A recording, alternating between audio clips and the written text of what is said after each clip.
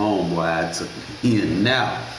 Woke up, took me a bath, bro. I was drained, bro, earlier, bro.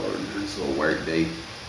We got a couple of hours to kind of get you guys up to speed with everything. Obviously, I want to fill this franchise of mine up, so if you're interested, you can always DM me. And obviously, the people that are already in it, I gotta reach out to them and get them into the Discord, so that we didn't really take any significant losses. I had already sent them the franchise. I just gotta get the Discord back up and rolling. It's crazy what some people do when, you know, they don't have their way or whatnot. It's just wild.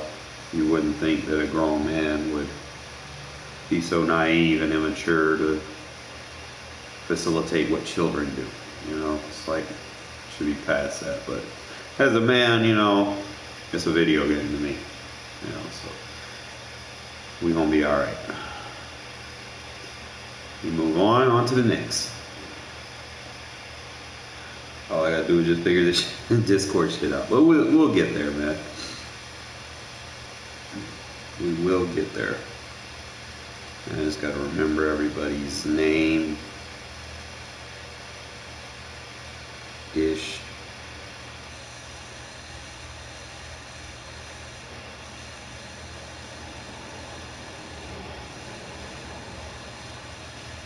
The phone just be real laggy sometimes.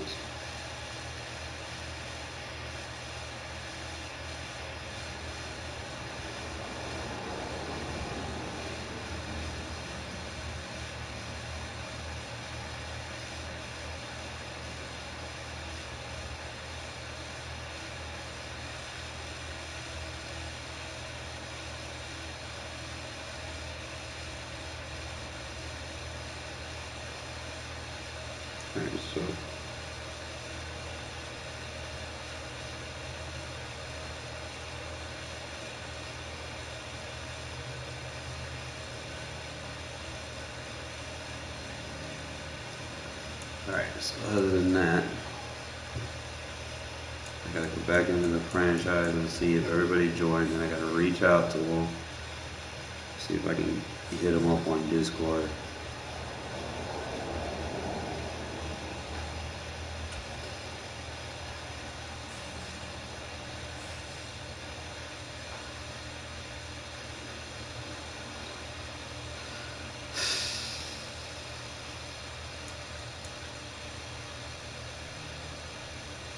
They're not playing their games. Alright, let's see what we got. Alright, so we got Con, he joined. I still need EMT to join.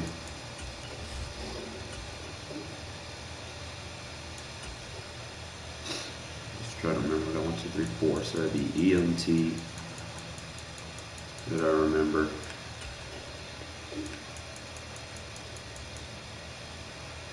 Oh, he's already got one. He got the invite. Okay. Me, I sent him a message, see if he.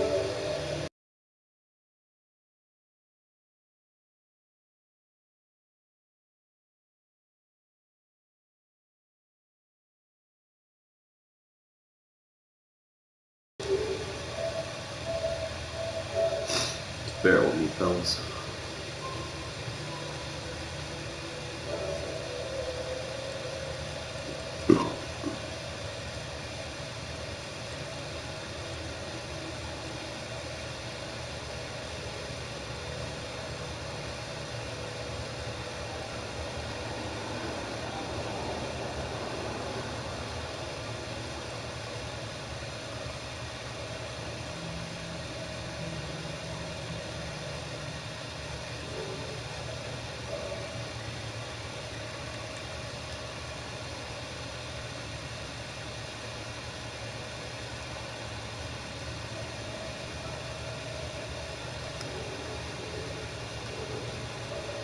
I don't even remember his PSN.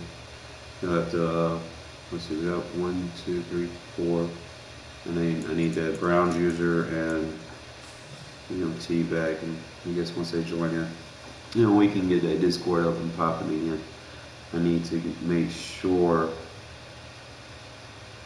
I think I got to get the higher Xiaomi too. So let's see.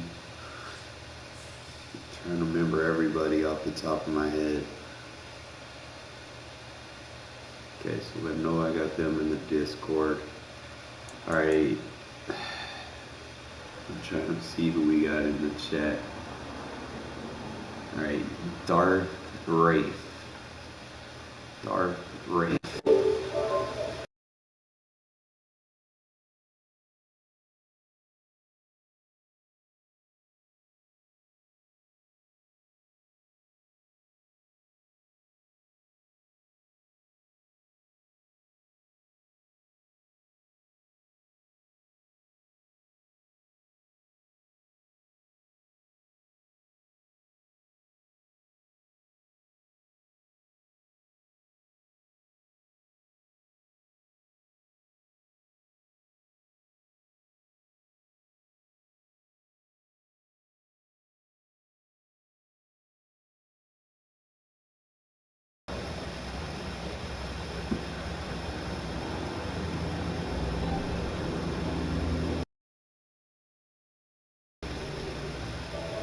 Just bear with me.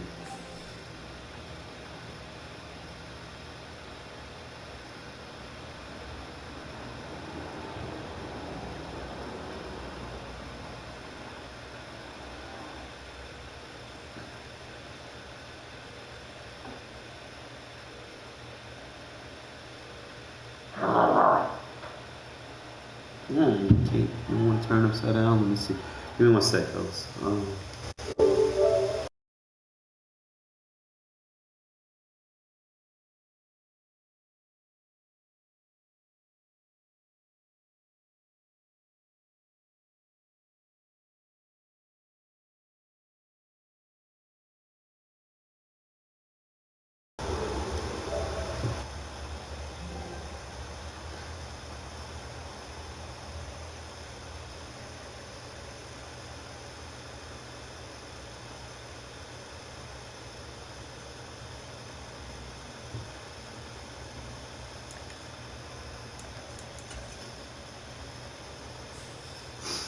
And then I just need to get hire Rashawn when he get a chance. I know he want to play with the 49ers, so I'm just double check.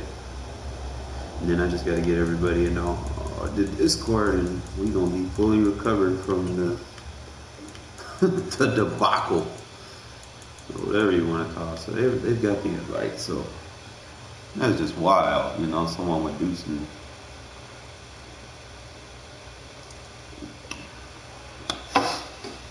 petty level stuff, man. Because I mean, the way the year going out,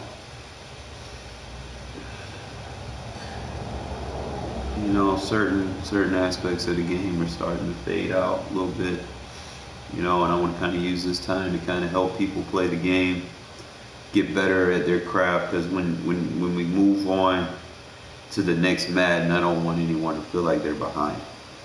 That's usually where you have the gap. Start playing your games or whatever early in the year. There's a huge skill gap between, people that are just buying the game and people that have been playing it for a while. Then you got the people that have been playing it for a while, but they still don't know how to play football, man. But we want to try to teach y'all that on this channel so that y'all guys understand what you need to be doing as opposed to what you are doing. So as soon as I can get my guy in the league, I still got to get 3 more guys in here, and then we'll add the rest of the people if needed. But let's see if he'll join the chat. All right, let me send one more message up here with me.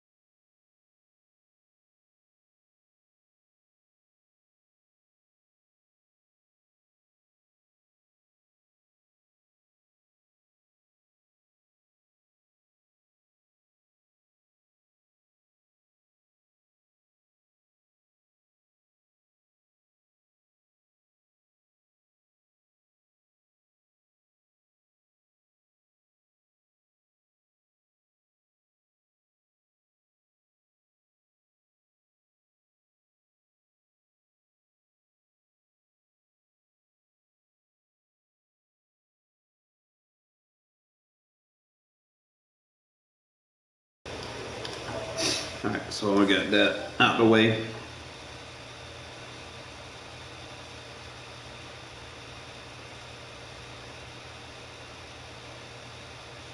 Mutt just does not seem very appealing right now. I feel like they got the playmakers and the rushers rated higher than the linemen now.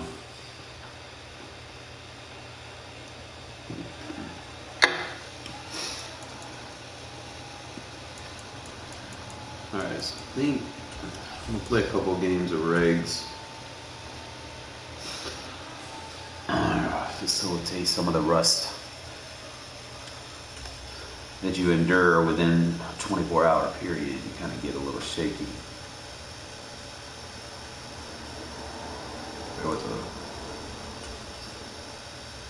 It's not like that roster update affects me any because my team's not in the playoffs. So. It was like, oh, it's a roster update. I was like, well, you know, when your team's not in the playoffs, that roster update does exactly shit for you. But go ahead and reset everything. Get our number 2s.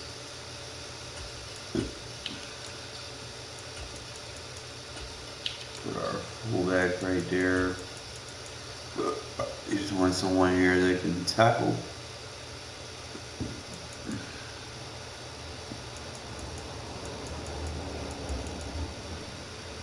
Oh, running back at. There we go. Tight ends, we straight. Left tackle.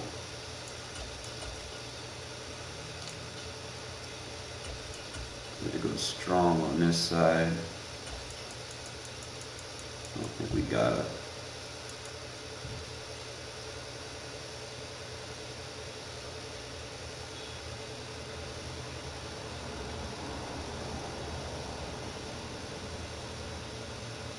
Trying to go with it.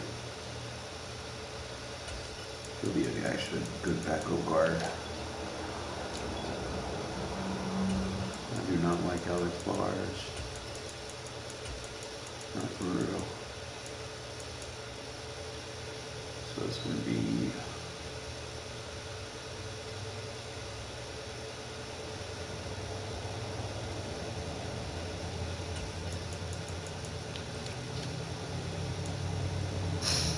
Parker and Mumford.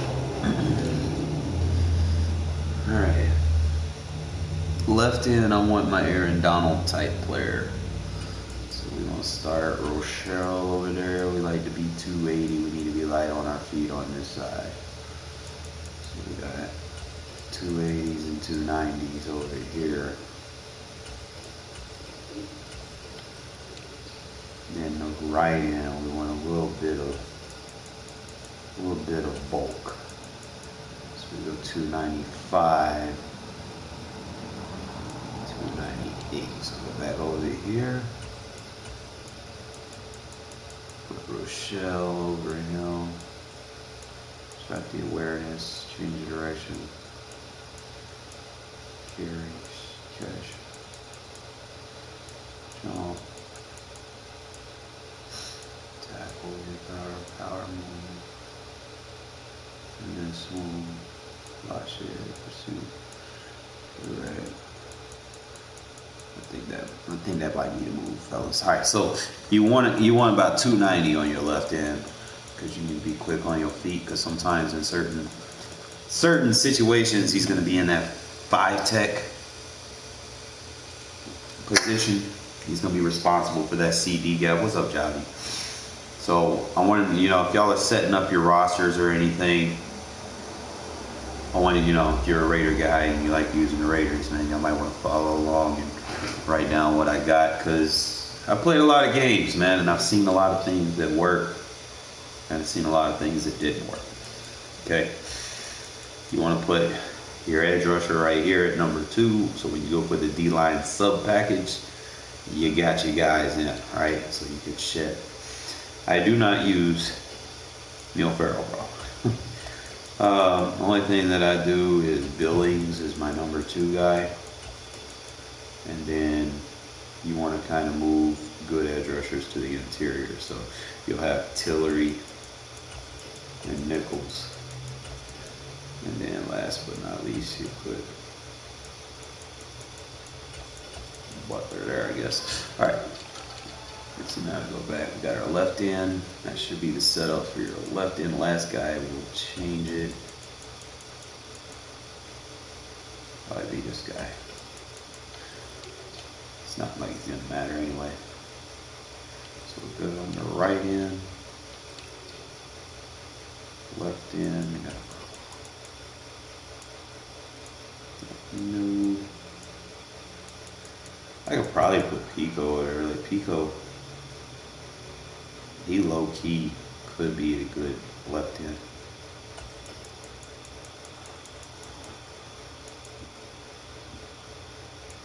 But I like him in the center though. Left outside linebacker, you do not want to put edge rushers here, man. You want off-ball linebackers. I think what I've delegated to start using is J.R. Brown on the outside right here. Your second guy for special teams, you want a guy that can hit. You put Perryman right there. Third guy is depth. Not that it matters in regs, you know, so just kind of really just put anybody there, really, to be honest. It makes sense. I'll come back to it. Middle linebacker. You want whatever it is that you do to make sense. So Masterson's going to be our guy. Those are our two biggest linebackers. You got 230, 240. I know I got Kaiser as an option as well. But you don't necessarily want... I don't know, it just depends. Like if I'm playing a run spammer, I'll swap these two. But if I'm playing balanced, I'll have Perryman and Masterson. If I'm playing a run spammer, it'll be Kaiser and Perryman on the inside. And that'll be the only change. Like if you need to make a halftime adjustment, that's gonna be your adjustment. Weak side linebacker, we're gonna put Diablo. And his backup, we are going to put the Darren Butler guy because he can hit.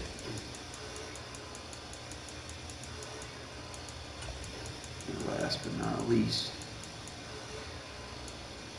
we put Bolton on the field. So we go back over here, double check, make sure we got an off-ball linebacker. I'm actually consider putting him right there. Alright, so that's going to be your linebacker setups. All your linebackers, whether you run 4-3 or 3-4, should always be off-ball linebackers. You just have to forget everything that comes down to be like, oh, I need him as an edge. No, the fuck you don't. Alright. You cannot run edge rushers in a stand-up position in Madden because they are not going to penetrate as quickly as they should. You're better off getting them close to the D-line. All right, cornerback number 3 needs to be your fastest guy. You put Anthony Averett right there. Number 4 is your gunner.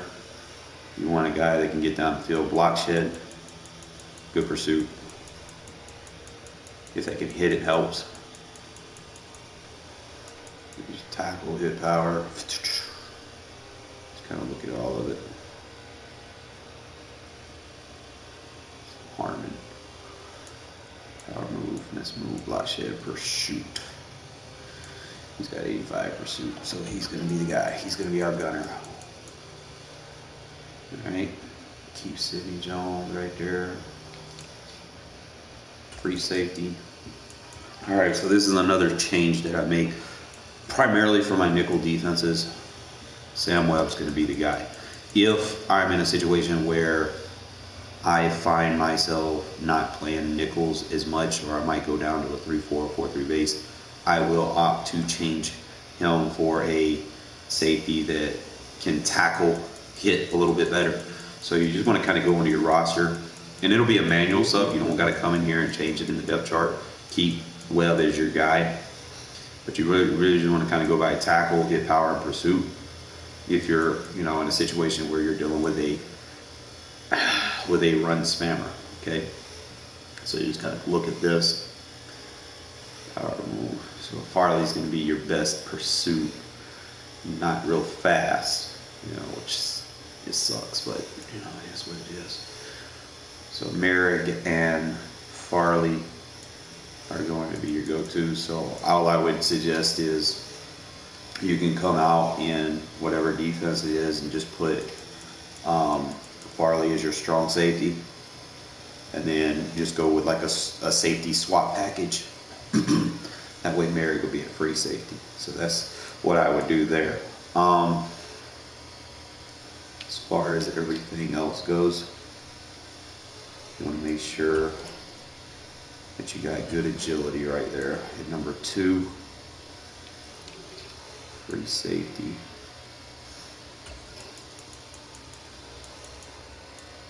Put Harmon right there.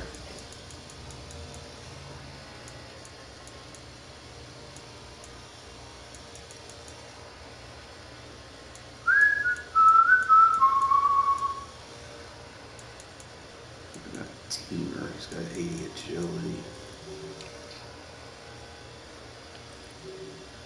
Not really going to be using Harmon for anything else. Harmon's just going to be a sub linebacker for me in certain situations. Kick return. I've been using Amik Robertson. It's got a good change of direction. I might opt to see what other options I could put out there. But change of direction is definitely something that you want for your kick return. So he's got 90. Means he'll be able to stop real quick. And I could put Adams there, but don't put your best playmaker on special teams. Don't do that. Cause he gonna take unnecessary hits, bro. Like it ain't worth it. You just want someone that you can use that's not going to necessarily hurt you, right? See, Renfrow got good. I'm debating on this Hall guy. He's got good speed. His agility and change of direction need work. His size need a little work. What's that acceleration though? Yeah, he only got 88 to sell, so I can't work with that. I need someone that get fast. Well, got good acceleration. I don't know if his change of direction is there. It's 85.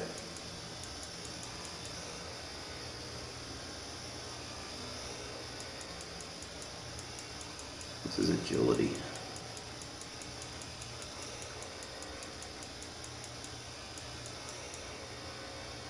.85 agility, 85 change of direction.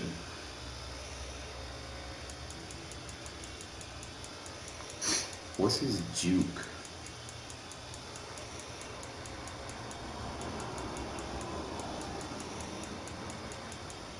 Man, if they ain't got juke one. Pursue, power and tackle, play right, break sack.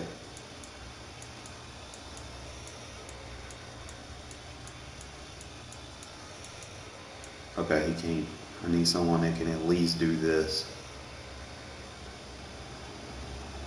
Jacob's got a 90 juke. Jacob's changing to 85.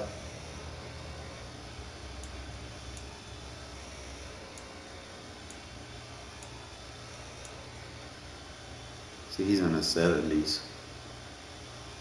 73, 78.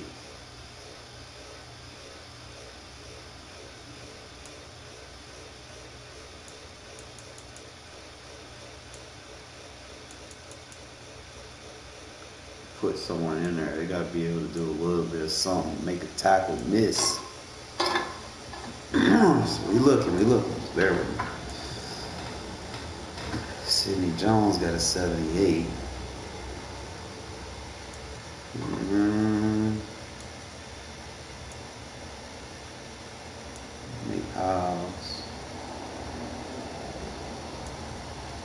I might just use Keelan Cole, bro. Like, I know he ain't got like the best spin and juke, but he got good speed and acceleration. Change direction a little, man. Wish he had better change direction.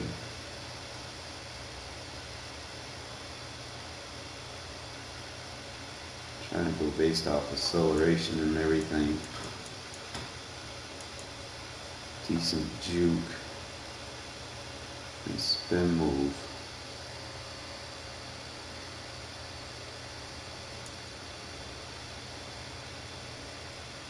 I could probably use Jacobs, bro.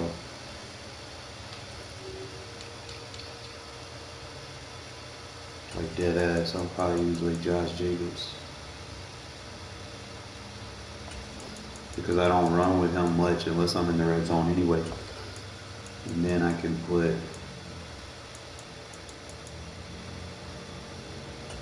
Abdullah right there in case they kick to a fullback.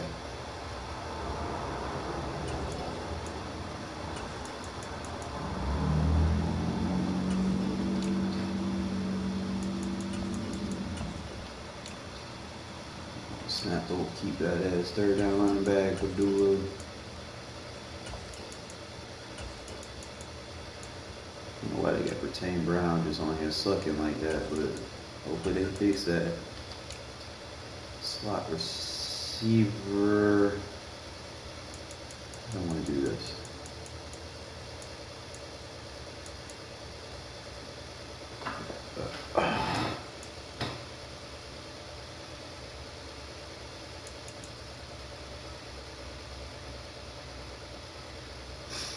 Probably put Matt Hollins in there. I'll probably stay with Cole. Fuck it. Renfrow and Cole. Rush left in. I want Earl right there. Rush right in. I want Crosby. His replacement right there. We don't have another guy. I could probably use Jenkins. Right there. So those would be my edge rushers. Rush right in. Rush defensive tackle. I feel like Billings is better. I'll keep it like that. I like Pico, but he ain't super fast. He do got a little bit better change of direction.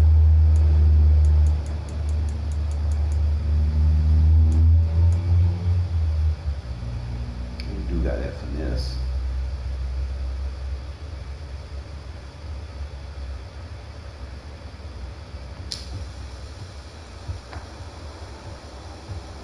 Like the only person I got with any type of finesse.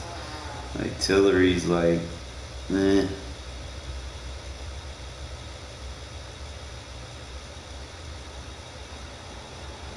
We'll see. We'll run it like that. Number 2, want to make sure you have your safety. Number 3, that doesn't matter. Number 1, you just want a linebacker that can cover. Debating on just rocking with Jayon. Even though he don't have the acceleration, but he do have that awareness. He got better change of direction.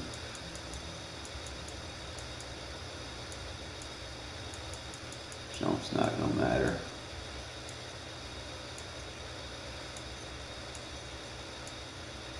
Good. No. They got Diablo there now.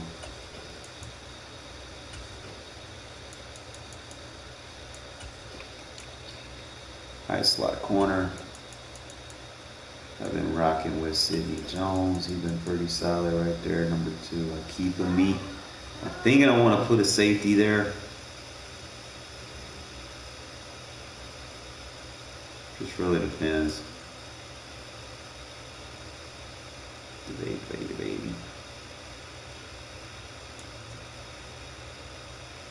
Probably just run it like that. All right, we good.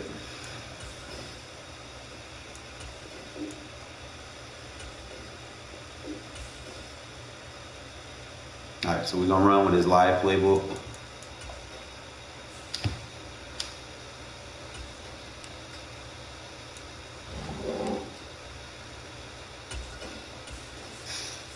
Teach you guys run fits 101, my guys.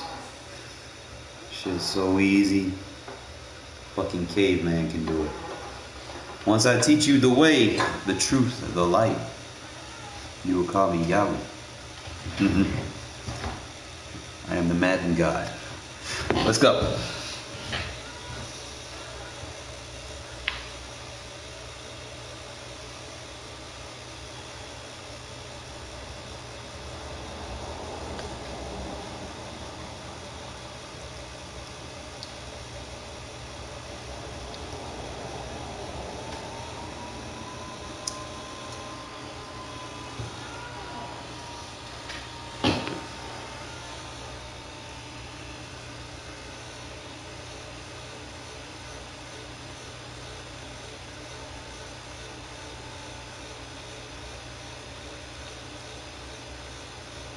Match me up with someone EA don't. There we go.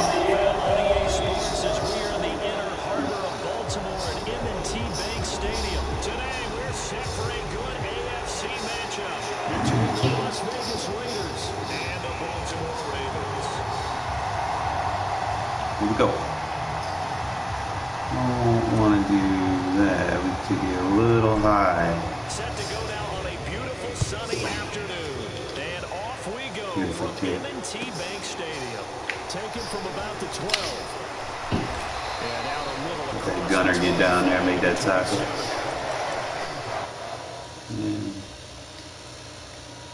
Like, bro, like, who pauses the game as soon as it starts? Like, what the fuck? Like, seriously.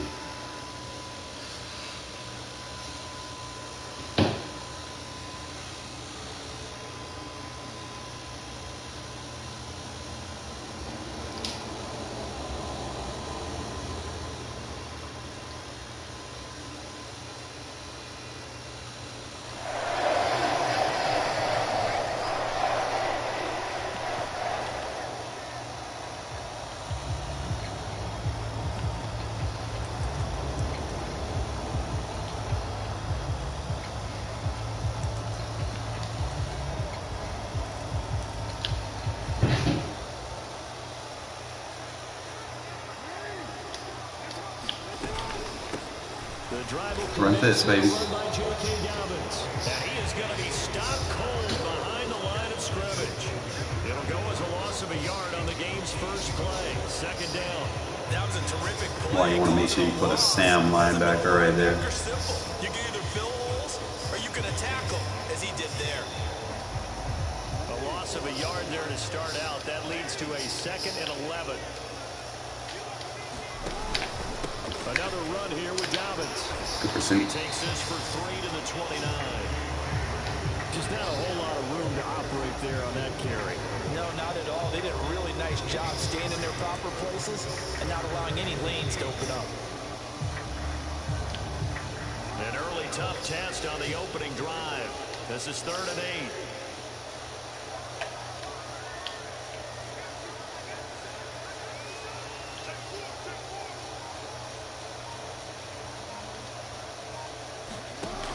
Jackson. That's complete. It's Rashad Bateman. And he'll be out of bounds, but able to get it up past the 45. The Ravens get a new set of downs. Give them 17 on that pickup.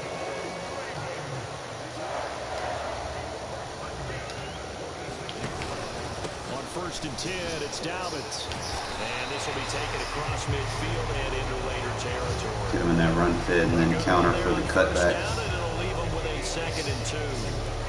You often say that sort of opens the playbook now, 2nd and short. What do you think, early shot here? I like where you're going. Obviously, we've been together for a while because you know take the cutback. Take that shot early and loosen things up.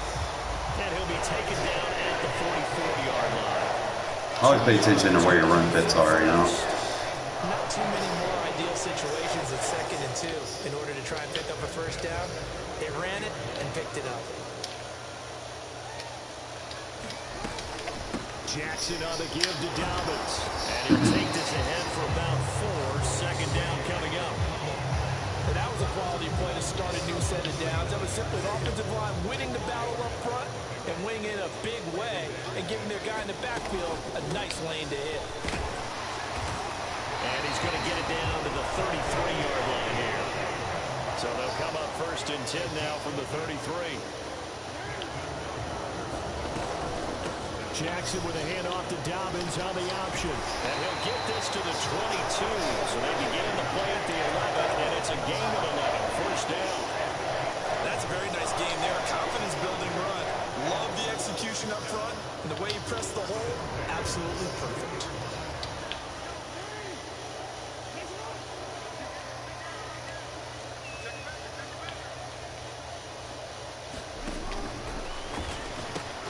He'll get that out wide to Duvernay. And they've got this down to about the 12-yard line. Zero hesitation that time. That was get ball, throw ball. Yeah, turn into a smoke route. If you see the coverage off the receiver, doesn't matter whether you call it a run or not. Just take the ball, get it out to it.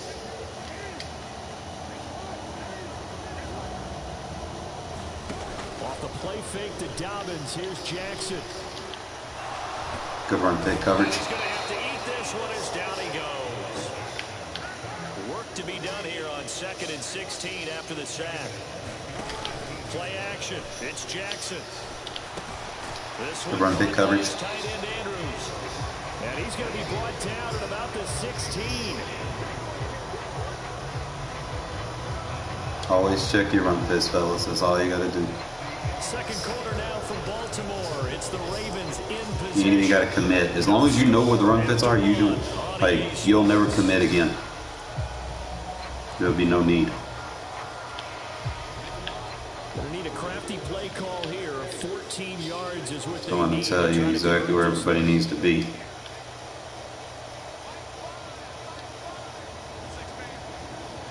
No, he's not running.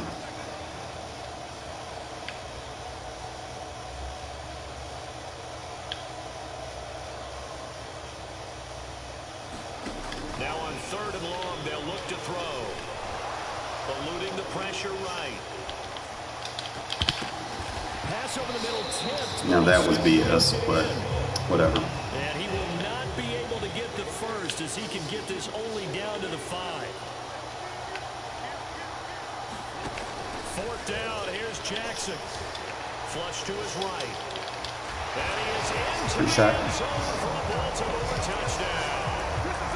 Lamar Jackson, a 5-yard touchdown run. See, that's a good defensive drive. The first points of the ball game as they take the lead here in this second quarter. Tucker with the extra point. Because now we know it takes him forever to score. We can kind of work this magic on this drive. We get ball at halftime, game's over. Kick it away following the touchdown. And he's giving us pretty good position. And they will not get a chance to return this one as it's through the end zone for a touchback.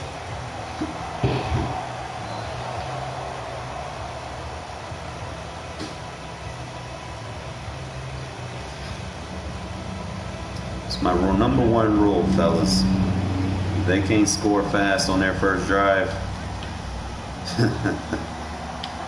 they can't score fast on their first drive. You already know. Stidham sets to throw on 1st. I can score fast on mine. It's incomplete. BS ass fucking throw out a sack that he shouldn't have got. I might have to hit him with a pump fake so that I don't drop back so deep. But he wasn't going to get it. And as an ex-defensive back, you love it when they let you play and jostle downfield. Second down, Stidham to throw. There we go. Hit him with a pump fake. It prevents you from dropping back so that he can't get sheds. Just short, so it'll be 3rd and less than a yard. Stidham. He's got a man open. It's Hunter Renfrow. And You start incorporating that pump fake more, especially in certain shotgun formations. Gotta say, I was a little surprised to see him, Charles, come out in the shotgun on 3rd and less than a yard. Yeah, but the way the NFL is nowadays, we hardly ever see anyone really run for it on short yardage. So they're going to throw the football more times than not. That was a nice, easy rhythm throw right there, and they pick up the first down.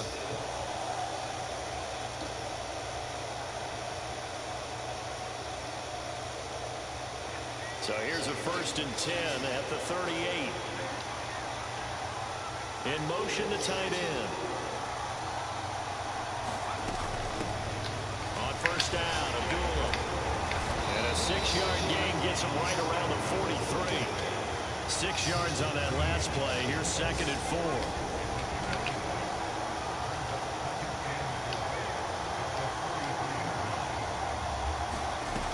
Now it's Stidham. He goes underneath to Abdullah. And tackled down after a gain of 3. Leaves him with 1 yard to go on 3rd down. And they'll send the tight end in motion here. They'll run here. Abdullah. And he's got the first down yardage before being taken down at midfield. A 3rd down gain of 3 yards, and that'll be enough. Well, they gave themselves options there on the 3rd down play, and were able to convert on that RPO. Shows a lot of trust with the guy taking the snap, doesn't it? Because you're counting on him to make the right reads and give the ball where it's supposed to go. And he did on that play. And he whips that one incomplete there. This could be the start of a nice stand from this defense now for getting walked backwards on this drive. Come through with another one here, and they have them staring at a 3rd and long, and that puts the defense in position to dictate to the offense. They go play action with Stidham. Second quarter action with 1:59 remaining. A quick throw knocked away. It's incomplete. It's been a pretty long drive. This will be play number 9. And they need 10 yards out of it on 3rd. They go play action now. Stidham. He's got a man. Complete. And he will score. Touchdown, Las Vegas. Seen that shit coming a mile away. 50 yards. And the Raiders are an extra point away now from tying this ball game. Usually people spam the same shit.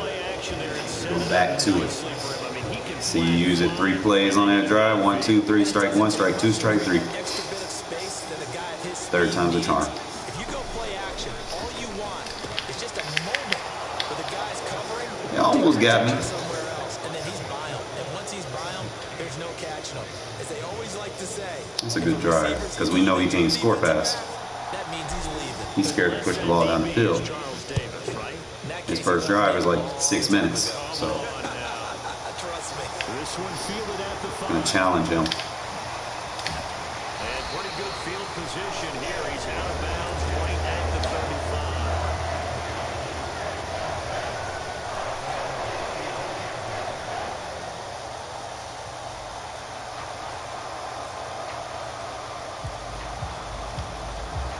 The Raven offense set at the line for this next drive.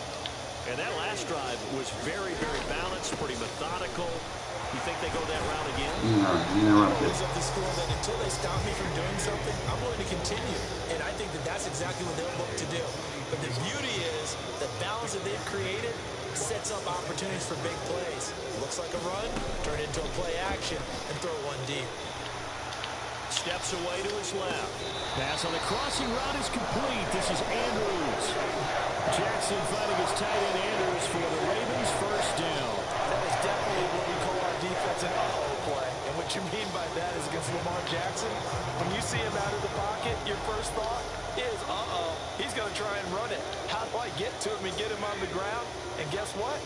That didn't happen, and his receivers took advantage. Now Jackson on first down. He'll check this down to Dobbins out of the backfield. And he'll be tackled on the other side of midfield at the 46-yard line. To throw again on second down. Jackson going for Bateman. He's got him on the out route. And he'll be brought down inside the 40-yard line.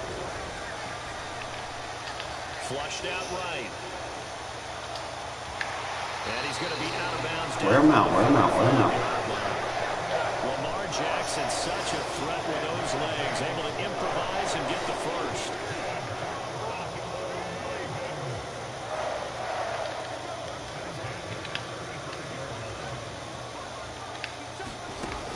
He'll set up to throw. Forced out to his left. Where you going with it? And he'll just get rid of it. Offense is moving. Yo, gonna bring that Okie roll back into play. Just had the right defense situation for it. And try not to stand before they're backed up even further. One of the best there is at matching personnel, my fellas. Here's 2nd and 10 now from the 35. Here's Jackson to throw. Yeah. Good shit. Stay with him. Give him that outside. And this will be a gain of 5 as he gets it to the 30. Now the Ravens going to use one of their timeouts as the stoppage will come with 23 seconds to go till halftime. And let's face it, you can put any Halloween costume on him. You're not going to be able to disguise him because for a tight end of his size, difficult to sneak him anywhere, but that's what they tried to do. Lined up on his right, tried to work his way back to his left, but just a minimal gain as the defense was able to react quickly. Escaping the pressure right. His throw caught at about the 5. And he will reach the 5-yard line before going out of bounds. So it's 1st and goal and a great opportunity to get that lead back before the break.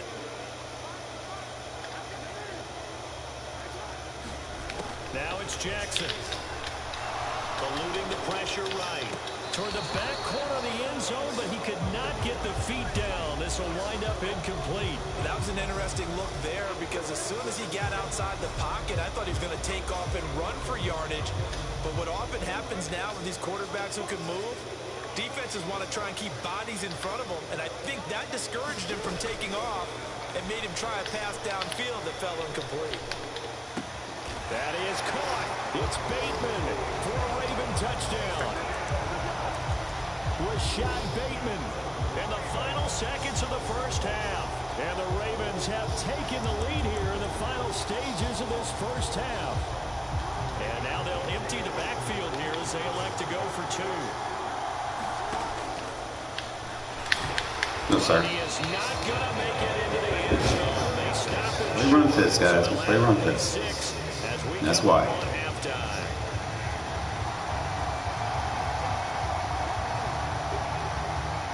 Maybe time for one play on offense. 7 seconds to go in the half as the kick is away. Very short kick. This will be taken by one of the up men. And they've got it up past the 35, so pretty good starting field position.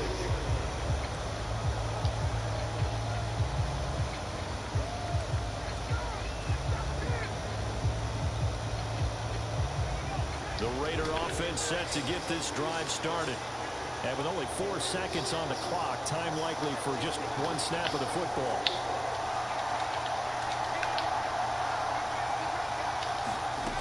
Final play of the half, it's Stidham.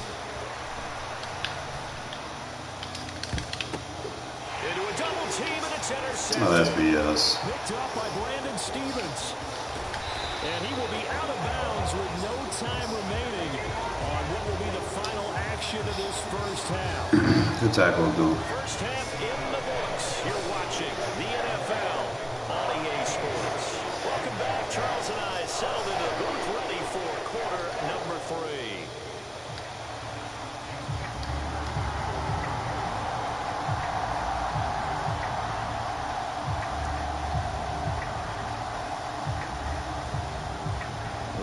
Are going to have it first, and they trail here as we get back to it in this 3rd quarter of action. They'll elect to bring it out here from the end zone. And he'll get it up past the 20 to about the 22.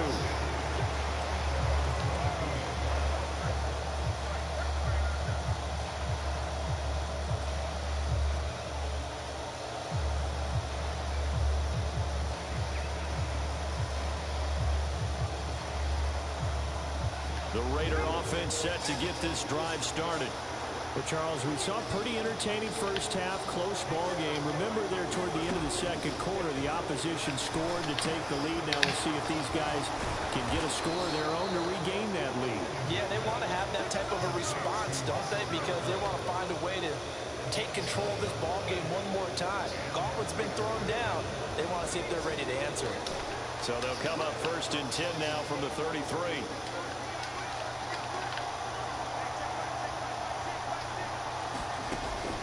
Stidham.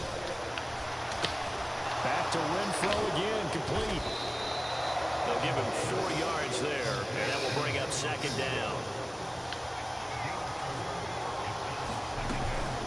They'll give up the gun to Abdullah, and he's dropped right at the 40. Gain of 3.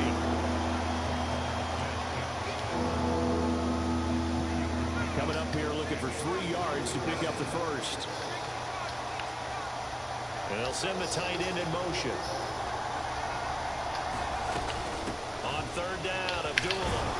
And he'll be taken down, but he does have first down yardage.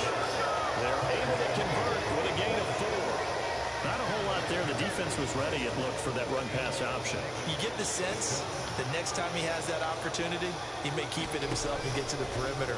Probably owes his back a little bit of an apology on that one. He gets this to Devontae Adams. And he's going to be out of bounds, but not before he takes it inside the 40. So in Raven territory now. Here's a 1st and 10 at the 39-yard line. In motion goes the tight end. They'll throw on first down with Stidham.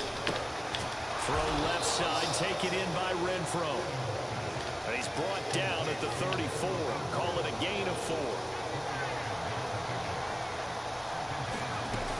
Back to the ground now. Here's Abdullah. And he's able to get it down to the 25-yard line. 9 yards to pick up there, and it's a first down.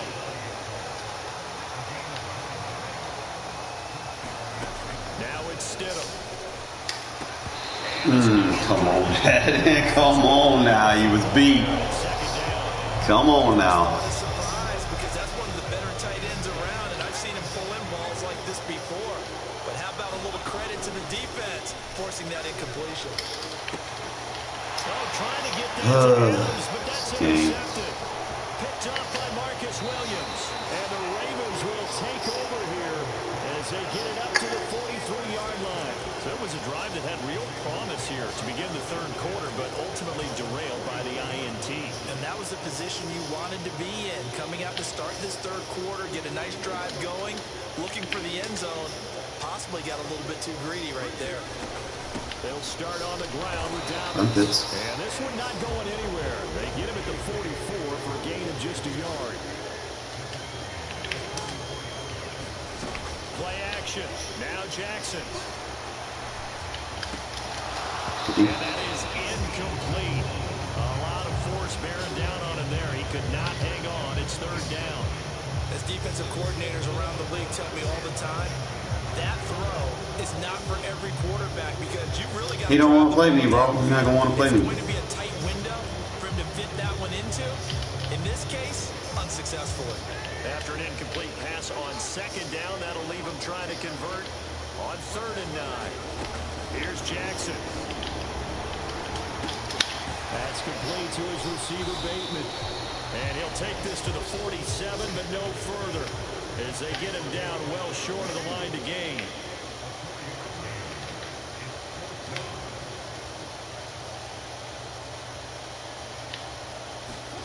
They'll try and throw for it with Jackson. He's going to have his running back. It's complete.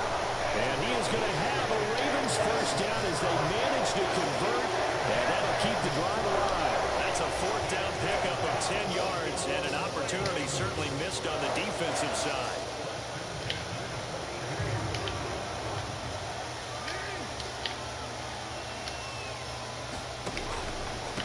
A shotgun snap and again to Dobbins. And not a whole lot of room to operate there on the first down run. He gets maybe 3.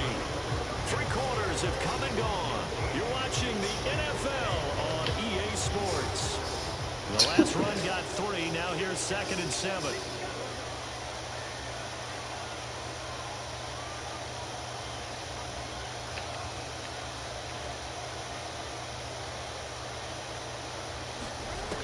Jackson now.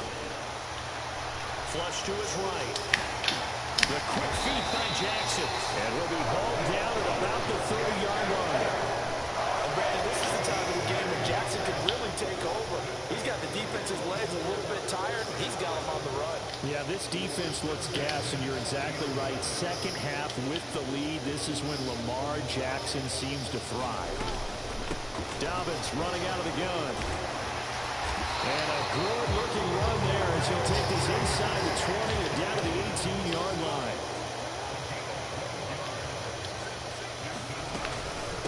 Right back to play that run fit. first. No dice this go around. He's hit behind the line and taken down. 2 yards the loss, 2nd and 12. I think as a running back in this spot, you have to understand there's not going to be a whole lot of room to run. And in this case, ball protection takes precedent over trying to make something happen.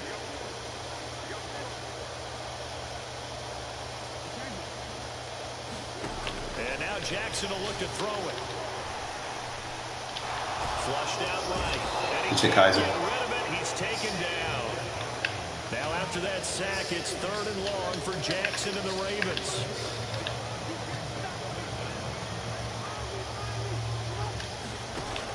They're going to look to throw. Escaping the pressure right. And this would have been intercepted if he could have gotten the feet in. He didn't, so it's incomplete. Boy, that one really could have turned this thing upside down. So the field goal unit is on the field as this is a big spot right here.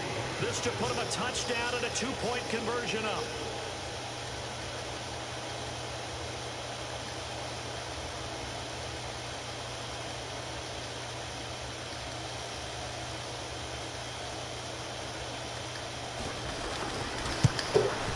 Tucker's kick is good, and that pushes the lead to 8 points. They've doubled them up. It's 16-8.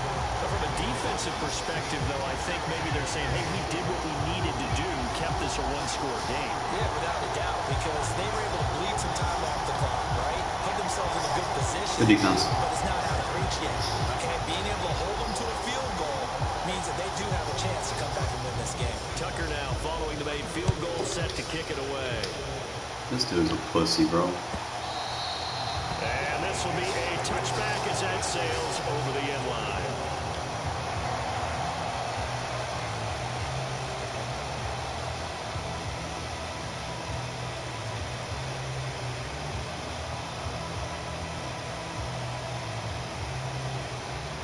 The Raider offense set to get this drive started. And that last turnover could have proven more costly, but their defense only gave up 3. But now answering with a field goal doesn't do them much on this drive. They need to try and find the end zone. They'll lose a yard there, and it's 2nd and 11. Yeah, another negative play in an early down situation. This one to start the drive. You're putting a lot of pressure on your quarterback to bail you out when you're in 2nd and long yardage. Eluding the pressure right. Come on, bro. Got to fit better than that. Picked off by Roquan Smith. And he's free going down the left side. It's a foot race. And he will bring this back. It's a pick 6 and a Raven touchdown. It's not where I wanted the ball to go. Well, just add that to the list of great moments for this defense today. They've really Bro, set my feet up. I probably would have got a better throw on it. And Charles, that pick 6, that's kind of the cherry on top. Yeah, they did it, and I feel like I'm quoting a bad movie line, but they did it together, didn't they? Fed off of each other, every big play they made, every tackle, every pick, everything they've done. They continually built energy in this one, and how about them culminating with a pick 6? And now they'll empty the backfield here as they elect to go for 2.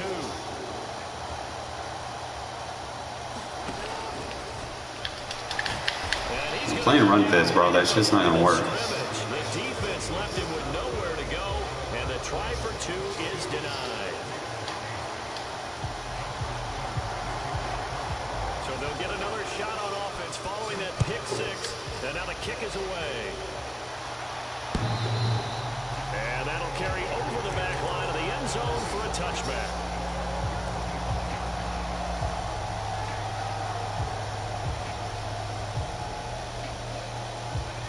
The Raider offense set to get this drive started. They're sort of seeing themselves spiral out of control. Let's see if they can get things back on track.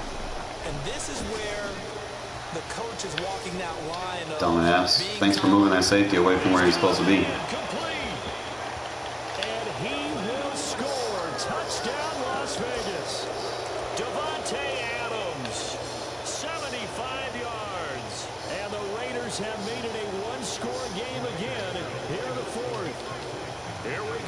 as we get set for a big two-point conversion. Now Stidham. So unable to throw it in for two from the two. Let me ask you, as a former DB, what changes there around the goal line on a two-point conversion as far as how you're defending it? You just make sure you never back up and you never retreat. You establish yourself really on the line of scrimmage. Put your heels on the goal line at worst. If they're going to throw the ball, make them throw it over your head because they're going to run out of space because of the back of the end zone. Never let a guy catch one in front of you. They'll run up the gut with Donovan. Oh, come on, man. And they'll be stopped at the 28. On a play that started at the 14, they pick up 14. I have to chuckle to myself a little bit, Brandon, because right now, I could be in that huddle with that offensive line. I know exactly what they're saying. If you call a pass play here, we're going to call timeout. Run the football. We've got control of this thing. Get him behind us and let's go. Their time to shine.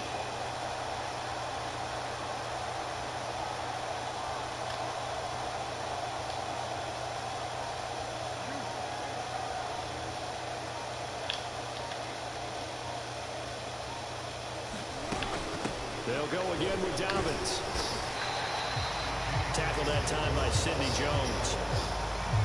The Raiders going to use one of their timeouts as they'll talk things over prior to this upcoming second down play.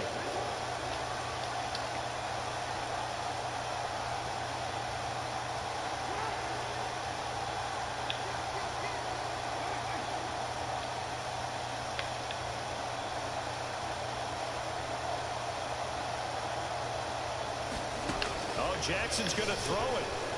Flush to his right. And that'll be complete to Dobbins. And brought down, but not before they get it inside the 10 to the 7. A big pickup there, and without question, that should be more than enough to wrap this one up.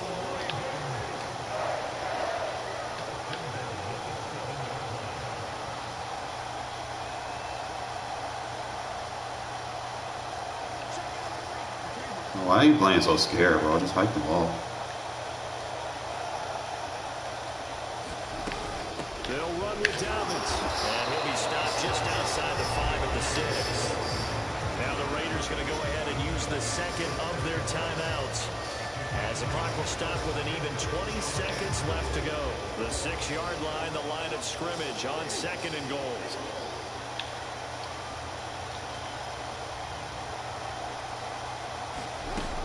One more time with Dobbins. And the hole closes quickly here. He can fight only to about the 4. Now the defense will burn their third and final timeout. And as the two teams talk it over on their respective sidelines, we take a break.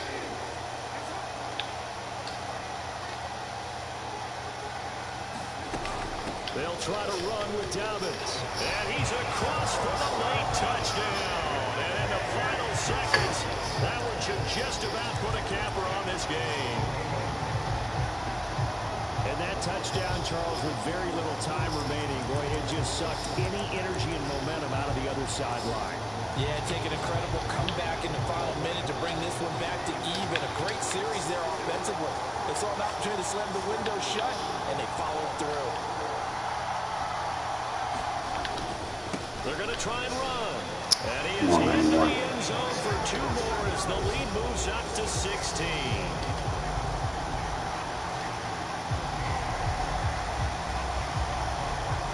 Tucker now to kick it away following the touchdown. Hope I get matched up with him again because he didn't beat me. I beat myself. And this will not be returned. Should have scored before halftime. Back in the end zone for a touchback.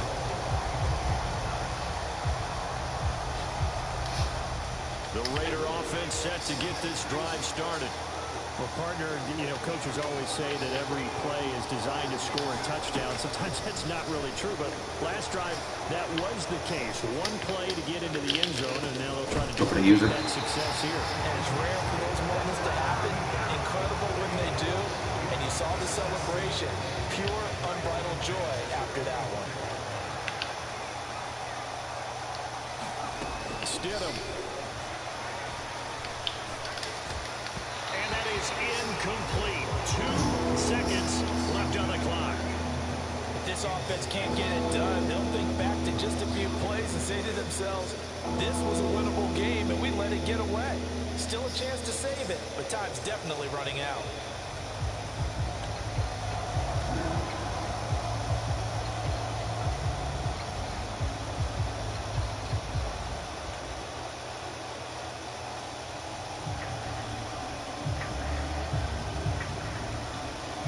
Now they face a 3rd and 10 after back-to-back incompletions.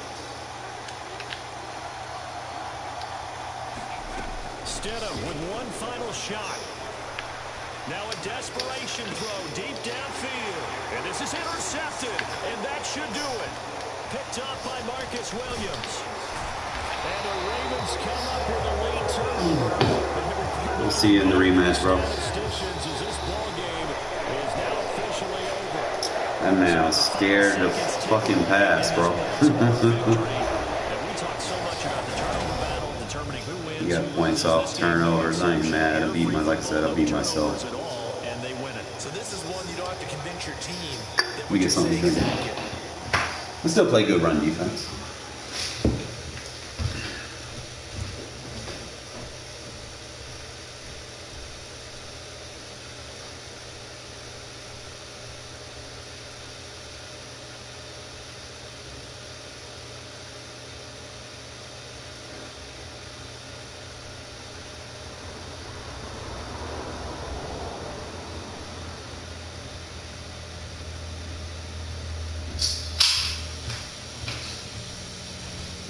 I'm going to kind of get more into that gap assignment too, man, for you guys.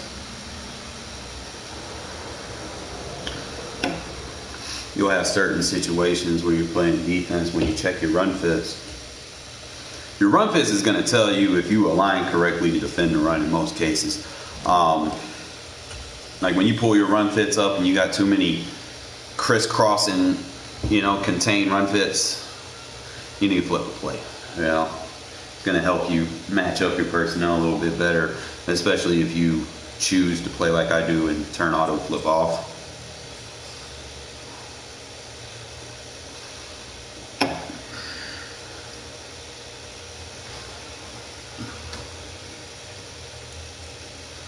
So you've got to take them training wheels off, fellas. That's all. Turn that auto flip off. You got to be willing to do that.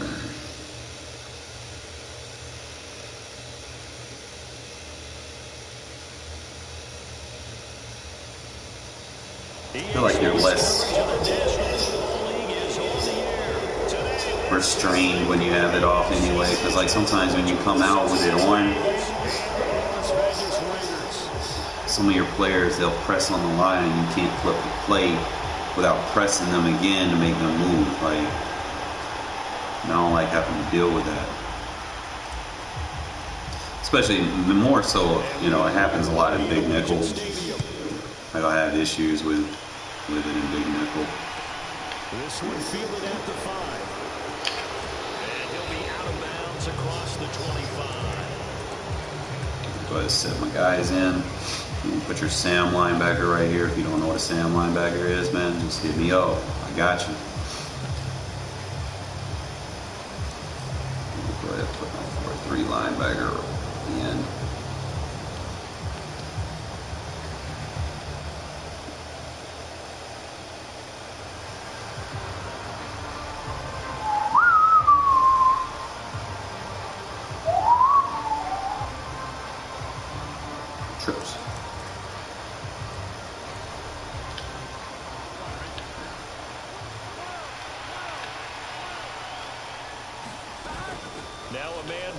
Run fit. You see how you pull the run fit up? Go where your run fit is, man. Sometimes it'd be weird. 2nd and 10 coming up. Throwing on 2nd down. I'm not gonna chase that. Left side caught by the tight end Hurst.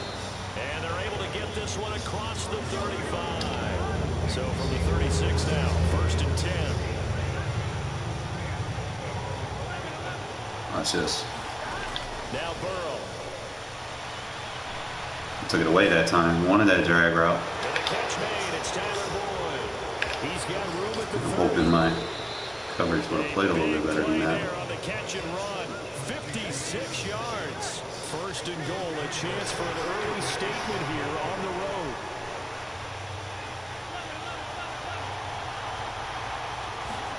Here's Burrow setting up to throw it.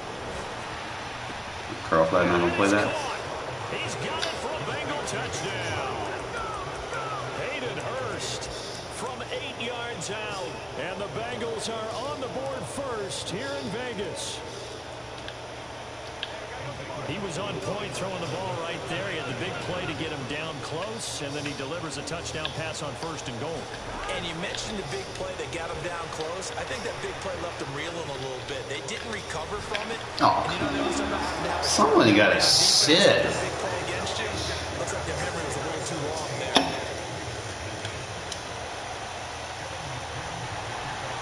After the touchdown, McPherson on to kick this one away. Taken from about the 12.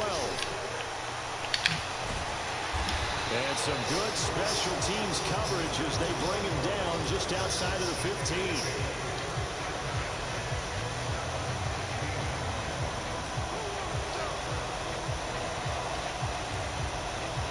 If he's doing that, we'll get on the D-line user and make his life hell.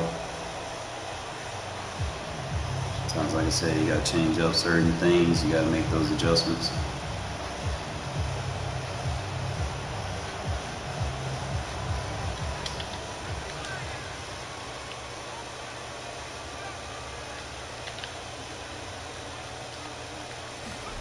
Now Stidham on first down. And he's taken down. Back at his own 7. And they need to work to at least get some of this yardage back after the sack. 2nd and 19. Stidham. High pass, lob pass. Daxton Hill picks it off. Okay. Bring it back. It's a pick 6 from Bengals TD. We thought this defense would be opportunistic, and they were. Here you're already up. Now you got a 2-touchdown lead. I tell you, going out there on defense, did they have a little bit of extra momentum with a score already on the board? Oh, without a doubt. That already felt good to them. They took it and used it and obviously put up another one. But here's the thing now. Some defense That's what want to gonna do. pull their guys back a little bit because they don't want them to make mistakes because they're too overamped. Others say, I've got a 2-touchdown lead. Go get them, guys. They'll be even more aggressive. Taken from about the 12. And he'll be out of bounds across the 25.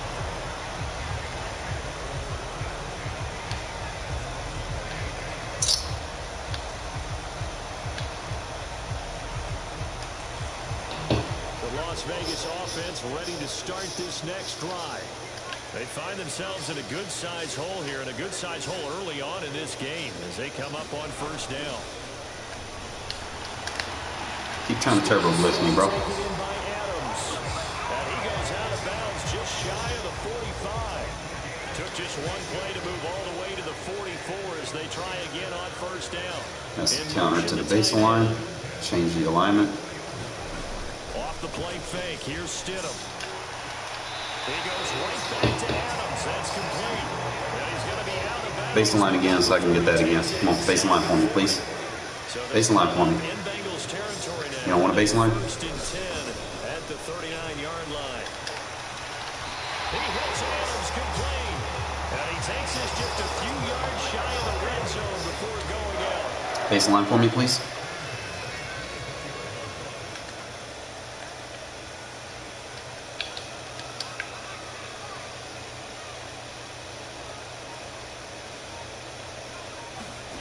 Play action. It's Stidham. They'll find his tight end. That's Waller. And they're going to be set up now with the ball at the 13-yard line. And they'll send the tight end in motion here. Stidham first down in the red zone. Delivering. Can't use everything. I'm going to mess you to death. From the 5 now, 2nd and a yard. Now a first carry for their fullback. And he'll only get a yard to bring up 3rd and 1. Get in now. This will be play number 7 on the drive. 3rd and a yard. Now Stidham off play action. And that is caught. But the bank judge right there to say incomplete. I'm going to need some help with this one. How did he miss it?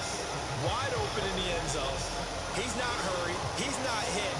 And somehow, incomplete? Yeah. What happened? During film study, that's one where he's just going to shake his head, not be able to believe it. 6 points go by the wayside on that one.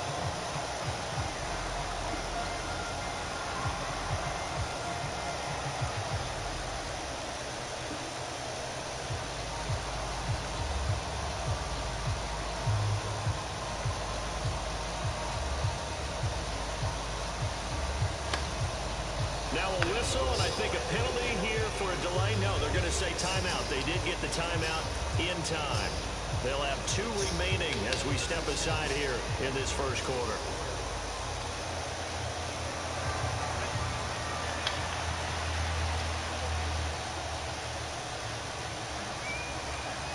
Now they'll send a tight end in motion left.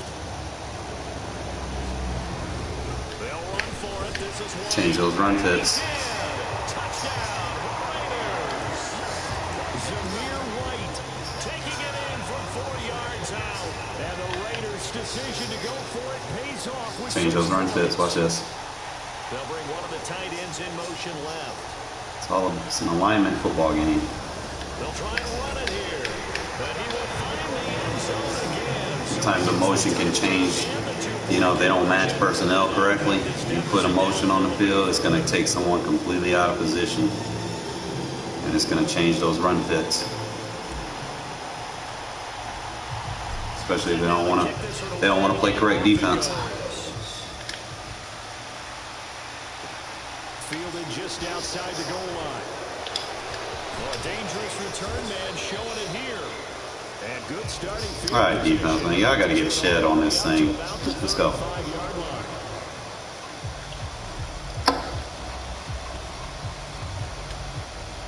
The Bengals drive about to get going. The offense running out, and they are charged up, ready to go after reaching the end zone on their last drive. And normally I'd warn against getting complacent just because they scored the last time out. But I don't think They there's put any the Bengals in the playoffs, and then they It's just a hungry group, and they want to keep become impossible to beat. Come on now. Now they just want the officials to hurry up and place the ball so they can snap it and get back to work.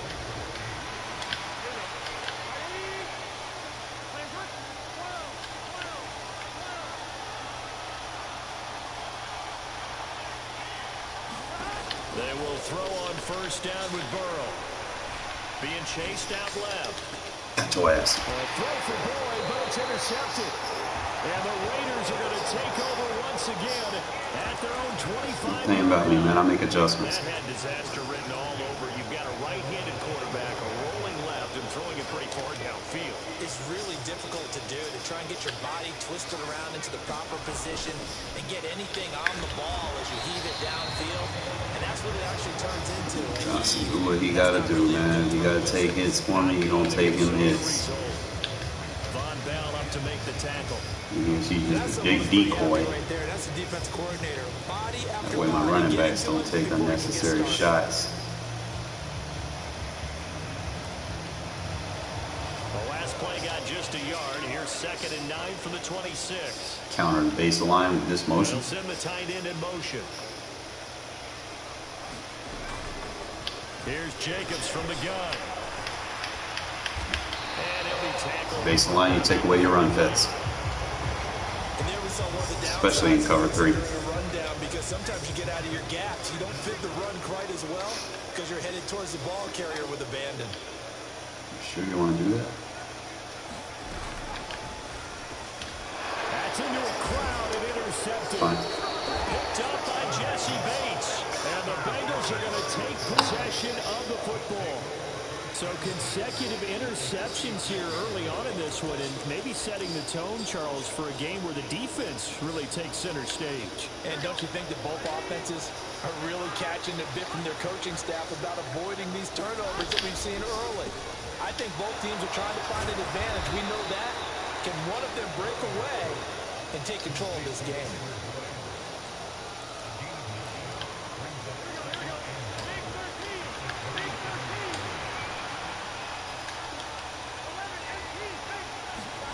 From the 27, Burrow flushed out right.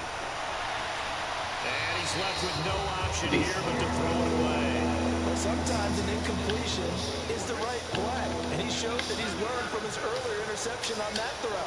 Instead of forcing it, he just tossed it away. They give to Mixon to try to pick it Bro, up. y'all gotta give me my click lines, man. Now, come on now. Before he's brought down right on the chalk of the 20. A strong 8 yards will keep this drive rolling. There's no reason they should have clicked me on that linebacker right there. They shouldn't have brought me to the safety. Now, come on. Last thing you want to do is go 3 and out in this spot. Yeah, they would have to settle for a field goal attempt, but now they keep those touchdown hopes alive. Back to Mixon on first down. There you go, Crosby. He's only going to get a yard from the 20 to the 19. I know that speed is the hallmark of today's NFL game, but the key to good rushing defense is still having your linebackers set the edge. On second down, here's Mixon. You say Crosby. It's down to the 15 for a pickup of 4. 1:58 left to play till we hit halftime. The Raiders call on a nickel set here for third down.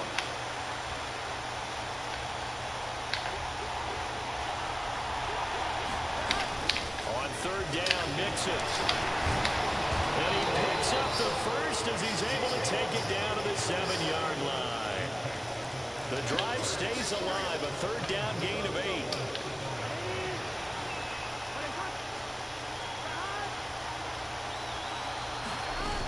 They'll give it to Mixon. And he's going to press this one forward as they stop him right around the 1. A nice pickup of 6 there to get him closer to the end zone, and it'll be second and goal. That's a great run right there on first down. Didn't quite get into the end zone, but now you've set yourself up for at least 2, maybe 3 more shots from close range. Burrow going to keep it himself. And I don't think he got in. The big bodies up front held him at the 1. They held him out on second down, and now here's third and goal. They hand off to their big tight end. And he takes it into the end zone. Touchdown, Bengals. Mitchell Wilcox taking it in from a yard out. And the Bengals will extend their lead in the final minute of the half. Partner, to me, that touchdown had something that was kind of rooted in that group seeing the future. What I mean by that is they had a plan. Let's find a way to score right here before the half, and that'll give us momentum going into the second half, give us that cushion that we're looking for. They got that accomplished, scoring right before the half ended. Got boring people on Madden tonight. Jesus Christ. After the touchdown, McPherson on to kick this one away. Playing this shit like it's fucking week 1 of fucking Madden. Kick from the 14. And he'll be tackled just shy of the 25. The offense for Las Vegas about set to begin the drive. And with time quickly fading here in the second quarter, not sure how aggressively, offensively they want to play this.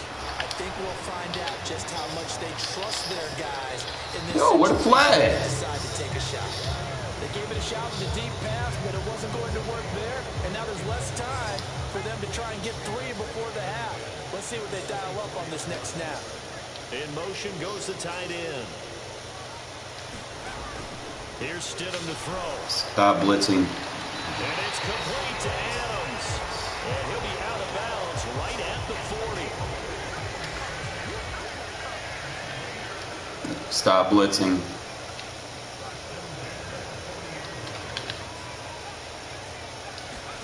Stidham sets to throw on first. And that is incomplete. How's that a throw out sack, man? Come on now. That certainly appeared to be a play call where they were just trying to make second down, second and short. I think they thought the coverage was off a little bit more than it was. Nice job there pressing up on it and forcing the incompletion. And that's going to be incomplete. 12 seconds left.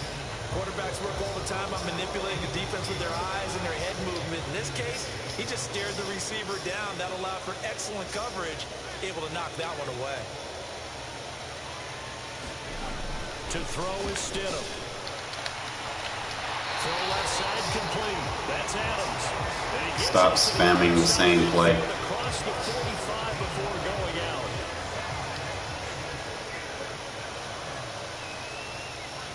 In motion, the tight end.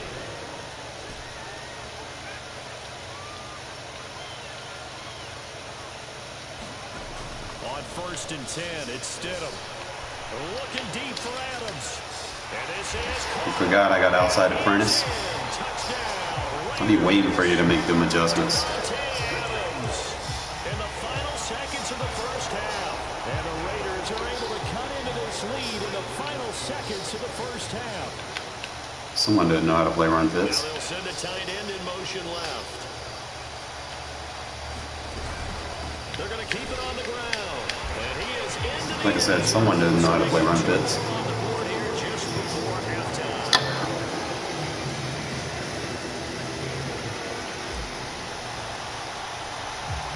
So with 3 seconds remaining in the half, they will line up to kick this one away. This one fielded at the 5. Why he took a knee, it's not like you're going to do anything with it.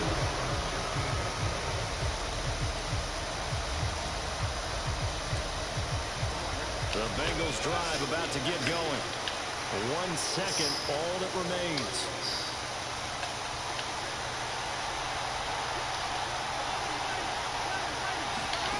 Final play of the half for Burrow and company. I see him. I see him. I'm on it. Come on. Whoa! And he's going to go down. Couldn't get a throw off with the pressure. Maybe that was for the best. As that brings us to the end of this first half of play. And we welcome you back now alongside Charles Davis, operating gun, getting set for quarter number 3 here. Good sack, bro.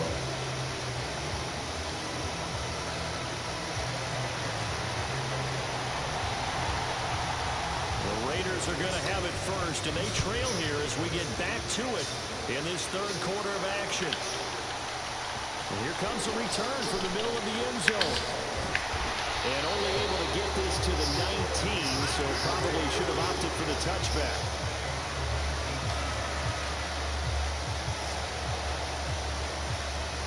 The Raider offense set to get this drive started. This offense, Charles, had a strong first half throwing the football, at least in terms of yardage, but that hasn't translated so far on the scoreboard as they begin the 3rd quarter here. Someone didn't know how to play run fits. Yeah, you're right about that because, let's face it, in the first half, most of their focus was in the passing game. And to their credit, resulted in a healthy amount of yardage. So I would think that at halftime, they're going to anticipate that defense loosening up a little bit to try and cover the passing lanes. They've got to get the running game going, and there should be some gaps to run through now. And they get him down, but not before he takes it across the 40-yard line. And they'll send the tight end in motion here. Here's Jacobs on 1st and 10. Someone didn't know how to play run fits. 5 yards out of this as he's taken down up near the 47.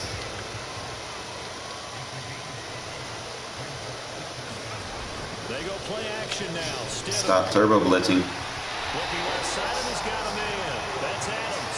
Now he's going to be out of bounds, but not before he takes it inside the 40. No question that they're going to continue to look his way. 6 catches in the first half, and now 7 on the game. And they'll send the tight end in motion. Now at the end of the first You big boy. that's Johnson. And they'll get him down after a pickup of 8. 2nd and 2. They definitely established a rhythm on this drive, moving the ball quite well. And big man with football is an integral part of the whole thing.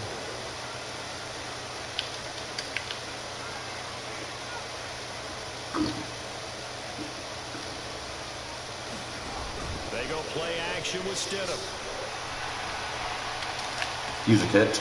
And this one's incomplete. Devontae, Too come much on. contact to hold on to that one, and it's 3rd down. Gotta be better than that. Basically, you're not going to outwork 2 guys very often.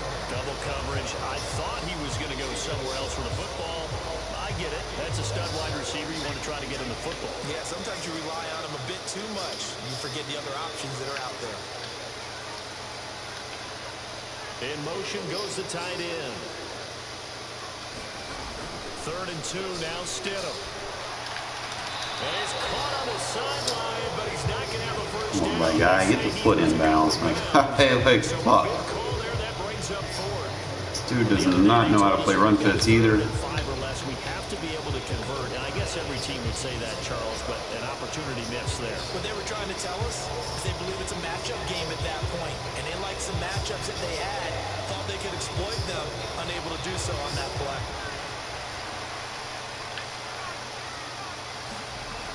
They go with Jacobs. Bro, I went to throw it. He didn't even go for the throw. Behind the line. He needed a couple, but he didn't even get back to the line of scrimmage. And the Bengals will get the football back. Well, their first fourth down attempt earlier was successful. This one backfires for a turnover on downs. I like their aggressiveness. I like what they're doing. They got it the first time they went for it. Why not a second time? I don't think they'll be daunted from attempting it again. If you're on the defensive side of the ball, though, any fourth down stop is a big momentum play. Rock And they're up just short of the 45 at the 44. A gain of 11 to kick off the drive, and it's a quick first down. As they began this drive, I was wondering how they were going to attack since they're playing with the lead. Would they continue to try and push the ball downfield? Well, after one play, it appears that the answer is yes.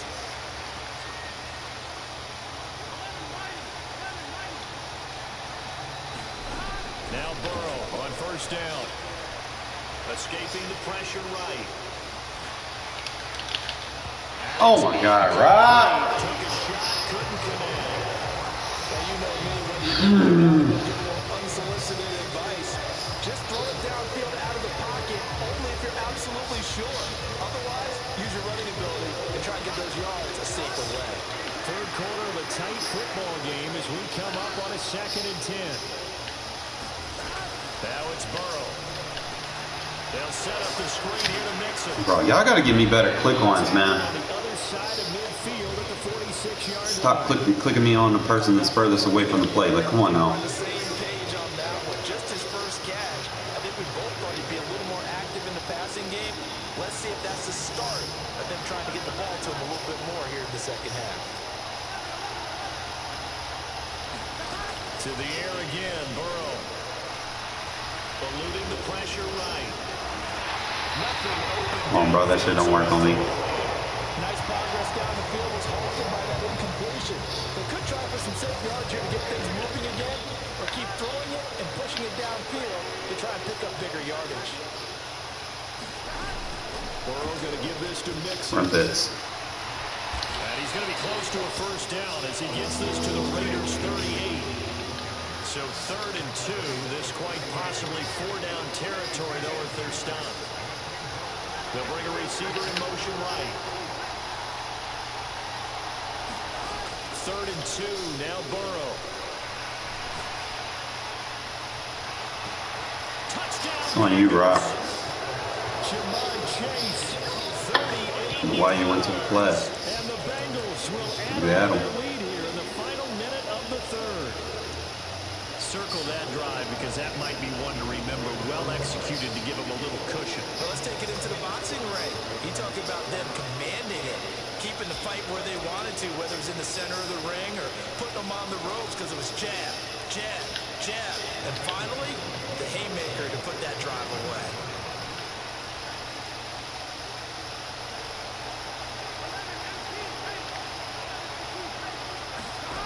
Burrow's going to look to throw for it. And he's going to go down. Can't get rid of it. So a sack on a 2-point Good blitz. drive.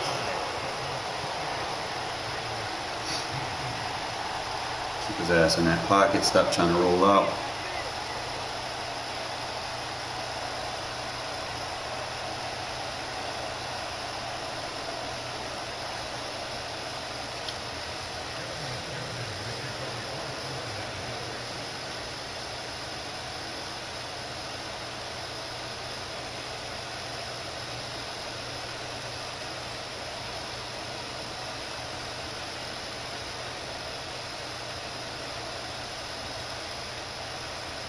Bro, just kick the ball. Like, what the fuck?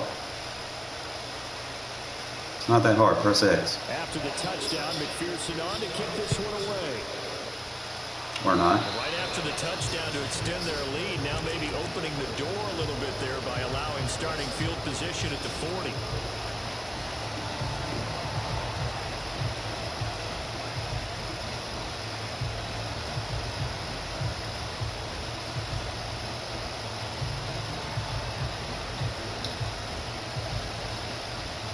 A good good starting spot for the Raiders as they come up 1st and 10 at the 41-yard line.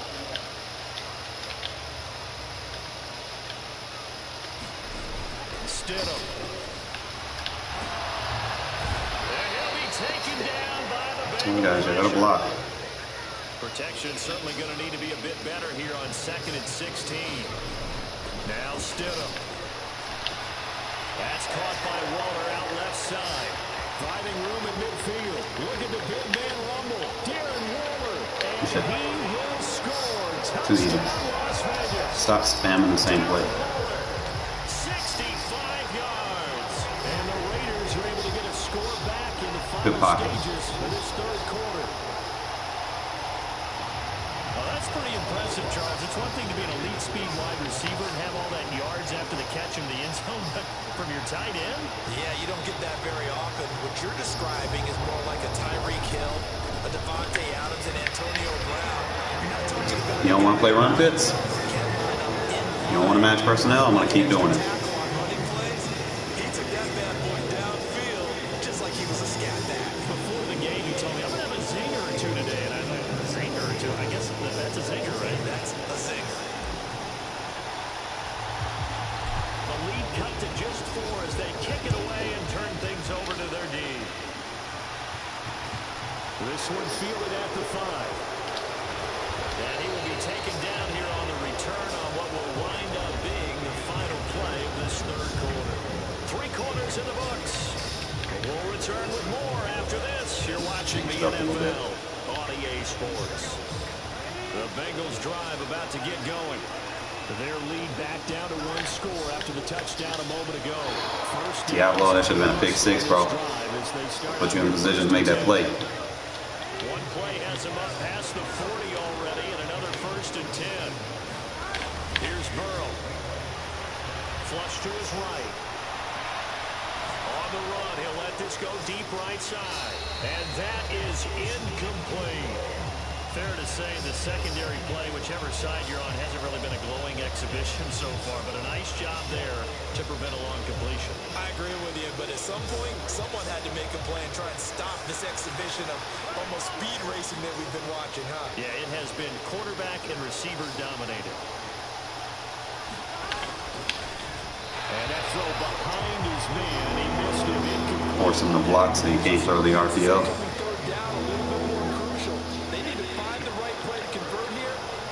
Start to tamp down a little bit of momentum. The other side is starting the game. Throw taken in by Tanner left Masterson, you got to do better. He's going to have another 1st down as the tackle comes at the Raiders' 45-yard line. The Bengals passing game finding a rhythm. They've got another 1st. And that certainly appears to be a critical conversion right there, because not only do they keep the drive going, they take valuable time off the clock as well. They have to feel really good about that last completion.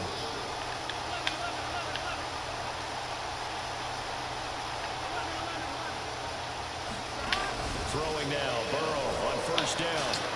Want to be out low. In that curl flat, bro, you need to play that. And he is out of bounds inside the 35. 12 more yards there and another 1st down. These guys certainly are not hiding what their intention is. They're absolutely showing it. They're definitely not going to sit on this lead here in the 4th quarter.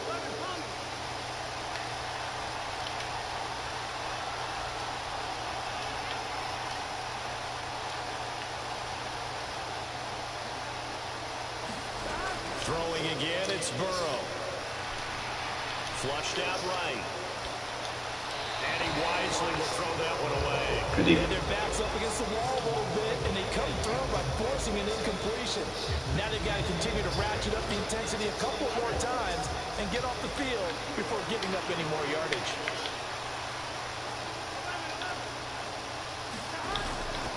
Inside handoff to Mixon. And he's got room. 59 yards rushing now on 8 carries for him so far. How about this offensive line? They're really starting to establish themselves, take over this game. And before the series began, I know exactly what we said in the defensive huddle. Guys, we got to get no less than a 3 and out. Let's get off the field. Instead, they can't find any traction towards doing that. Right now, they're just getting muscle all over the field and getting pushed down. Give him 3 on the gain there. 2nd and goal.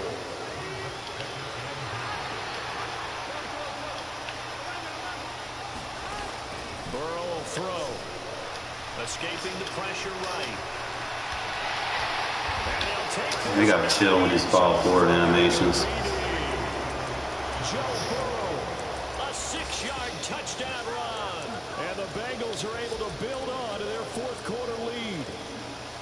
And that's certainly an important touchdown there. It makes this a 2-score game.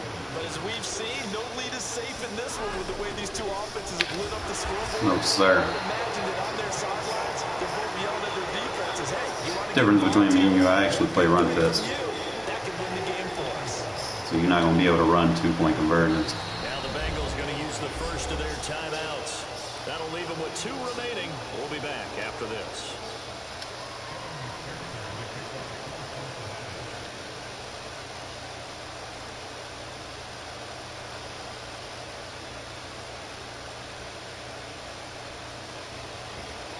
After the touchdown, McPherson on to kick this one away. A fairly short kick from the 14. And he is out of bounds as they'll start up past the 30. Blitz me so I can throw this one play touchdown.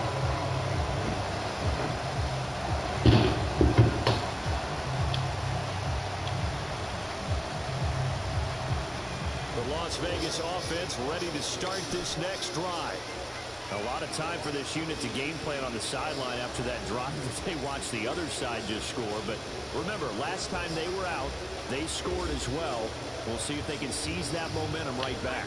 And they have had a lot of time to cool off from reaching the end zone the last time. So have they been able to keep themselves mentally sharp and into this game even though they haven't been on the field? And you and I both know, one big play, though, gets them right back up to that level.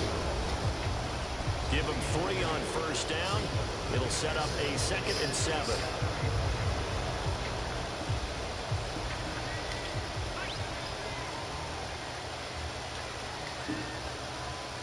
In motion, the tight end.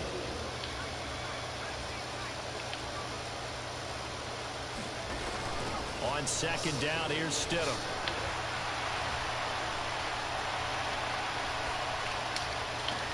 Gets this to Waller, and he's taken down right at the 45-yard line.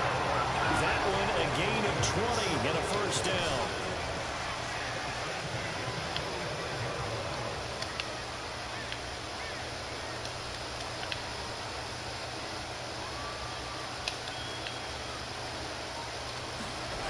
Throwing now is Stidham. On the throw, led him too much that time. It's incomplete. That's certainly not the worst thing. It stops the clock and lets your offense catch its breath and lets us exhale a little bit. Now I expect them to call a couple plays in the huddle so they're ready if a tackle happens inbounds. Adams the man in motion right.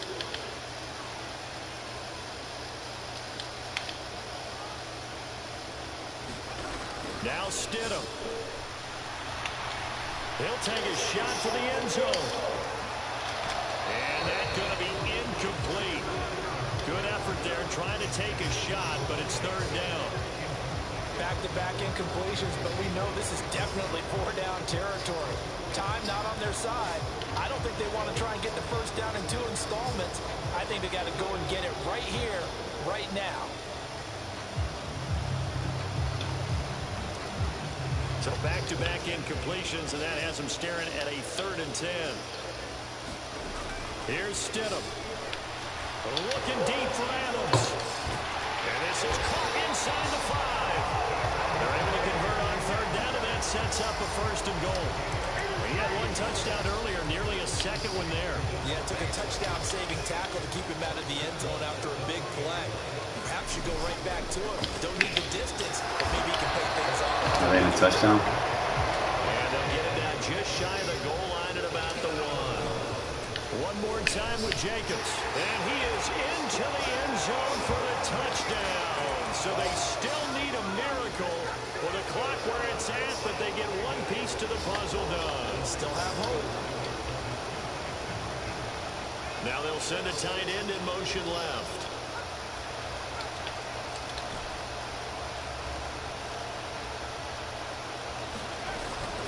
They're going to try and run. And make them 4 for 4 now. Thou shalt not pass commit. As he'll take this one in for the score. So they'll line up for the onside kick. 18 seconds to go. And this is going to be recovered by the Bengals hands team. And they're going to hang on and win this game. Well, fourth quarter, they felt like they needed the football back. Unfortunately, they couldn't get it. And I know we brought analytics into the game, and someone has said here that the data says that when a team's expecting an onside kick, 80% of the time, the team expecting it, they do actually recover the ball, which is what we saw here. I just wonder if that number is much more of a anecdotal type of a number. Kind of like when the coaches tell us, well, when you score on special teams, 93% of the time you win the game. I'm still waiting to see that number as empirical.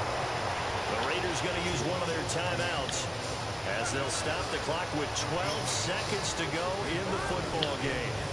Now it looks like he'll throw here. And he's going to be taken down at about the 33. And we've got a timeout. 9 seconds remaining.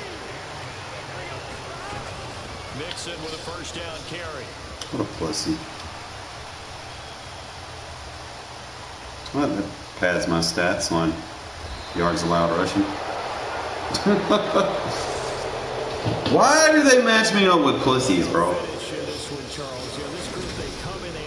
Like, motherfuckers don't even want to throw the ball for real. They just want to run spam. I mean, I'd be stopping the run. It's just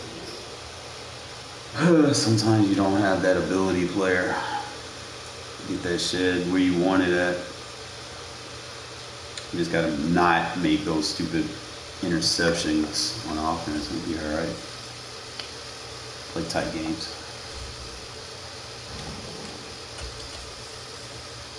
He said my defense is alright. It's just this is where Regs usually dies out. That's why I said I want to get my CFM started up, because all you're gonna see is playoff teams at this point, and it's just not even a contest. If you like playing with like a specific team, it's a mismatch.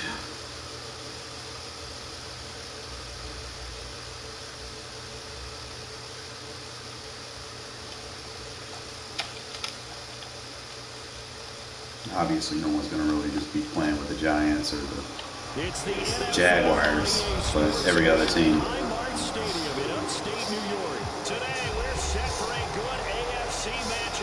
Cover 2.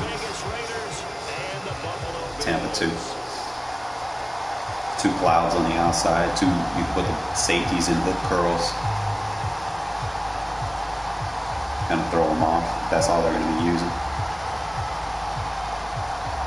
No, no, don't play man. Hell no, do not fucking play man. You're asking to get beat. Play cover 2, Tampa 2 zone, and you can probably bring those safeties down off the deep pass. You can man those safeties up if you want, but you need to make sure that you have those hook curls, not vertical hooks, hook curls. There's a difference between the two. Hook curls are going to stay plant. Or if you have like a buzz defense or a robber defense, and then just put those outside corners and user adjustments. Like if you play man, you have to do a lot of user adjustment zones. That's why I try not, at the beginning of the year, that's how I was playing, but it's just a lot. It depends. Seam flats will play to the flat. So if they run a slant flat combo, you're going to be SOL.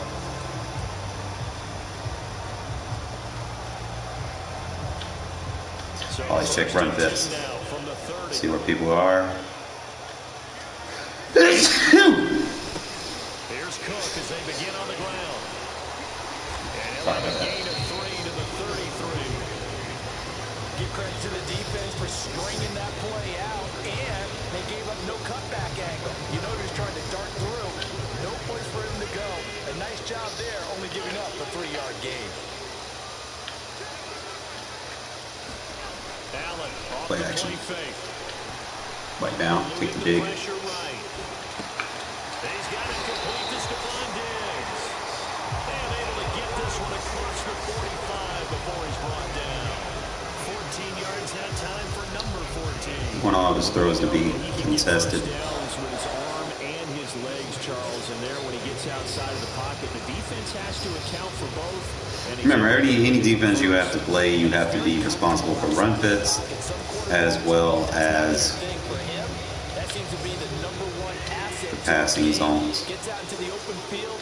Things seem to break down the secondary a little bit, and he picks out the right target.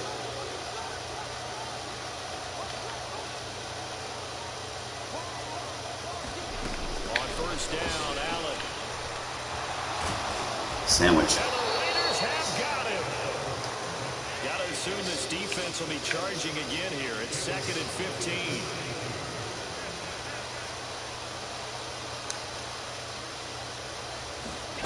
Another try after the first down sack. Allen. Drive him. Drive him. Let's go. And pressure coming, and they got him once again. Dropped for a loss of 7 by multiple defenders. That's what I needed in that last game, man. I needed that. Defensively, and not to get ahead of ourselves, but they're on pace for double I put my Sam linebacker in. They're going to have to find a way to tamp that down, aren't they? So if you're the play caller, you're telling your quarterback maybe some screens, maybe some draws, hard count, use your voice inflection a little bit. I don't know if it's Uzi. I do not like that. Now on 3rd and long, they'll look to throw. He's got the hook up with Diggs. And he's able to get this to the 40-yard line before he's out of bounds. A real letdown defensively. That was 3rd and a bundle, but they allow the conversion. So here's a 1st and 10 now in Raider territory, right at the 40. Cook. Ah! I was expecting play action. Not bad. That run right there was an offensive line coach's dream, wasn't it? Guys picked up all of their assignments, created a nice gap for the running back to get through, pick up 7 yards. Yeah, he's probably chortling on the headset right now saying, we got it going, boys. Let's keep it going. So they'll come up after the gain of 7 on a 2nd and 3.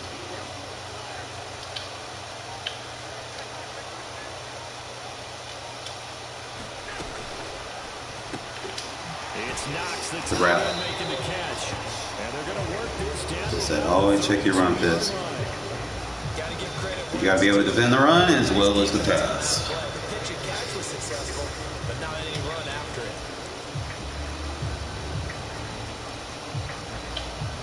And this will be play number 8 of the opening drive. It's 3rd and short.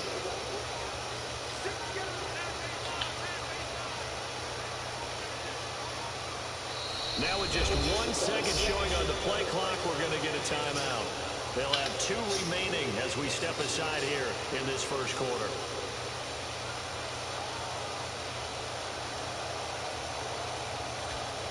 They're trying to keep the drive going. This will be play number 8. It's 3rd and 2.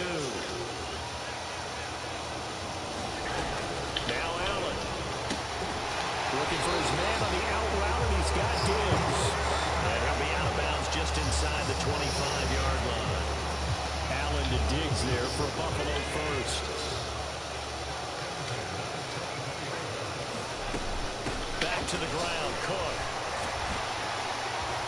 And on this one, he'll get to the 15. Yeah, make them earn their drive. That one good for 10 yards. And it'll be 2nd and very short. On any explosive run, you can almost feel the ground shaking, and that's from the offensive lineman creating space for their runners. I had an old coach tell me before, he always told his runners, run around the offensive line in pregame. Get used to the ground shaking so you don't Good D. fall when it happens in a game. Anti-RPO. They'll lose yardage back at the 17.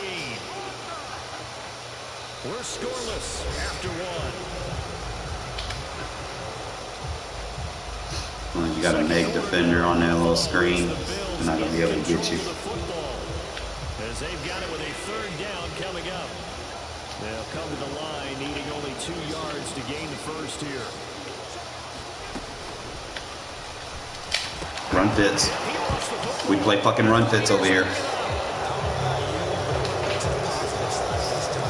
Run fits, you have to have those run fits on those jet sweeps. Play your fucking assignment, do your job. Even if they don't go to your run fit, play your run fit. Don't be trying to do everything for yourself. That's why you got, there's 11 other guys on the field. 10 other guys on the field, my guy. Following the fumble recovery, here's Stidham. Flush to his right. Oh, come Fires on. one incomplete. Darren Waller, the intended receiver, but it's going to be 2nd down. Not sure what happened out there, but it looked like the timing was a little off on that throw. Well, you know I'm a defender, so what am I going to say? Great defense. Darn right. They did something to disrupt that timing.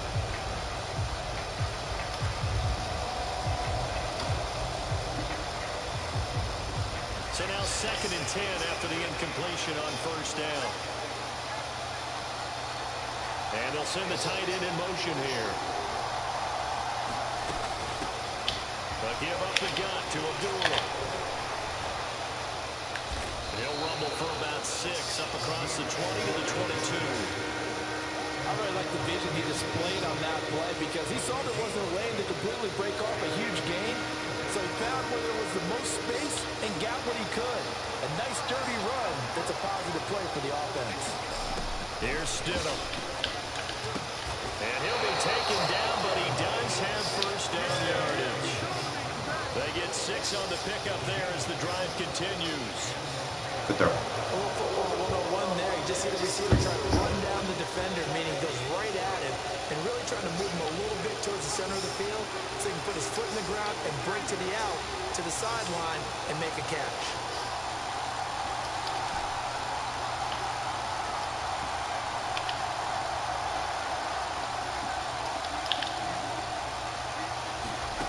Now Stidham on first down.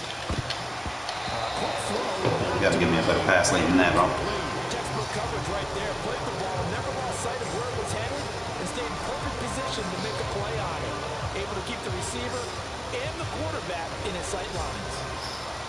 2nd and 10 now from the 27. Stidham. That's complete to his tight end, Waller.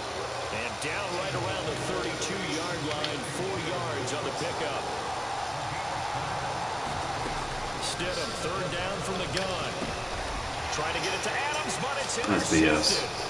Tre'Davious White with a pick. And he is going to score. Should have been flagged for PI.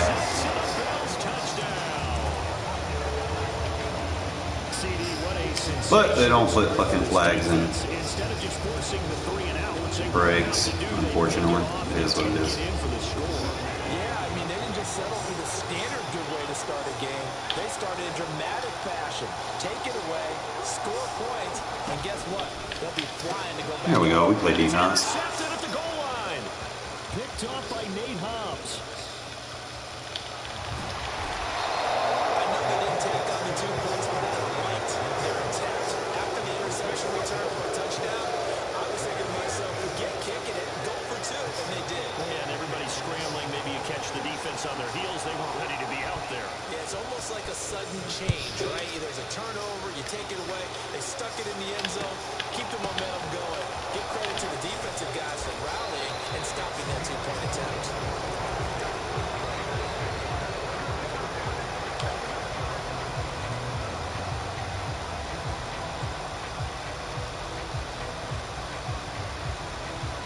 The Raider offense set to get this drive started. Remember, they were just out here a moment ago through the pick 6, so we'll see if they can take better care of the football this go around. And sometimes, partner, I think it's almost better that you just throw the pick 6 and you come right back out on the field. You're not over on the sidelines dwelling for it for very long. You're not hearing everyone say, oh, hey, you'll get them next time. Hey, don't worry about it. All that stuff just goes right out the window. You're right back out on the field with a chance to atone. Here's a give to the fullback. That's Johnson. And he gets this one just shy of the 40. They'll mark him down at the 39. A pickup of 10, and it's enough for a Las Vegas first down.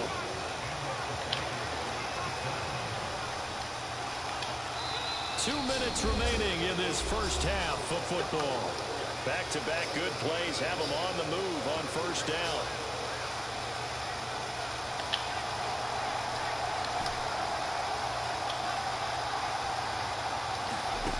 Now it's Stidham.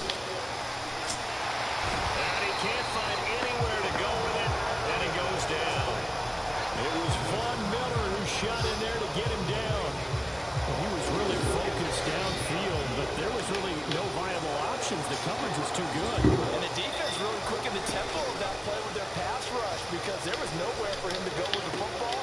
The only place he ended up, down on the ground. Creeping up on a minute to play in this first half. 3rd and 1, Stidham. And finding Keelan Cole. Just stop playing man coverage on me, bro. And he will score. Touchdown, Las Vegas. Keelan Cole, 52 yards. And the Raiders are an extra point away from moving out in front in the final minute of the half. Josh McDaniels, he's got faith in his offense, and he's going to have him go for 2. Thanks for pinching that. Now they'll send a tight end in motion left. They'll try to run it with Jacobs. And he is into the end zone to give him a 2-point lead. Pinch in, you ain't got guys in line correctly, bro. You allow me to get those double teams and those A gaps, and I can kick that bitch out to the B or C gap. So I'll be trying to tell people, man, you better match your personnel. Make sure you align correctly. Can't be playing any formation out there.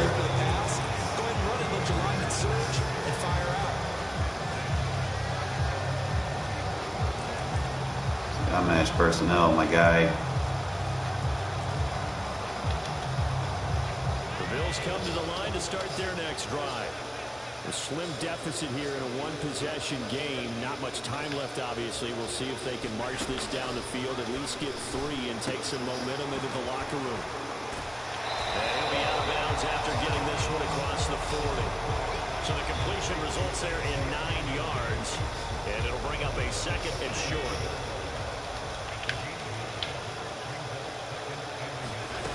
Now Allen. And that's caught inside the 30. And he's going to be out of bounds, but not before he gets all the way down inside the 20-yard line. A big play there just before halftime. And even 40 yards. Well, partner, that's how you make a long drive suddenly not so long anymore. One big play, and they're already in field goal range with designs on getting more than that. Operating from the red zone now. Allen. It's complete. He dials up Davis once more. Now the Bills will use the 2nd of their timeouts as they'll stop it with a little over 30 seconds to go in the first half of play. Boy, the evolution of the game and how these guys in plays like that can get out of the pocket, keep plays alive, it just makes things so much harder for defenses. It really does, and we're talking about an era in the game where the quarterbacks are the most athletically gifted that we've seen in the bunch. I mean, when you talk about collectively, it's unbelievable. So their ability to move is practiced now. It's not necessarily, oh, he just took off and you guys figure it out. When he takes off, everyone knows where to go now. They know how to run routes, change things, make themselves presentable for the quarterback. It's a lot of time that they put in on it. It's not just your static 1, 2, 3. This is where the ball goes anymore. 2 yards the gain on the keeper, and it's 2nd down.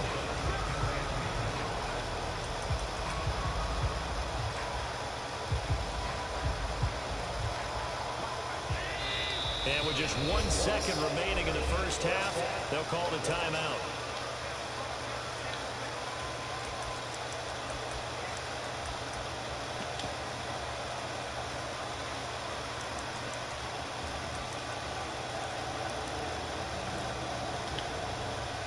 Field goal unit not out there. They want 6 before halftime.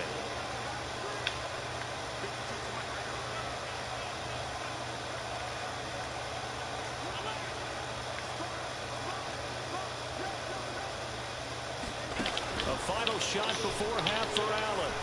Goodie. Quick throw there, going to be batted away and incomplete. I play defense, my guy. I don't worry about that shit too much.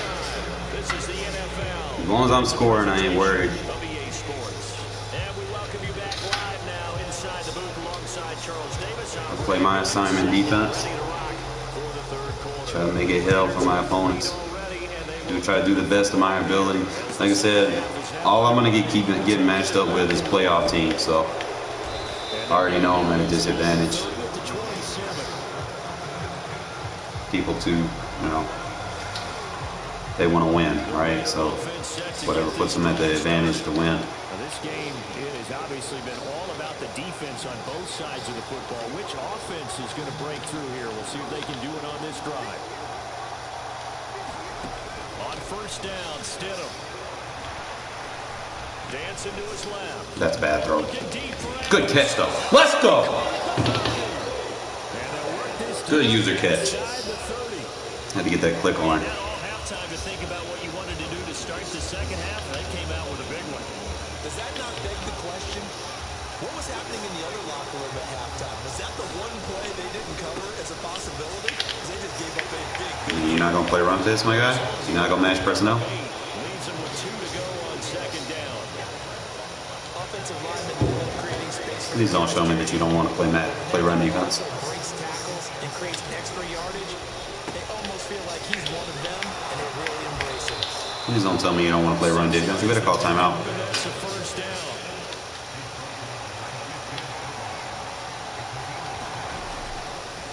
They'll run again with Boulder. Better call timeout. Please don't tell me you don't want to play run defense. This is a 2nd and 4, ball at the 9. Here's Boulder. Better call timeout. Please don't tell me you don't want to play run defense.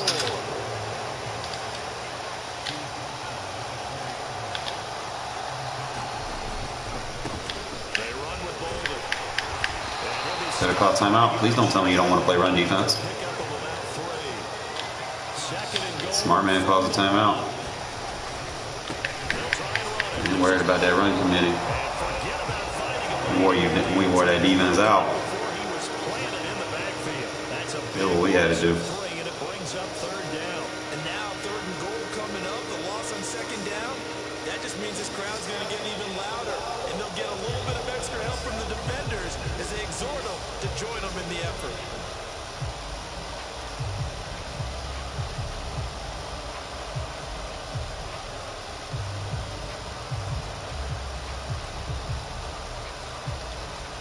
They've been denied touchdowns in the red zone twice already. Here comes 3rd and goal. Now they bring a receiver in motion right. Please don't tell me you don't want to play run defense. Stop spamming the same play. Able to punch it in on 3rd down makes it easier for those guys on the sideline. They didn't have a 4th down decision to make. Yeah, could you feel the exhale? Because they were already thinking ahead, as all the good coaching staffs do. Anticipating when we have to make the call. They already had it lined up. Never even got to it.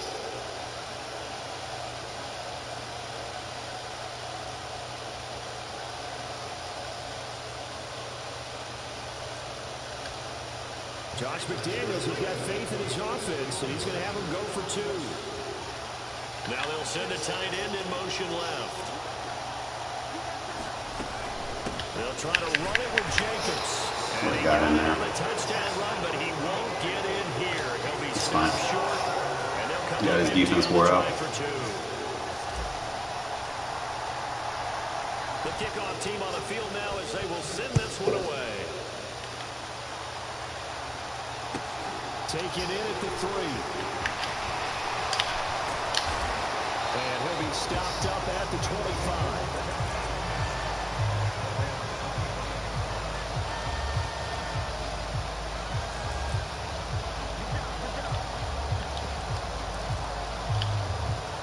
Buffalo offense ready to go for their next drive.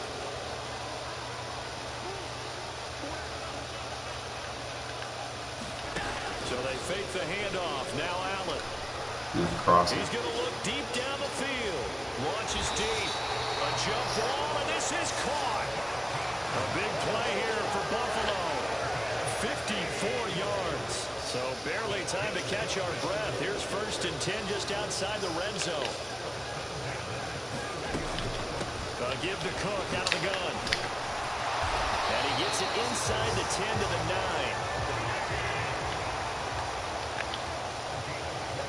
They'll send a receiver here in motion right.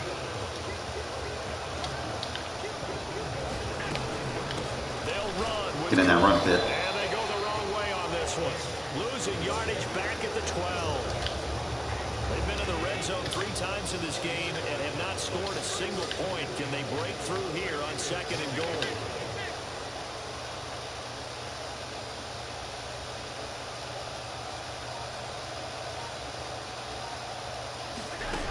Play action. Now it's Allen. Good D. And he can't find a receiver, and he's brought down.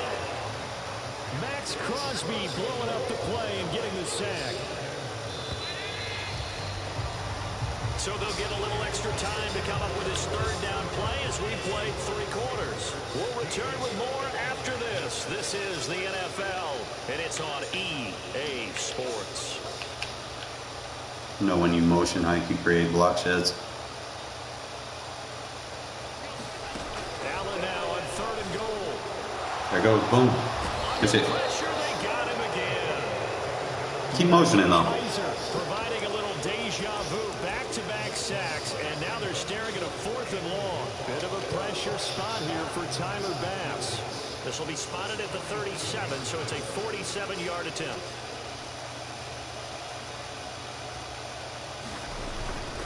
Oh, they get to the football. It's blocked. Now it's scooped up. Go. Get these points, 3 points. Middle of the field, a breakaway. The 20. And he will score. Touchdown, Las Vegas. And he's out of there.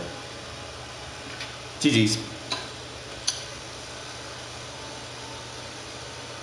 Not even going to try to play it out. Not even going to try to be competitive. That's all you got to do to these folks, man. That's how this generation is. They tap out so quick.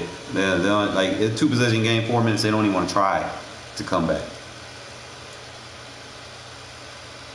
That's his generation, bro. But if you're running this 3-4 defense, I mean, how I got it set up, I'm going to show you what I'm using. If you use a different team, maybe you can get an idea of what I'm trying to teach you. So I can make sure that you guys understand fundamental football and what I'm looking for. Like, every position has an assignment. Every assignment has a role. Every role has a identified name for it in professional football. It's football terms. You might hear me say Mike linebacker, Sam linebacker, Will linebacker, Jack linebacker, Otto linebacker. Every one of those linebackers have a role.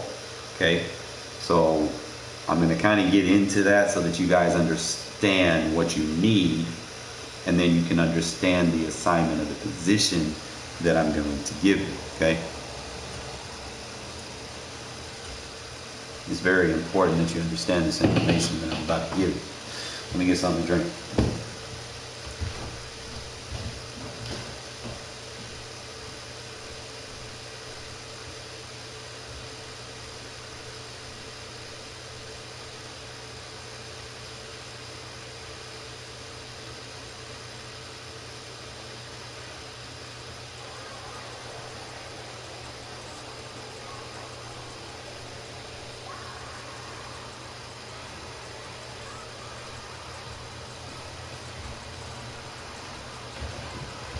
Alright, so first, I'm going to go over one of the most underutilized positions in the game, the Sam linebacker.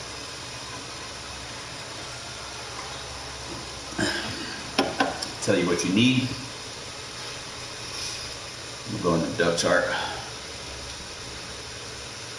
You got to know who you guys are, right? So I'm going to tell you what your ideal or something close to.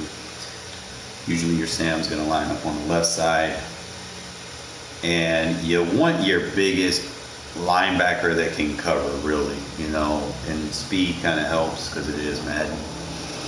But the biggest guy that I got that can cover, 244 pounds. If you can get them like 6'2", 6'3", it helps. But I got Micah Kaiser, 6 foot 244. It's a big linebacker. Okay, he's going to need to be able to shed off fullbacks. You know, if anybody runs to his side or whatever, he needs to shed off tight ends and fullbacks. He needs to have the strength to do such. Okay, you're actually going to be looking for, you know, good pursuit and coverage from this guy, because like I said, sometimes you'll need him to drop in the zones, and you want him to have good block shed. You know, if in regs you can get him around 60s and 70s on the power and finesse, that's fine. But you may need, you know, like the block shed is decent. You want to have good tackle and hit power to go with his size. But you also want to make sure that, you know, those are close to the 60s or 70s if possible. I know his man coverage isn't good, but I don't play man. I play zone, so I'm fine with 63 because more than enough to play flat zones. Okay, so that's just some of the stuff that you want. Like I said, size is very important. Number one, because like I said, you're gonna need to be able to block shed, and size is attributed into block shed chances. Okay, so that's going to be the first assignment, and I say underutilized because I'm not using him in every single defense. Like, he's only going to be used in certain formations. Okay, so let me kind of go over where you would assign a Sam linebacker, or when you would assign a Sam linebacker to come in. Now, one of the ones that I use a Sam linebacker in is the 3-3 odd defense. So one of the first things you'll see me do is when I come out of my defense, this 3-3 odd, this is a Sam linebacker position. Anytime it is a rusher in a stand-up position, you need a Sam linebacker. Okay, guys? So right here, even if you flip the play, he's going to be correctly aligned where he needs to be. So you'll just come in here and put your Sam linebacker in here. So in the last couple games you've seen, you know, my man's over here getting sacks and stuff. You know, he's doing his job. That's what you want. So sometimes, like I said, I might need him to defend flat routes. You know, if they're running back on flat routes, trying to, you know, escape any pressure that I might apply with Crosby off the other side. You know, I can definitely put him into the flat and kind of cancel those rollouts or whatever if I need to. So that's going to cover your Sam linebacker. Okay. Now we got to get over the Mike linebacker. Most people already know, you know, your Mike linebacker and your Will linebacker are probably going to make the most tackles and plays for you in coverage. Okay. They're pretty much one and the same, but the difference is your Mike linebacker, he's a little bit more sturdy. He needs to, you know, you're looking for someone with some weight. You don't want nobody lightweight in the box. He's got to be able to block shed. He's gonna be like the Sam linebacker. Like Micah Kiser can also be a Mike linebacker in certain like 3-4 defenses. I could use him instead of use Perryman, but you know, Perryman my guy. So I try to stick with Perryman. Like if it's a situation, I'm gonna kind of give you like depth chart ideas. Okay, I got like 3 linebackers that I can kind of move around depending on situations. Okay. So my 3 linebackers are in the inside is going to be Kiser, Masterson, and Perryman because, like I said, they're 234 plus. You know, you want your biggest linebackers in the middle. That's one of my rules that I play. You know, the further closer to the ball you are, the heavier you need to get. You don't want no one 220, 215 playing middle linebacker in your defense. Okay. You don't want that because, you know, if they get in a situation where they got to take on a block, they're not going to be able to block shit. Not like you want them to. Okay, so like I said, your middle linebackers, you're looking, if you can get them 240, you know, well-rounded plus, you know, fine, but 234 is fine, 235, if you can get them in that range, 230 maybe, you know, that's okay. It just really depends on, you know, how you're trying to schematically get guys in the, you know, in coverage. You know, if you're getting a little light, you know, hopefully you can get some speed with that lightweight, you know, and that can help you bell and play coverage and just avoid, you know, taking on blocks altogether. Usually in a 3-4 defense, you want one thumper and one guy that can cover. It's kind of what I did here. Obviously Perryman's the thumper and Masterson, he's the coverage guy. Pretty much how you want to roll. You can just kind of flip-flop the linebackers. You just kind of go by the man in zone. I know Masterson has the aggressive ball in the air trait, so we kind of roll with him. Now, if the situation changes, if I'm in a situation where, you know, this is balance. One thumper, one coverage, right? If I'm in a situation where my opponent is heavy run, okay, I'm going to put Kiser in right there and just run Kiser and Perryman. If my opponent is heavy pass, I'm going to put Kiser and Masterson in and then kind of let Perryman just play, you know, more in the goal line situations. Okay, so it's just kind of understanding the depth of what your team has so that you can kind of get guys in position where they can succeed. Right. So like I said, those are your 3 types of Mike linebackers. Like I said, your Sam can play Mike or Sam, really just depending on, what defenses you play. So Sam is more important, in my opinion, because of that versatility. Mike is pretty much just point and centerfold. He's not necessarily going to have great pass rush moves, but he'll be able to block shit. So I don't really want to put, straightforward Mike linebackers on the outside if I can avoid it. But like I said, your Sam linebacker, he's versatile enough. He can play both positions. Another one that we're going to kind of go over is the auto linebacker. Now, I do not have one that I might be able to with Diablo. The auto linebacker is a faster version of the Sam linebacker. He's got to be able to play the edge. Now, I know I don't have like a guy that can, I know he can't shed like I want him to. Idealistically, an auto linebacker needs to be able to shed real good. I mean, I work with, if I can play right run fits, he can get a one-on-one with, a matchup advantage like a smaller running back, then, at 226, he's fine. But other than that, like your auto linebackers are a little bit better in coverage. I actually have possibly 2, Jayon Brown and Diablo. Autos can also be will linebackers, depending on how you use them. So if it's an auto position, they're going to line up as a Sam, but they're going to be more coverage oriented. And it kind of falls into the line, like some of these terms have multiple usages. They might be identified as something else, like, an auto linebacker could also be a jack linebacker. There's same exact thing. It's just different defenses you have different terminology for them, but as long as you understand what you're getting out of that position, it makes it easier for you to understand how you want to place your guys in your defense. Other than that, if it's confusing to you, you can just refer to the linebackers that you use in a 3-4 defense or 4-3 defense. You want to refer to them as off-ball linebackers. Okay.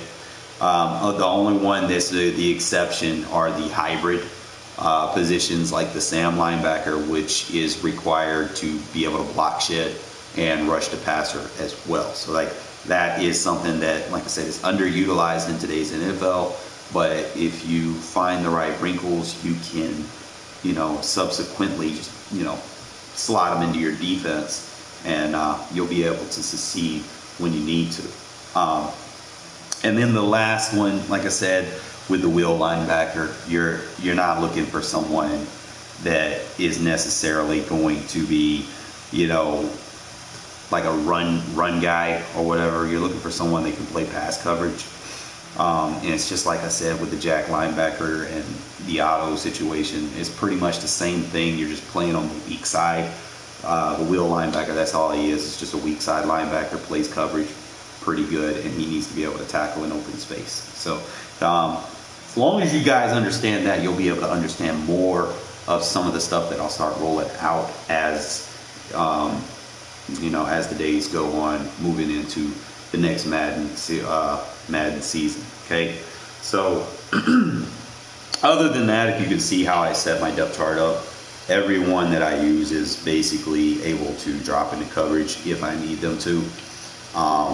Do not use edge rushers, even if your team is set up and they have, these big edge rushers and stuff as your outside linebackers. Do not use them as an outside linebacker. Okay, it is very important. Like, you have to understand, this is Madden, so bigger guys don't necessarily play as good from the outside unless you're just trying to get a bull rush here or there. They're better off, playing the 5 tech or the 6 tech possibly, or maybe get inside with the 4, as long as they're not getting double teamed. So that's just something that you guys want to understand. Like I said, my rule philosophy in playing defense and run fits is the closer to the ball, center point of the offense is, the heavier you get. You play 0 tech, man, you want someone 330, 340. If you want to play 1-2, you can get around the 310 range.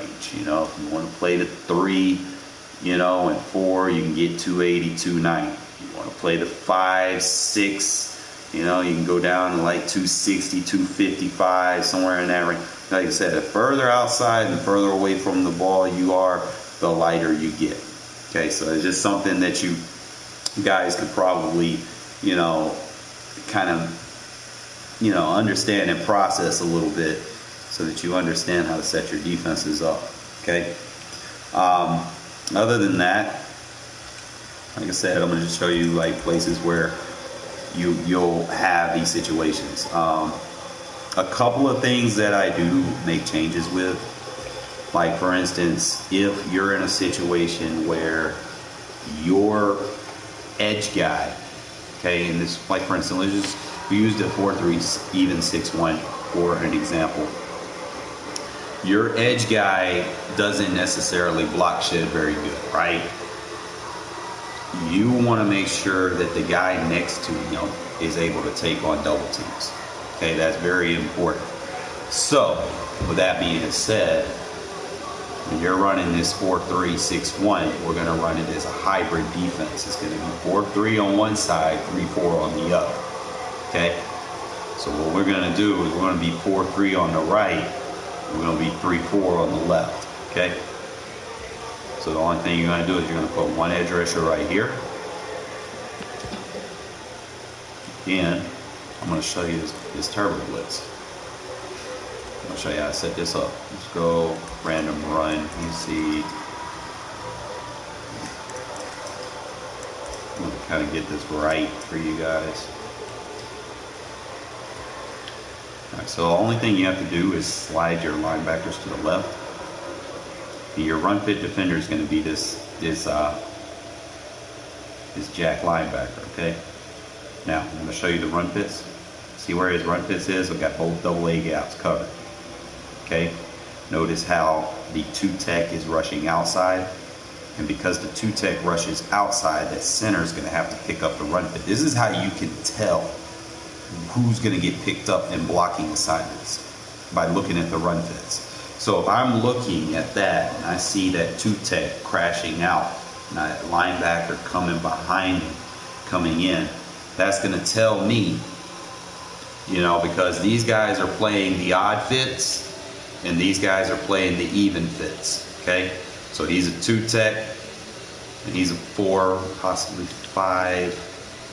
It's like a 2 and a 5. Yeah, 2 and a 5, and then you got a 3 and a 5 over here. Okay, so basically, like I said, we got our run fits. Now sometimes if I'm looking for those contained run fits and I see them right there, sometimes I'll slightly bring them down, not too far. And I'm going to show you this turbo.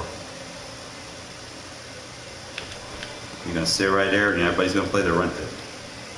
Because even if you get picked up in the blocking, I'm going to show you that other guy that's also responsible for that A-gap, he's going to help you. Okay? So that's going to be their run fit. Even though I played cover 3, as soon as it was dissected that it was a run, everybody was responsible for their fit. Even though that 2-tech crashed out, he made it hard for that fullback to get up the field. You see that? See, that fullback was supposed to pick up that Mike linebacker, and he couldn't because that big body was blocking him. See how number 40 gets blocked in? It's about matching personnel, guys. You match personnel, you can make it hard for the offense to just kind of run whatever it is they want to run. So I'm going to show you again. And we know we're going to get picked up in the block. Sometimes it's important just take the block one so that the guy comes behind you and makes the play. You're not going to always make the play. Like I was telling you guys earlier, the Will and the Mike are going to make most of the plays for you. All you have to do, whether you're playing this Sam linebacker, auto linebacker, whichever player you decide you want to do this with, you know, you understand you're taking on a block, you just make sure you don't get fucking pancaked, okay? That's really all you want to do. So if I get blocked, I know that Mike linebacker is going to be behind me to make the play. So if I know I want to play defense like that, and I was like, okay, I want to put a guy in there that can shed a little bit better, right? So sometimes we can kind of be ingenuitive here and be like, okay, I want to put my Sam linebacker in here. Or you can kind of see what other options we have that can block shed. Right now, I think Kaiser's the only guy, so we can change it up a little bit.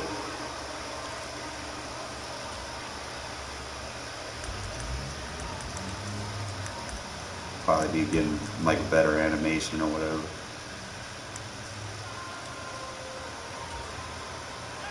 Alright, so we slide them over. This time we do it with our Sam linebacker. There we go. See, he gets a little bit quick with the arm movement, and it opens up that gap a little bit. So sometimes, like I said, you can just kind of just take your Sam linebacker, put him right there. You go for that impact block. You like that, then you see, you know your assignment, you know your role, you know you play your run fit. You ain't got to worry about, oh man, I missed my tackle or whatever. No, you play your assignment and you run fit. Okay. So if you go on your run fit and you can KO a tackle with an impact block, do it. So like I can go right after that center with an impact block, take him out. You know, once you get those impact blocks, man, you make it harder for the offensive line to get those double teams, because then you create those block sheds. Okay, so all I got to do if I want to go for that impact block, and I know for a fact he's running inside, I can impact block that center, take him out, and clear up that space for that Mike linebacker to come through. So as soon as I know he's running inside, just immediately just impact block somebody. Okay, just cut stick on the ground. Try to show you this. So the only thing you have to do is just slide your linebackers to the strength of the field, and then get over here. Well, I tried to go after that center, and I missed them, but we cleared up space. You see how that works? So that's run fit 101. Cover 3 is very good, especially like with these even and odd sets. And you know, you can slide the linebackers left or right. That's a very good strategy to have. As far as anything else goes, I'm trying to teach you some other stuff as well. Like for instance, with the double mug, as I was telling you guys earlier, you'll probably put a Sam linebacker in here. I don't think with this specific double mug, there used to be like 2 double mugs. There used to be the one for like the 2-4-5 defenses, and then there used to be the one for the 4-3 defenses, where you could put, you know, edge rushers right here. The 4-3 one was better, in my opinion, because you used to be able to put your edge rushers right here on the line, but this one in particular, 3-4 defenses won't let you do that. So the 2-4, like this one, this version is not the best one. I don't know if they still have the other version for the 4-3 defenses, but it was better over the years, just because of the personnel that you could put on the field with like 4 defensive ends. You know, you could get faster and create like NASCAR packages and whatnot. But I think this one right here, you can't really do that. The only thing that I would suggest right here is you would run 4 jack linebackers, specifically because like you'll run 2 Sams. Like you'll have 2 Sams on the outside and 2 jack linebackers. Well, Mike linebackers right here is what you would want to put in. So again, like I said, closer on the inside, the heavier you're going to get. Okay, so you're going to have to put these guys down, and you're going to have to pick up your 2 big guys. So it'd be Kaiser. You'll have to make these manual subs. So really, if you want to play coverage, so I'm going to go with Kaiser and Masterson, because I know Perryman's not very good in coverage. So like I said, you want to get big in the middle, and then on the outside you want to put like Sam linebackers and stuff. So just kind of see what you got. I mean, I got Kuntz, and really lacking personnel wise.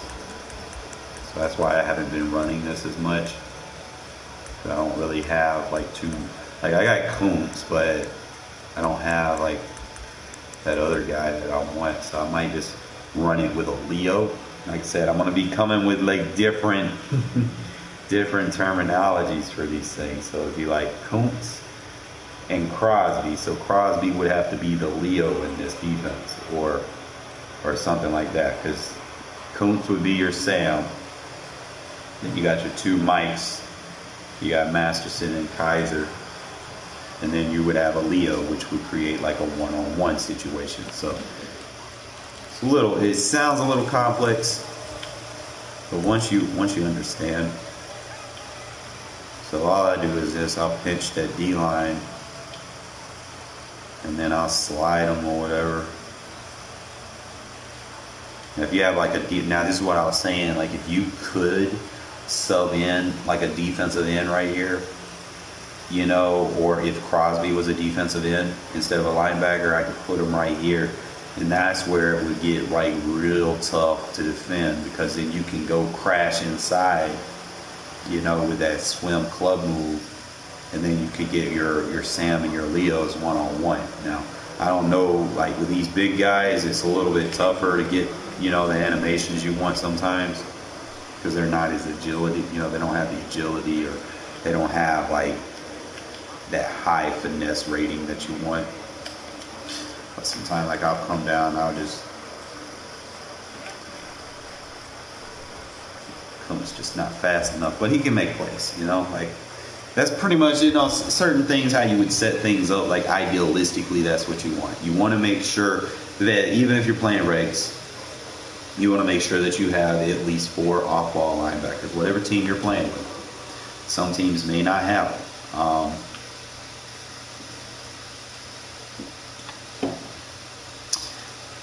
With the way injuries are in this game, sometimes teams with players on injured reserve are at an advantage because they have more depth, you know, and they may not get the roster updates or whatever, but just because they're on the roster, you know, you have that opportunity to kind of, you know, use them and add them to the defense. You know, like I said with Micah Kaiser, you know, it kind of helps me out because, like I said, I have versatility on knowing exactly what I need in certain situations. So you can go to like certain teams, and that's the main thing. Like if you're playing regs, you want to make sure whether you're running if you're running a 4-3, you would need 3 off-ball linebackers, but if you're running a 3-4, you definitely need to make sure you got 4 off-ball linebackers. Okay,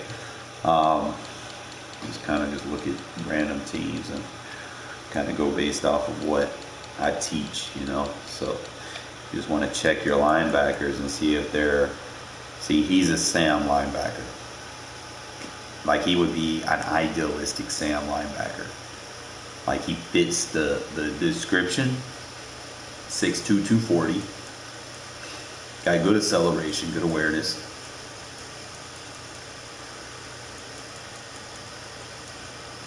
Jumping, not very good. You don't really want them to jump. They just need to be able to tackle, hit, have decent finesse move, decent block shed. You're not going to get, like, you want this around 60, but he kind of makes up for that in speed. He's got a swim move. He has pass rush moves, which is good. But idealistically, that's like a straight Sam or Leo. That's what you want, okay? So if you have one of them, you're usually good. Like I said, you always check your rosters and look. See, he's the same way. He's 6'4", 252. You know, he's not real fast, but he could probably be very vital in the run game versus like stretch runs and stuff. I'm just going to kind of look at his stats real quick. Decent tackle, decent hit power. He's got good power, finesse, you know, about what you could hope for. Good pursuit. Decent coverage. So, I mean, you got 2 guys. That's a rare commodity, having 2 guys that you can use. So you could run, you know, if you're dealing with someone that runs a symmetric offense, you know, bam, you got 2 Sam linebackers right there that you can place on either side of your defense. So if they run stretch and try to flip their play, you got the guy schematically is going to be able to fit that run fit and be able to block shit. It's more to just playing run fits by just putting players on the field.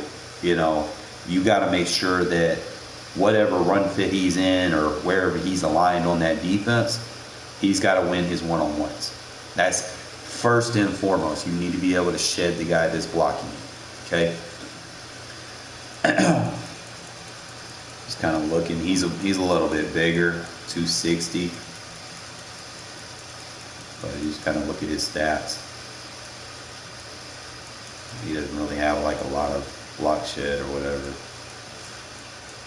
Usually, like I said, if you're playing regs, you want to try to refrain from using lower rated players like the 60s and stuff. I mean, every now and then you might get a gem player here or there, but you want to try to refrain from using them as much as possible. This is another situation. They've got 3 good Mike linebacker possibilities here. You got Jalen Smith, he's 240. You got Micah McFadden, he's 240. And you got Gerard Davis, he's 245. Now, personally, if I'm me, Collins is a fucking sub linebacker. Do not start him in your base 3-4. Okay, he is too small, too light on the feet. You could use him as a will linebacker if you want. Do not use him as a middle linebacker. You could use him as a will linebacker, weak side linebacker, whatever you want to call it. Okay, but do not put him in the middle. It's these 3 right here: Gerard Davis, McFadden, and Smith. Just kind of like how I was on my other team. You know, it would be Micah Kaiser, Denzel Perryman, and Luke Masterson. That's pretty much what you're looking for on the inside. If they can get close to 240, you know, 6 foot 240, somewhere in that range, you know, that's idealistically what you want.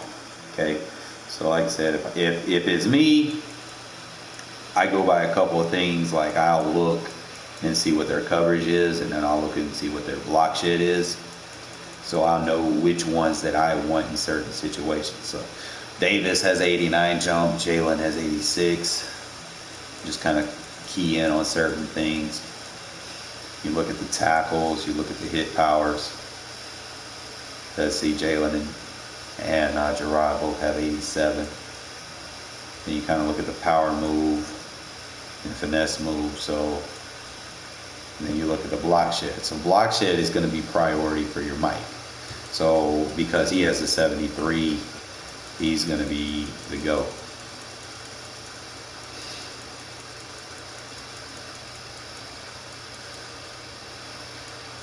And that's always going to be the move. And then you kind of look at their coverage. Now you see Jalen Smith, he's better coverage, so he'll be your number 2. Always want to go number 2 is coverage, number 1 is your thumper. It's always like anytime you run a 3-4 defense, that's always what you want to kind of pursue. Have one guy that can hit, and have one guy that's got a little bit of speed, can drop and play coverage. Okay, so now you know. Just kind of be looking at stuff. This is one of those situations where I would opt not to use him as a linebacker. Remember what I was saying, your will linebacker is going to be a guy that can cover and just basically tackle one-on-one. Okay, he's going to be that backside run fit defender. So we pretty much got that set. You got your Sam linebackers are set. You got your Mike and your Otto. Then you got your will linebacker. Okay, and then your number 2. You know, you can kind of play with it a little bit for special teams. Put him on there for special teams. You'd be good. But that's really just, you know, idealistically, you can go to each team and kind of look at the same things, right? You just kind of look at what you're looking for. See, Kaylavon Shayshawn, he is a good Sam linebacker. You know, he fits that description, 6'3", 254. He's got a little bit more weight, you know, and that's really idealistically what you want weight-wise. Got good strength, good acceleration.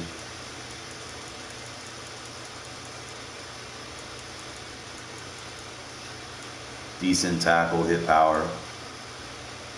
Doesn't have power moves, but, you know, it doesn't matter because he's just going to be taking on, you know, like fullbacks and stuff, or he might not even have those. So if he's taking on a tight end or something, 70 finesse is fine. Block shed could use a little bit of work, but like I said, when you get on the outside, you don't have to have as high of a block shed. Remember, the closer to the ball you get, the higher your stats need to be in certain regards, okay? So don't fret because he got like 67 block shed, because he's going to be going up against tight ends with like 54 pass blocking. He's going to win those one-on-ones.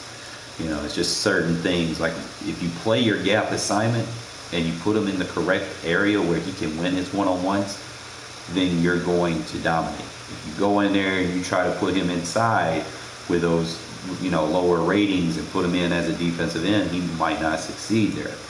You know, like I said, you want to put your guys in positions where they can succeed and win their one-on-ones. But like I said, he's idealistically what you would want as far as a Sam linebacker. Josh Allen's more of a guy, like I used Crosby for, you know, strictly a nickel pass rusher. You know, kind of look at it, same thing with Trayvon Walker, you know, same thing as Crosby, just a nickel pass rusher. I'm not going to be using him in a base defense unless it's like a blitz package, you know, and I just want to make sure, like, if they get heavy in the box, like they want to play goal line, and I want to win those one-on-ones, and I know they just got heavy, then yeah, I would probably, you know, throw in, you know, the bigger edge rushers in those situations. But when you're just playing stock pro set personnels where you got 21 and 12 personnels on the field, then you need just 4 off-ball linebackers. If they get heavy and they come out knife on tight or goal line or something like that, then by all means you can put your big body edge rushers in there that can block shit a little bit better. You know, it's just always kind of schematically adjust to what your opponent is doing. You want to be able to win your one-on-ones and run fits. You know, and that's the first thing. Before I can even teach you how to play run fits, I need you to understand you need certain types of players in positions, in alignments, so that they can win those one-on-ones, so that you can kind of move on to the next stage of understanding how to play defense in this game.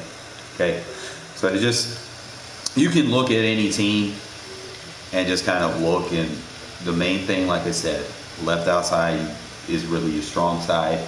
You want to make sure if you're in a lucky situation and you got 2 strong side linebackers, you can run, you know, let's say you're playing someone that runs like a symmetric offense, whether they're running a deuce close type offense or an ace close offense where they're symmetric on both sides. You know, situations like that, you want to be able to match up to whatever they can do on either side of the field. Okay. So like I said, if you understand the terminology of Sam linebackers, because Sam linebacker usually matches up on the strong side of the formation, and if they come out in a deuce close set, then either side could be the strong set. And usually when it's like that, I say the strong side is the side where the running back is, but if it's single back, the running back's directly behind the quarterback, so it's kind of hard to really just kind of be judgmental on, you know, which side is the strong side, unless they're using the running back in a, you know, like a wheel route or something like that. At that point, the strong side, because your defense becomes field side and boundary side, you know, and I've discussed that before, playing field and boundary defense based off of these people that come out in these single back offenses where they might try to run a wheel route, and the wheel route's always going to go to the field side. Okay. So once you understand, you know, the concepts that I try to teach you, you know, you're going to be better off long term. Okay, so like I said, we're just going to kind of skim through like different rosters. Like I know Madden just like randomly gives people player positions, but you need to understand how to assign these guys in position where they're going to succeed. So number one, we're just like making sure that we got those Sam linebackers covered, our Mike linebackers covered, and understand our Will linebacker assignments. Okay. But other than that, we're just kind of looking, kind of seeing what we got. Because you never know, man. Like you get into a franchise mode and you know this information that I'm telling you, man, you're going to be just dominating. Like, I can't make this up, bro. Because you're going to understand what you need You're gonna understand the height, weight specifications. You're just gonna know everything. Like, you're gonna be 10 steps ahead in this world we call life as we know it. You just be kind of looking for stuff. Like I said, the Raiders only got Micah Kaiser. They have a possible secondary guy. Like, I can use Jordan Jenkins. You know, he's got good strength. So if I'm dealing with like a heavy runner, I could probably use him. If I don't want to do it, like, you can go by impact block. See if you can get like a blow up block and see. They know they used to have that rating, so he's got a 73. And then the other guy I was using has a 78. Now I could probably use Perryman in that setup. He has that 95 impact block. Trying to figure out if that's what I want to do in that 4-3-6-1, because he has the higher play. Trying to think, maybe in that 4-3 I could possibly use him as a Sam. I'm thinking. I know he played Sam linebacker early in his career.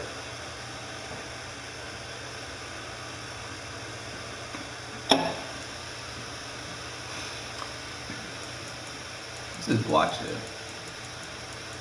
I know he's like the strongest linebacker in the game. It's like ridiculous. He's got 88 pursuit. He's got 75 block shed. He's got decent flat zone coverage. Doesn't have like very good power or finesse move, but he got that hit power and tackle. I might actually run my 4-3-6-1 with him because he got that impact block rating that's ridiculous. His agility a little low, but I think we can play a game.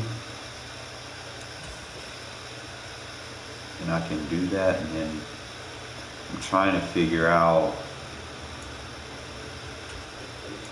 what I want to do, because I know if I use him there, I need to make sure that the linebacker coming has good pursuit. So I'm gonna kind of teach you this guy real quick. So we'll go look at pursuit, because you don't want to impact block the center, and then the guy that's supposed to be responsible for that run fit doesn't have very good pursuit. You feel me?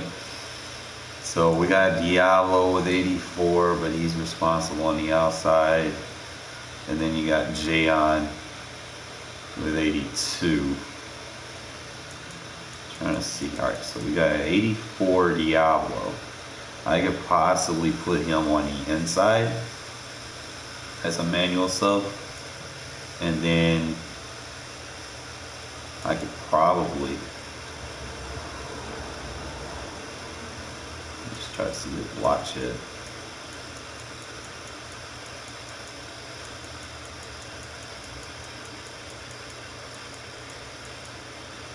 It's got 72 block shit. It's not very high. Just really cool. You got the finesse and power move, so I might start using him. Got decent hit power, good tackle. I just know he's not like super fast. It's like his only knock against him. But I might use him in like the 4-3-6-1. He's very strong. I like that. I could possibly use him in my my whatchamacallit defense, instead of just using, you know, I've been using Kaiser, but I might throw Jenkins in the mix, my guys. I mean, his agility's not there, but I know he's got very good pursuit. We'll try it. We'll play a game and see. You know, I'm always up for making new changes and adjustments. So there's going to be a lot of manual subs you'll be seeing over the course. And it's important that you understand positions and gap assignment, because you want to make sure you put the right manual subs on the field. You don't want to just be like, oh, I'm going to put a safety here at sub linebacker. I want to be fast. No. That's no, it's not every. The only defense that I put a safety right there is the 3-3 odd, and that's because he's off. Like he's off. Like your lineman's not gonna be able to pick him up and block. He's like a true off ball. And then you make sure he's an off ball. And I need him to defend the trips. Slot receiver. But we're gonna try this, man. We're gonna see. Have to move some people around, but I think we can make something work.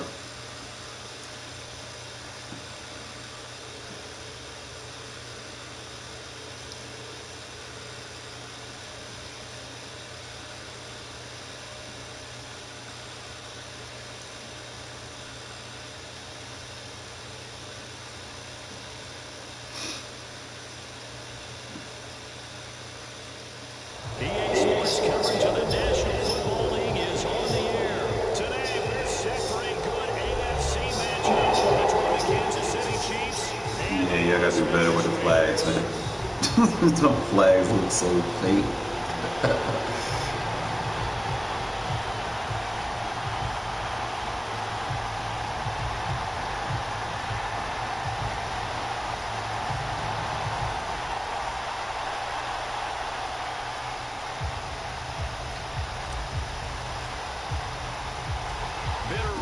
going back to their AFL days in the 1960s. The Chiefs and Raiders are underway.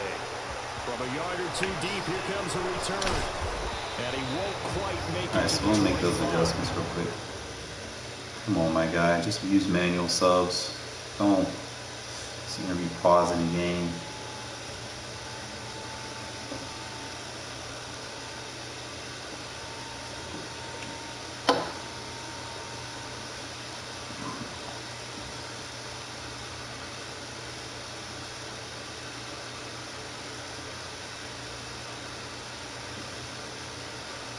Man, you just be joining like right at the perfect time for me to whoop that ass. Alright, so number one, I need to play Jenkins there, Diablo there, Perry in there, Crosby there. We'll call timeout. Now whistles and the Raiders are going to signal for a timeout. They'll have 2 remaining as we step aside here in this first quarter. Was using Kyle. I'm gonna try Jenkins and see what he can do. Game flex.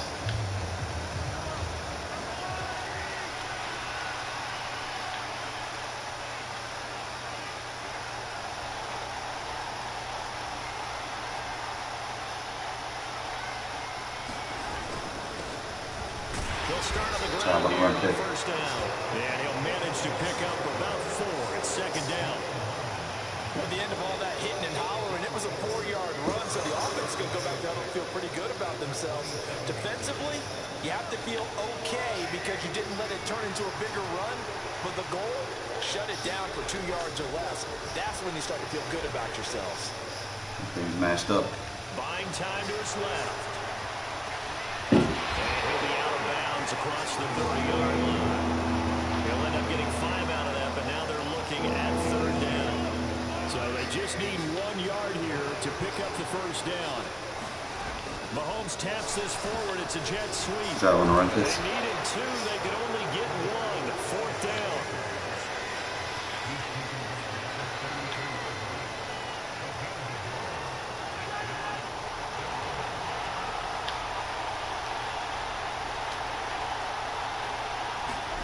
They'll go for it. It's Mahomes. And they as he throws as this one's going to go straight down to the turf. Incomplete. A surprising move here on the opening drive of the game. And this defense delivers a turnover on downs on the very first drive of the afternoon.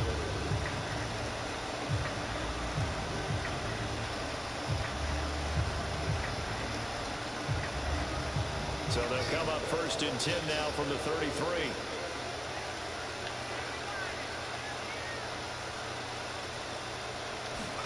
Now Stidham, off play action.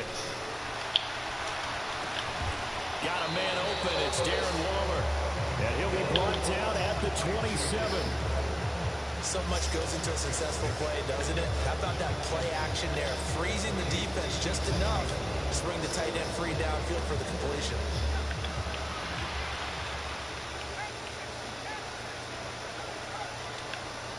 Slot man moves right. First carry of the game for Zamir White. And he is met quickly in the backfield. Down he goes, folded like a lawn chair. Call that a loss of a yard, and things get a little more difficult here, 3rd and 5. But that's not an easy play for a defensive end because most of his responsibility has him getting upfield and working, but how about his vision to see where the play was going, crashed down inside, and tackled him for a loss. And it's complete to Adams. And he's out of bounds, almost gets to the 10. From down at the 12, it's 1st and 10. And they'll send the tight end in motion.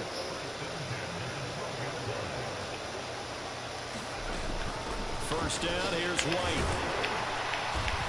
And he's going to get a solid gain of 9. Stop pass committing or you're going to let me fall forward. Right at a yard. From the 3, 2nd and a yard.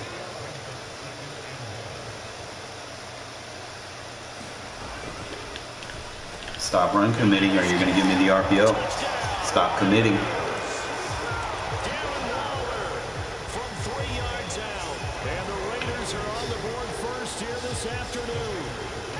Josh McDaniels, he's got faith in his offense, and he's going to have him go for 2. Now they'll send a tight end in motion left. They'll try to run it with Jacobs, and he is not going to make it. They stop him up short, and this will remain a 6-0 ball game. Let's get this ball back. On is the Raider kickoff unit now as they will send this one away. From the 6. And able to get this across the 20, but not much further as he's dropped at the 23-yard line.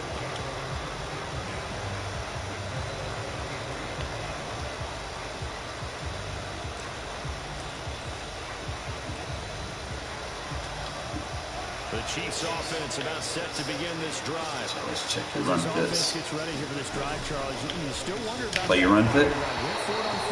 Force him to cut back to the other guy in his run fit. Touchdown on the other side. And I don't mind the aggressiveness. In fact, I'm usually a huge fan of it, but I just want teams to always weigh risk and reward. To me, too early in this game because reward just wasn't big enough to go for it there in case they failed. Now the pressure back on their offense to pick themselves up and negate the touchdown that was just given up. Mahomes throw into the hands here of Hardman. They'll be dropped after a gain of about 6 across the 30 to the 31.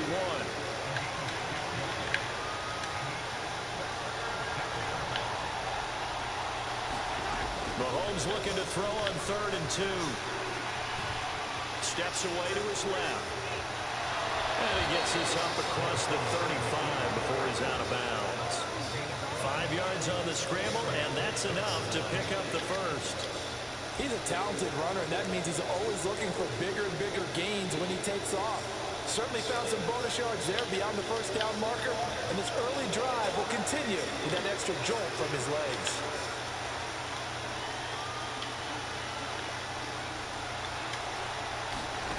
Throwing on first down is Mahomes. Thank you. The throw for Tony is intercepted. And the Raiders are in great shape here as they take over at the 46-yard line. Before we came up to the booth, the last thing he said as we were walking off the field, want to play mistake-free football. Well, that just went out the window there with a pick. And do you remember what you said to me when we were walking up to the booth after he said that? You're like, oh, fatal last words. Every time we hear that, things tend to fall apart a little bit, and that's what we saw there. Didn't get enough on that throw, and it turned into an interception. Now he's going to swing this one out to his running back. And he's going to be brought down on what will be the final play of this first quarter. 6-0 our score after 1.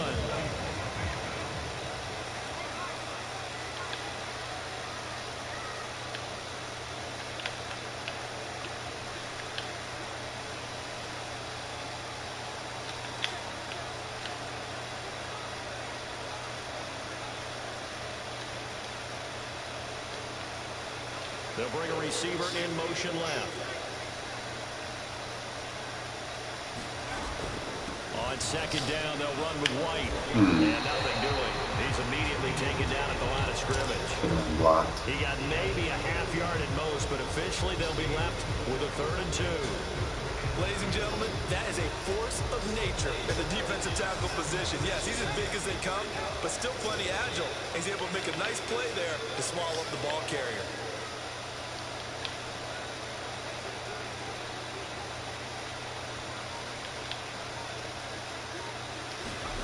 Third and 2, now Stidham. And he's going to be taken down just shy of the 35. That's a play that'll likely be forgotten when you talk about big moments in this game. But plays like this are critical to keep drives going. And if points result, we'll call this play significant.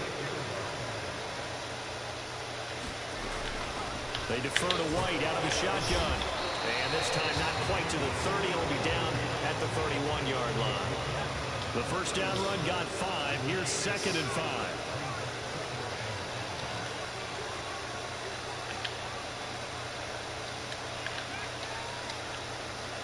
In motion goes the tight end. Second down, Stidham to throw. Man open is Keelan Cole, complete. And he'll be out of bounds as he gets this down about the 21 or 22.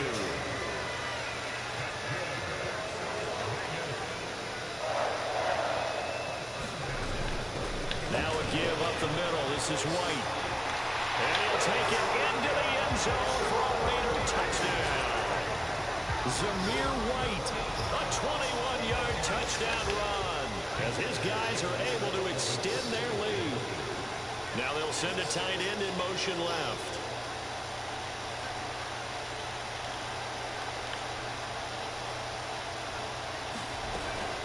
They'll try to run it with Jacobs. And he'll get into the end zone to extend the lead by 2. Stop pass committee. Out is the kickoff unit as they run up and send this one away. This will be fielded inside the 5. And he'll go down as this drive would start at the 25-yard line.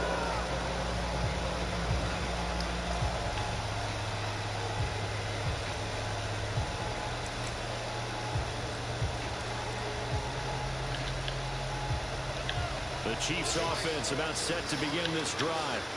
They've shown precious little here offensively thus far as they try again with a first down now. Trying to shake off the interception from the last drive. He'll look to throw. Yeah, 30 should have been He's over. got a man complete. And all the way in for a Kansas City touchdown. Marquez Valdez-Scantling, 75 yards. And the Chiefs are able to strike quickly here as they are in for 6. I don't think you can get any more efficient or tidy, whatever word you want to use in that. And one play, 75 yards in zone. Yeah, efficient, tidy, excellent words. How about explosive? 75 yards, one play. That means every... And now the pressure gets there, and he goes down. So he couldn't get rid of the football, and that deficit stays right where it is. Now after the touchdown, here's Butker on to kick it away. This is going to be returned from the middle of the end zone. And he'll be brought down shy of the 20, so the decision to bring it out of the end zone, not a good one. The offense for Las Vegas about set to begin the drive. That last drive, it was a good mix. Run, pass, defense on their toes. And what really helps out in a big way is when you're doing the run-pass mix and everything's working, that means that they're guessing wrong every time on defense. They think you're going to pass when you run and vice versa.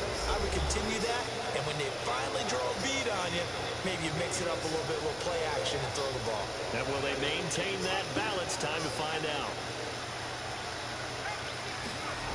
Now it's Stidham. He's going to find and complete it to Renfrow. He's got his first catch here before halftime, and it goes for a first down.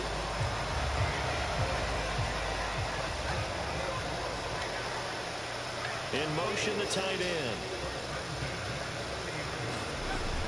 They will run with White out of the shotgun. And some room to maneuver. And they'll get it up just short of the 45 at the 44.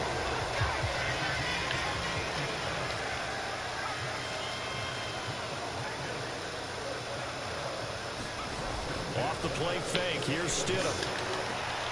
He hits Adams complete. And he'll be out of bounds just shy of the 40. 15 more there, and they're on a roll. It's another first down.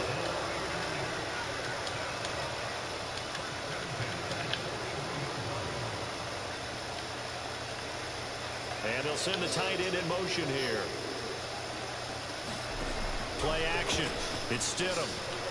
Looking deep for Adams. And this is caught. And he'll take it into the end zone for a Raider touchdown. Devontae Adams, 41 yards. And the Raiders will extend their lead in the final minute of the half. They'll try to run it with Jacobs. And he is in. Stop run committee. Can't run commit if you're not going to play gap assignment football and you're not going to come out in the right personnel. The kickoff unit is out on the field, and they will send this one away. From the 6. Oh, a good-looking return set up here. Blocking him back. Mecole Hardman. Blocking him back. He will score. Touchdown, Chiefs. I know a lot of special teams coaches, they just want to keep They need to put the refs back in the game on here. I'm telling you. Egos that their players can't keep up with. And they say, challenge him. Kick it to him. The way he runs as fast as he is, I wouldn't challenge him at all. I'd do everything possible to keep it away. He is just a blur when he gets a full head of steam, and he got a full head of steam there. Thanks for moving him in. I got that run pit covered. Mahomes will throw for it.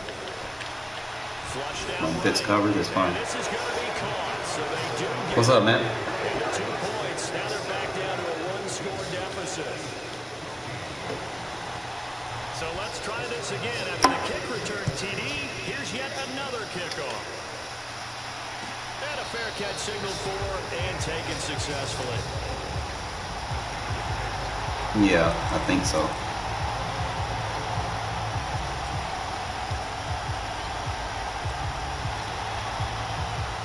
The Las Vegas offense ready to start this next drive.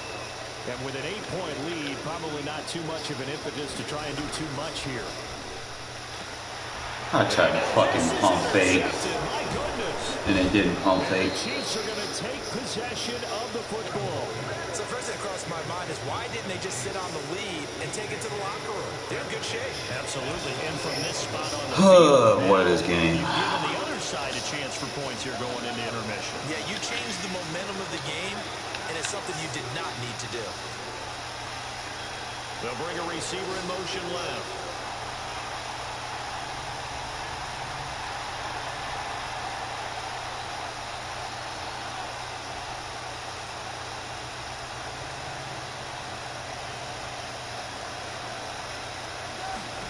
So after the INT, here's Mahomes. And that is caught for the touchdown, Kansas City. Kadarius Toney, 29 yards. And the Chiefs get a late score here in the final minute of the first half. CD for them, this has just been an offensive explosion here in the second quarter. Yeah, held scoreless in the first quarter. Now they find the end zone again here in the second. Sometimes you just have to have some patience. A lot of people think it's always an adjustment. You have to change what you're doing. Sometimes you just have to do your game plan just a little bit better. And I think that's part of what we're seeing here. Thank you. And it's intercepted at the goal line. Picked off by Trayvon Merritt. Your assignment. Play your job. Conversions, even heavy run teams tend to throw the ball in these situations. In this case, this one. Even in pass plays, play your run fit. Ready for the pass, picked it off. Now after the That way if the touchdown, quarterback tries to take off, you got it covered. This will be brought out from the middle of the end zone. And the decision to bring it out, not a good one, as he's tackled at the 15. Oh, maybe if I pump fake this time, I won't fucking throw a lob pass. To get this drive started. And with a 2-point lead in hand, they may not do anything too aggressive here. And defensively, they're just looking to keep him contained as they're able to get him down. Now the Raiders going to go ahead and use the second of their timeouts as they'll stop it with a little over 30 seconds to go in the first half of play. They go play action now. Stidham. Forced out to his left. He will find Cole here complete. Stidham magic right there. Third and final timeout as the clock will stop with 20 seconds to go in the first half. So from the 36 now, 1st and 10.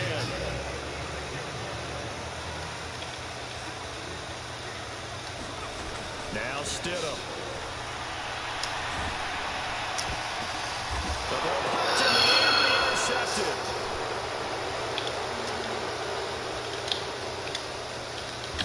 And the Chiefs are going to take possession. Random throw out of sacks. I should have slide protected. Defensively by the rookie, coming up with the INT. And that's a late round pick right there, making a first round impact. And a lot of these day 3 corners, they end up winding up on special teams and sub packages and even on the practice squad. But he's really made an impact on this defense, and he comes up with the interception there. They'll send a receiver in motion left.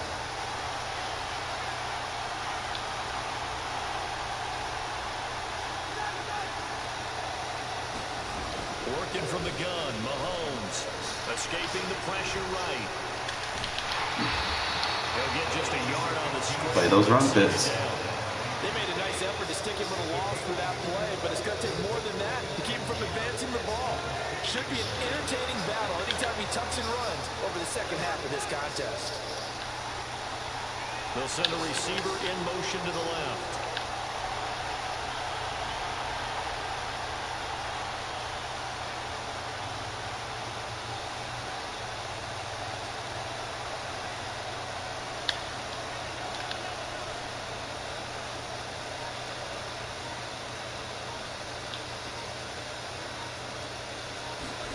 Final shot before the half for Mahomes.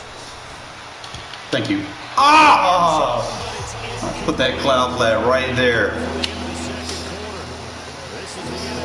Like I said, just play those run fits even on scramble plays, man. As long as you play your run fits, you're good. Because he's not going to be able to take off with his quarterback because we got those run fits covered. Here comes a return from the middle of the end zone.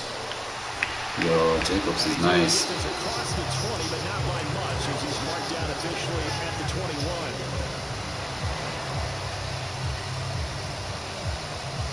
The offense for Las Vegas about set to begin the drive. And despite the turnovers, Charles, and they had multiple in that first half, they still have the lead as they begin this third quarter. And they probably heard some conflicting tones at the half, don't you think? A lot of praise for what they did to Bro. get this lead, but also a little bit of scolding because Yeah, they make had that to throw. take care of the football in the second half. But you and I both know the great leaders, they know how to give that little bit of vinegar in there and cover it with a big dose of honey. And they'll send the tight end in motion. They run straight ahead here with White. Don't want to play run fits. Just. 2 yards now on the ground on just 7 carries.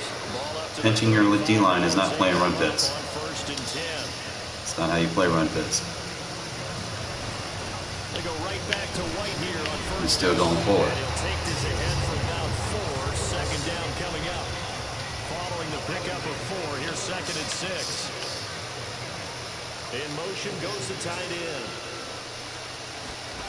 They go play action with Stidham. And he's going to be intercepted for the 3rd. That's not no pick. Come on, Madden. And the Chiefs will have solid field position here as they take over at their 45-yard line.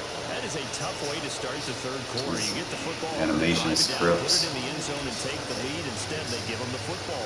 And I think the key here is for them to not get discouraged. That is not how they drew it up, not how they saw it in their minds. But there's a long way to go in this game. You know, they've just got to find a way to come back. That shit, Pico. Yes, it's a cliche, but they can get it done. with a 1-yard gain there to make it 2nd and 9. Oh, there's plenty of traffic waiting for him up the middle. But give him credit, he tried barreling through anyway. They're fortunate to get a yard out of that one. On 2nd and 9, Mahomes. We play defense over here, buddy. Play gap assignment football. And the Raiders are going to have it here as they'll start at their own 24-yard line. Well, that one was in the air for an agonizingly long time. Just begging to be picked off, wasn't it? It's one thing if you're throwing a ball like that, trying to throw someone open or lead them into an area. But that ball needed to be thrown with a lot more conviction. As a result, it's an easy interception. And he'll manage to pick up about 4 at 2nd down. The run got 4. Now they deal with a 2nd and 6. Stidham. It's caught here by Adams. And he'll be out of bounds, but able to get it up past the 45.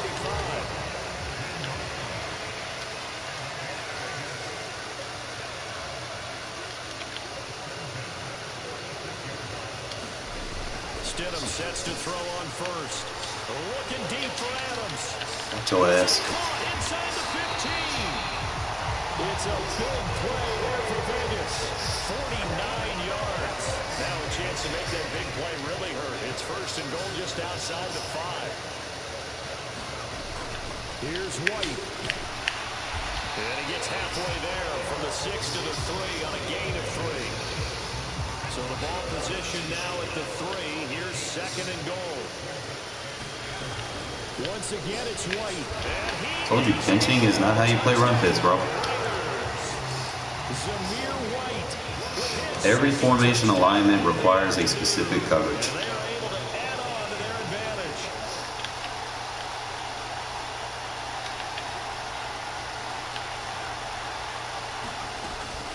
They'll try to run it with Jacobs. Defensively, Should have cut that back. Play started at the 2, and he's tackled at the 2.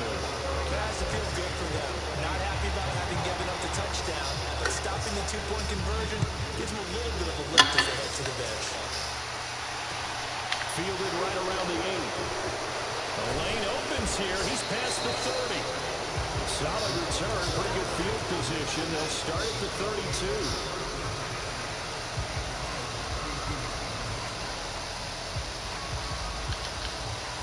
The Chiefs offense about set to begin this drive. And the points, they have come fast and furious in this quarter. You really don't want to be on the defensive side of the ball right now, do you? Because you're either thinking, my replacement may get an opportunity. Your head better be on a swivel. Totally. Or maybe I just need to get out of the game for a while because I just can't slow these guys down. Oh, we right there! To disrupt these offenses. And typically, I hate being right, and then they do that shit to me. I literally was basically waiting for the ball. Nice play call, a little bit of play action right there. If you get those linebackers to freeze for just a split second, that's usually all the room you need in order to get it to your tight end. So one play, and they're already just shy of midfield. To throw, it's Mahomes. Completes it to Hardman. And he'll be taken down, but not before they work this to the 45.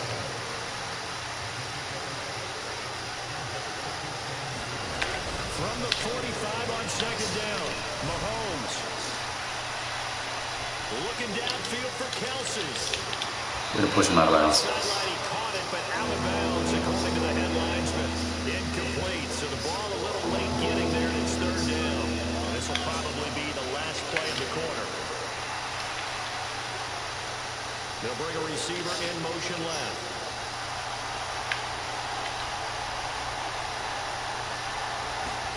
Mahomes to throw once more. Where are you going? And he is going to be taken down. And that should be the You motion, you create blotchheads. That's what you risk. We'll return with more after this break. You're watching the NFL on EA Sports.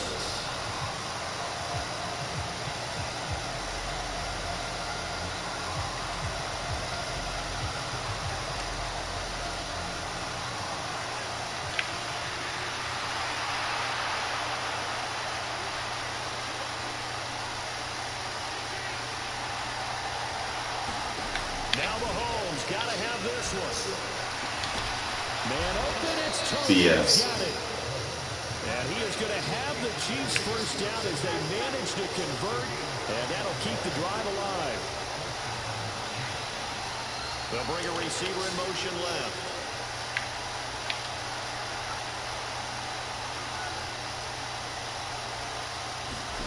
Mahomes now on first down. This pass going to be caught by Hardman, and he'll be out of bounds just inside the 25-yard line. So the completion results there in 9 yards, and that'll give him a short yardage situation here for second down.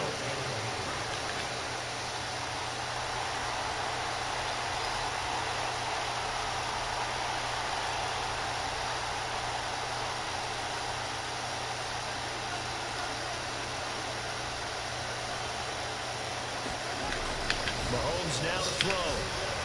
Flush to his right. That ball is caught. Marquez Valdes-Scantling. And they do get him down, but not before he's able to slip it inside the 5-yard line. He had the touchdown earlier. This one's going to get him a first down.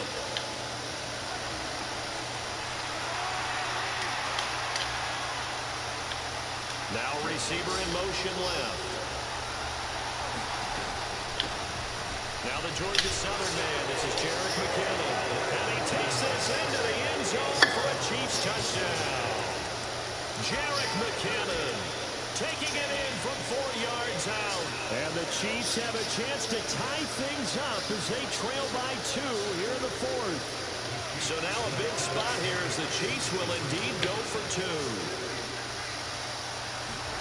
They'll try and throw for it. They'll roll him out right.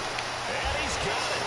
The conversion. I've been doing good, man. Tied in the 4th. Still time to work with on the clock, but they wanted to tie now, and they got it. Man, I love their aggressiveness. Go ahead and get it done. Get the game tied. Now your team has the momentum, and you're staring across the field saying, let's see if you can match us. And this is going to be returned from middle of the end zone. And he returns this to the 22.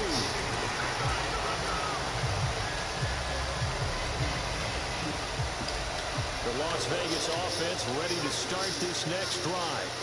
They no longer have the lead after that last touchdown. All tied. So Devontae, he's going to play down. We're going over the top.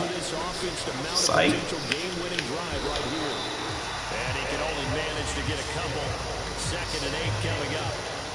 The last run got a couple. Here's 2nd and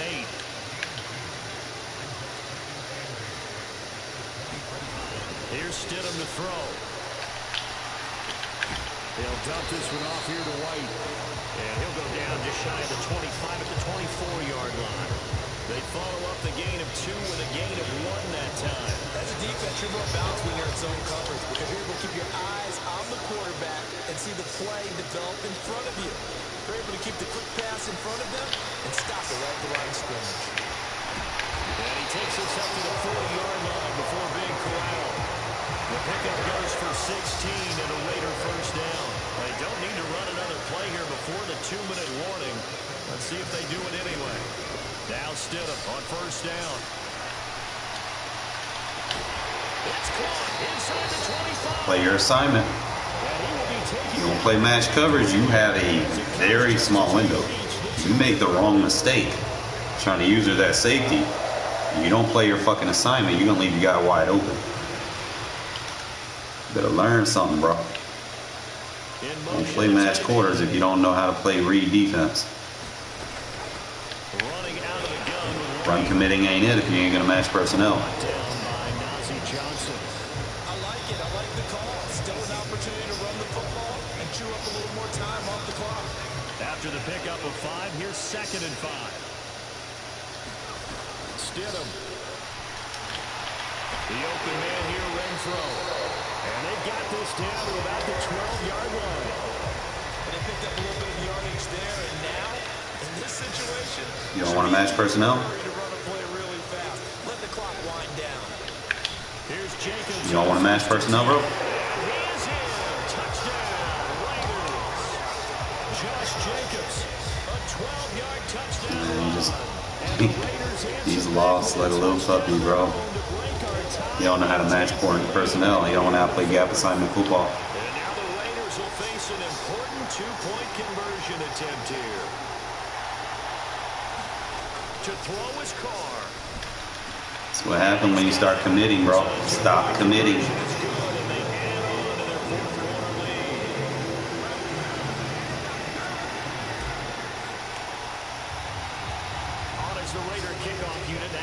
Notice, I don't commit. I don't pass commit. I don't run commit. I just play gap assignment football, and everything plays what it's supposed to play. You match up correctly, you come out in the right formation versus what they're out in, you'll never have to commit, ever. You don't get in those disparity situations where you're desperate. You're like, oh, maybe if I commit, maybe it'll work. No, it's not going to work, bro. The football changing hands here as this offense takes a field. Charles, they'd be fine with I'm just going to base the line. That way we got that outside. Timeout. They found the end zone for 6. That motion can't phase us. I doubt it'll just be a carbon copy of the last drive because I think this offense is ready to break out some new wrinkles and try some new things that might be hidden in their playbook. They want to use that confidence to its advantage while also keep everything out in front. Anticipating what's up next. Yeah, if you guess wrong, bro, it's fuck up. He's going to let it fly. And the comeback may start. Play defense, man. Gap assignment football in coverage and in run fits. And the Raiders have just about sewn up this football game. I know it appeared he was saying, hey, give me the football, I'm open, but I don't know if that's a pass that he should have thrown there. Well, I don't think we've ever met a wide receiver that doesn't think he is open or is about to be open. True. So when you throw your hand up in the air and tell your quarterback, hey, I'm available, he's trusting that you are. In this case, he was not, and it turned into disaster for them. Being chased out left.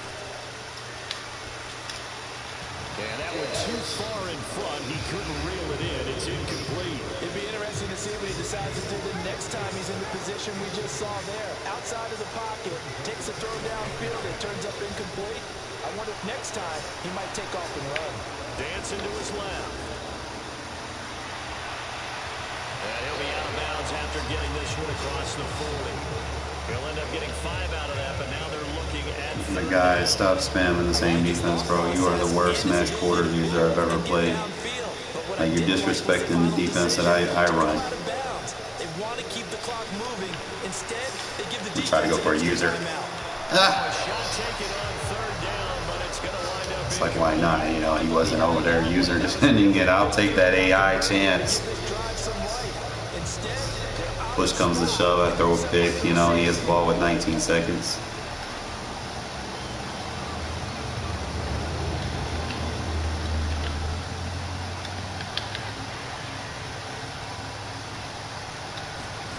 Stidham going for it on 4th. Die. Oh my God, this game.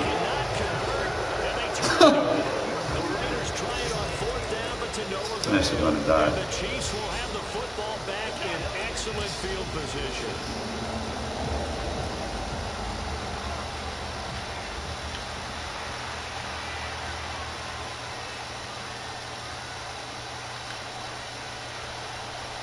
They'll send a receiver in motion to the right. Stay with a baseline, that way we don't get out of position with the motions.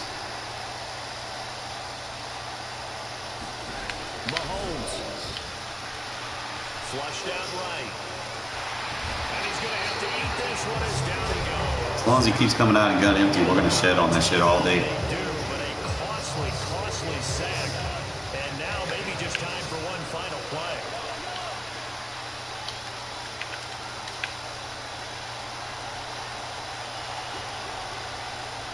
They'll send a receiver in motion left. Here's Mahomes. Keep coming out and gun empty, bro. I even call timeout for you. Come out and gun empty, I'm on the shed.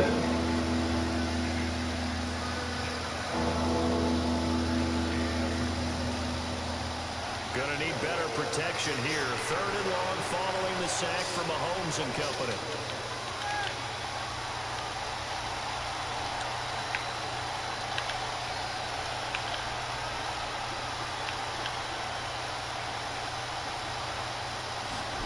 One final shot. They'll look to throw. Escaping the pressure right. Now a desperation. I'm gonna put a third over there too. And that's intercepted yet again. And that could be the backbreaker. And the Raiders are going to hang on the final play. Gap assignment football, fellas. Gap assignment football. You got a couple lucky picks. But Mahomes at 58.8% completion. That's like, bruh. Devontae did his thing. Jacob. I like how I play now. Like, go back and show you these run fits, bro. Like, he thought he was going to run with his quarterback in the red zone. See if I can find. I don't know.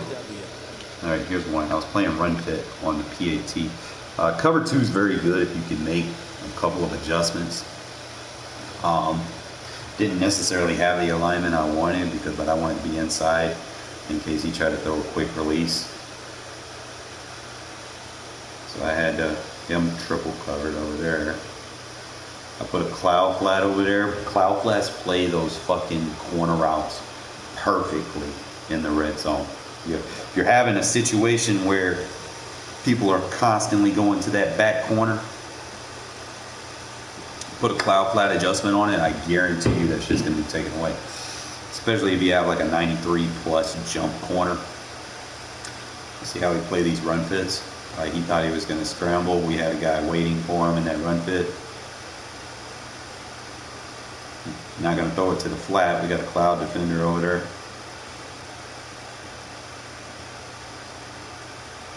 My user just all on that shit, bro.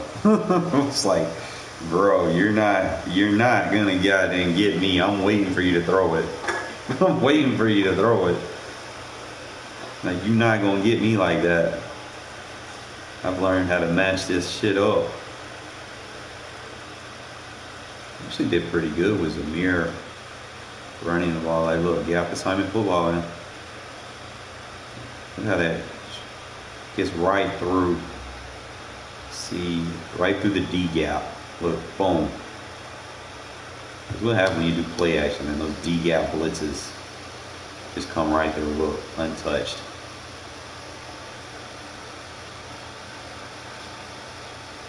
Play action, you're going to get caught up in those animations. You're not going to be able to get rid of the ball fast enough. Like, even if you cancel out, I don't even know if you can get rid of the ball fast enough versus that. Look at this. Look at this. Guy not playing gap assignment, bro. You can't run in nickel 2-4-5 against everything, you know, because them RPOs become a threat, especially in these spread looks. Because I'm going to spread you out. If you're in the nickel 2-4-5, you're not going to have those two inside linebackers or sub linebackers in those A gap and B gap run fits. You're going to be forced to bring that safety down. And if you're playing pass with the safety just trying to use her, like that's what he's doing. Look, he's not playing that run fit. Okay, there's two. You see the two run fits that he's not defending? It's the B gap and the A gap. His A gap defender gets picked up. So now he's in a 2 read because he's not playing his run fit with the user. Okay, that's the first thing that I'm looking at. You're not playing your run fit.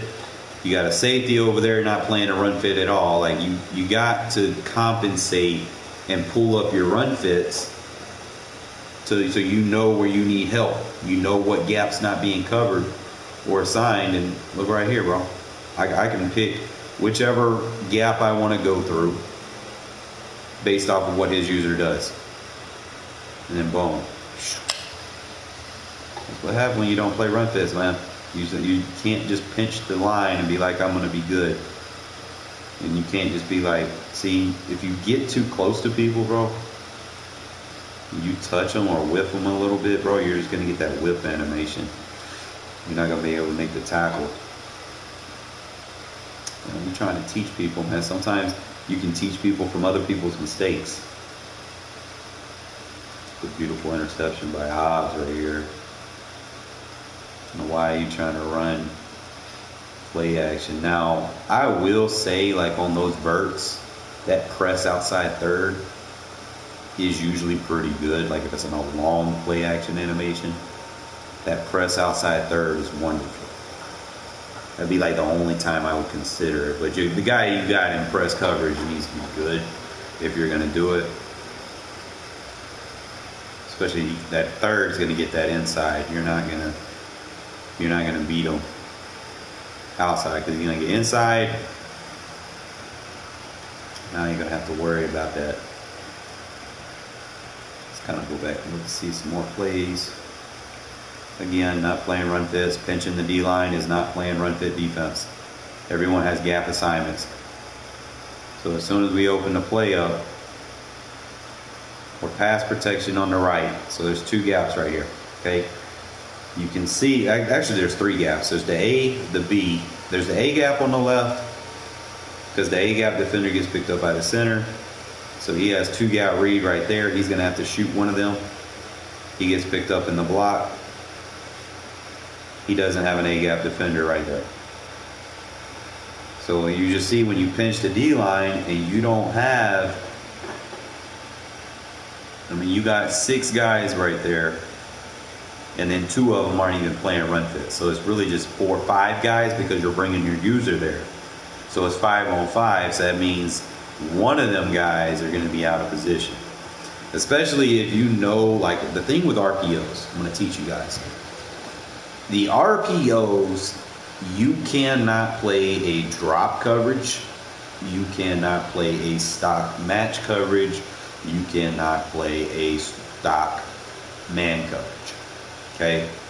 You're either going to man blitz at the risk of giving up the RPO slant that can cover the run fit at that risk. But if you can user it, you know, you can take both of those away if you're nice like that.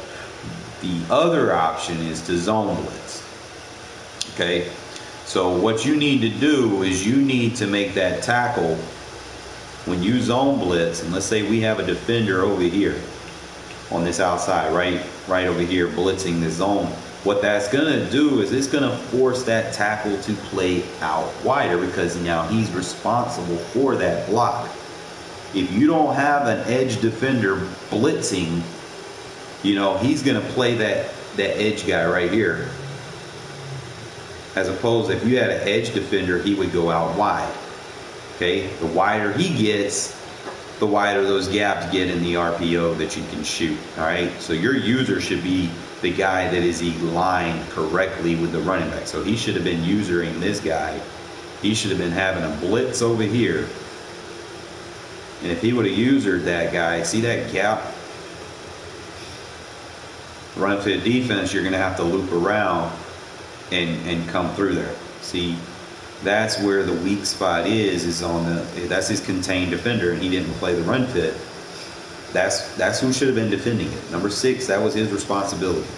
This is what happens when I tell you stop committing. You pass commit, he's not going to play that run fit at all.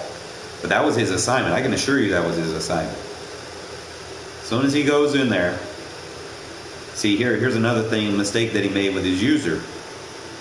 He was trying to play someone else's run fit. 22 is responsible for taking on that guy right there. See how he kind of went into the animation? 22 was responsible for him. And he basically took on 22's responsibility. And I try to teach you guys, do not put players in positions where they're going to take other guys away from what their job is. You know, do your job. That way you don't get in situations where, you know, this shit right here happens. Because see now, because you took on the block that he was supposed to take, you know, now he's trying to get back over there and defend that guy, but he's already been blocked, you know, and he's not going to have a good pursuit angle. You know, and another thing is, here's another big issue. Like you can see what he has. He has two safeties playing sub linebacker and a nickel 2-4-5. They're not going to be able to block shit. You know, the best you can do is like a nickel 3-3 odd. You could use a safety there. But that would be like the only way I would consider it. You would want someone guy, good pursuit, good tackle, good block shit, good awareness. Okay, but it's just kind of stuff that you kind of key in on, you know, what people, you know, you use other people's mistakes as teaching moments, you know, so that you guys can understand, you know, what I'm trying to bring to the Madden community. You know, so most of these people, they just, like right now, thinking what they're complaining, oh, Quadzilla is too, no, it's not. Learn how to play match defense and play your fucking assignment, and that won't be an issue.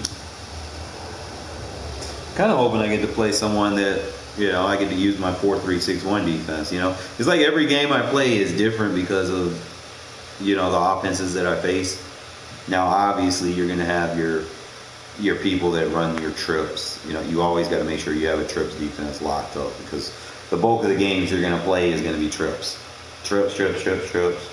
Occasionally you might have like a U-trips here or there, but mainly it's just straight trips, trio, trade-wide flex.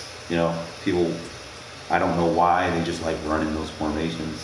I don't run them too much. I don't like them because it puts my number one receiver in a bad spot. And I like my guys close. I like 2x2 sets. I do not like trips. Too easy to defend, if you ask me. Even if you motion over, you know, 3x1, 3x2s.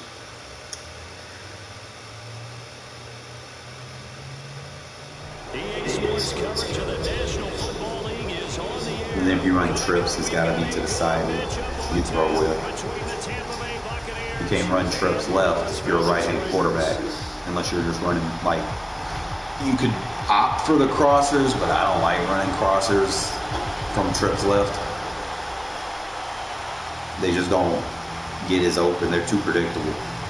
Two teams that met back in Super Bowl 37 in San Diego. The Bucs and Raiders are underway. A short kick taken at the 18. And good coverage there on special teams as they'll get him down shy of the 20.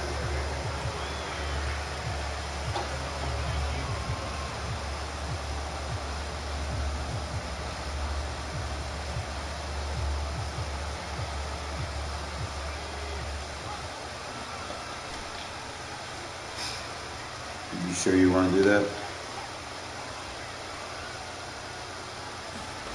On first down, Stidham. Oh, he's going to take a shot right away. You sure you want to blitz me, bro? And that's caught inside the 35. And he will score. Touchdown, Las Vegas. Devontae. Live by the blitz, you die by the blitz. Yards. And the Raiders will jump on top with the game's first score here this afternoon. One play in the end zone on a long touchdown pass. You knew they wanted to get him involved. He's their go-to guy. First play, though, wow. Yeah, and I remember when I was playing, something similar happened. I remember getting to the sideline and my coach said, so what in the scouting report with circling him, putting a star by him, did you not What'd you miss? that he was a good player? And that's the question I would have for them now. You know, as you said, he's a go-to guy. Run this. How is he not covered? Now, I should say, covered well. They wasted no time showing how aggressive they're going to be in this game. They get the quick score, and then they go for 2 CD. Surf's up, partner. And when surf's up, you run. That's what you're supposed to do, man. When you get ball first, you score fast. Put in the end zone. Why not Give your defense a chance to try to get a turnover. the play call that they had? And the home crowd loves it.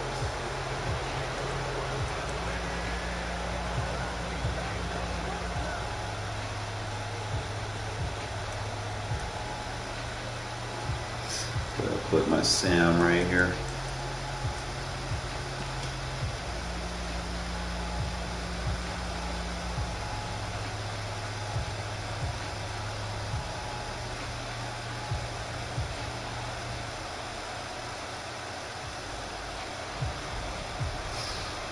Score in the first 16 seconds, priceless. Brady and the Bucs now with a 1st and 10 at their own 24. Fakes the give to Fournette. Now Brady. Eluding the pressure right. It's caught by Mike Evans. Only hit him. They get this all the way to midfield. Mark him down at the 49. So one play and they're already just shy of midfield. Here's Here's Brady to throw. He'll get that out to the flat to White. And he'll be brought down on the other side of midfield at the 43.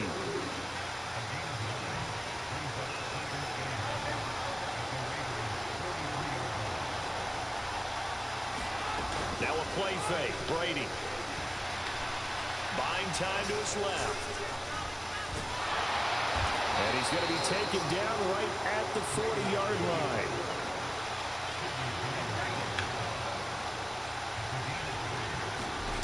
On first down, Brady. He completes it to Jones. And he's going to be taken down. Plus, there's a penalty flag in the backfield. They may get 15 more on top of this. Well, we talk a lot about referees trying to protect quarterbacks, and no question they're going to protect number 12. And really, truly, around the league, the intent is to protect all quarterbacks. It's just common sense. And he's not able to get away. Sacked back at the 22. After the sack, it's 2nd and 19, and the road gets a bit tougher from here. Shotgun now for Brady. Under pressure, and they got to him again. Max Crosby. Now 2 sacks for him already here in this first quarter of play. Now on 3rd and long, they'll look to throw. Flush to his right. And this is taken in at the 5. And out of bounds all the way down to the jump for that. Well, a heck of a play there on 3rd down, but amazingly, they're still short for 4th. That was a heck of an effort to stop him just short of the marker, but now they're going to need another big play on 4th down on defense, I believe, because offensively, they went from 3rd and long to now it's a go situation here on. And he's into the end zone for a Tampa Bay touchdown. Make this game hell for him. He want to keep passing, bro. A 3-yard touchdown run. And the Buccaneers' decision to go for it pays off with 6 points.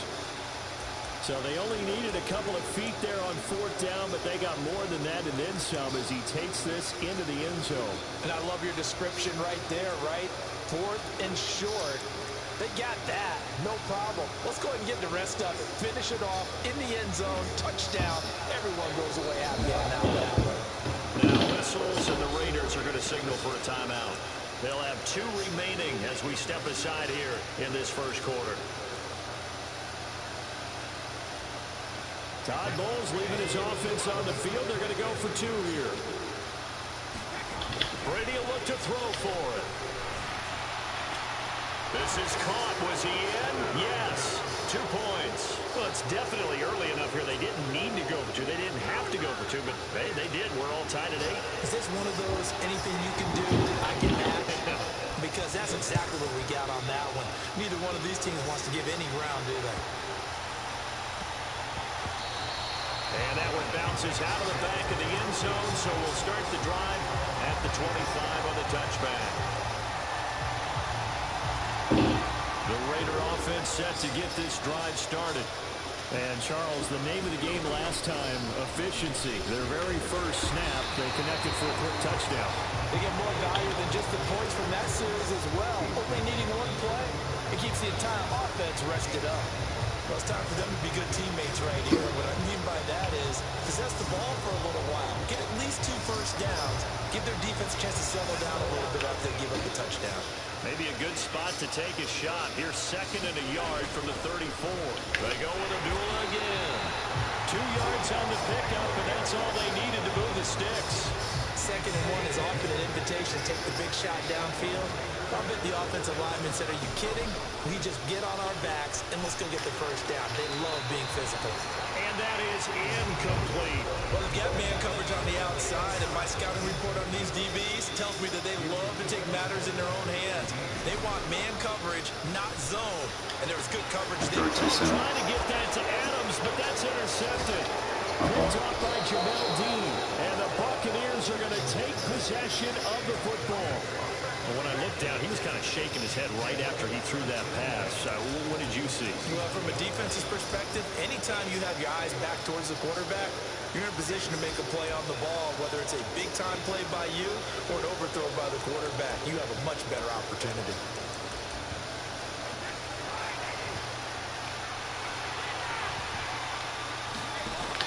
for the INT. It's Brady. And that's going to be incomplete. Too tough to hold on to that one. It's second down. Well, that play there was certainly a scouting report special because coverage was all too aware that this close to the end zone, he's going to become a bigger weapon for that offense. And they were there to help force the incompletion. They fake the handoff. Now Brady. He lets this one fly toward the back of the end zone. And that will be incomplete. Trying to dial up the long one way out there, but it'll be third down. Right where this set of downs started, they need a full 10 here to pick up the first down and move the chains. He's got a man complete. And they'll wind up getting this one all the way down inside the 20. These two teams all tied after one. So the ball down to the 16 here for first and 10. From the gun, it's Brady. Complete right side to Otten. And that's good for a pickup of 10 yards. And they'll be left with a second and about a foot. Throwing now is Brady. To the goal line, but it's incomplete. That's a pretty play there. Got in at the last second, helped force the ball free, and kept them out of the end zone. They'll try to pick this up on the ground with White. And he's into the end zone. Touchdown, Buccaneers. Rashad White with his second touchdown here in this first half. And the Buccaneers have taken the lead. Well, fair to say they've got something here in this rookie running back, and he's in for the second time in the ball game. And, Brandon, it's a position where there's often a lot of turnover, a lot of competition at that spot. But he's proven to them that he wants to be the bell cow guy that his franchise can rely on. And this will be Carr. They get the two, and they double them up now at 16-8.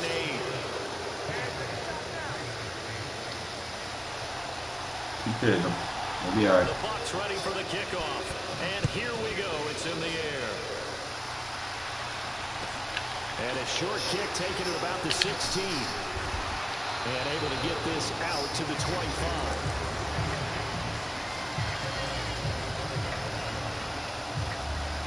The offense for Las Vegas about set to begin the drive. As the offense comes out here, Charles, maybe perhaps a bit more of a focus on the run game for this drive after tossing an interception on the previous one? I think that's a good way to look at it and a good way to think about it, but maybe they get to it in a little bit different way because after you throw an interception, you want to make sure you keep your quarterback's confidence high. So maybe give him a couple easy throws that he can complete and then get to the running game and try and get things settled down. Yeah, and still in the first half here, a long way to go. Flushed out right. And he's taken down, Force trying to that. do a little too much, getting outside of the pocket, and it results in a sack. Now the Bucs going to use the first of their timeouts. They'll have two remaining as we step aside here in this second quarter. Third and long. It's Stidham. Caught out right by Renfrow. A gain of 8 there on the play. And that'll bring up fourth down.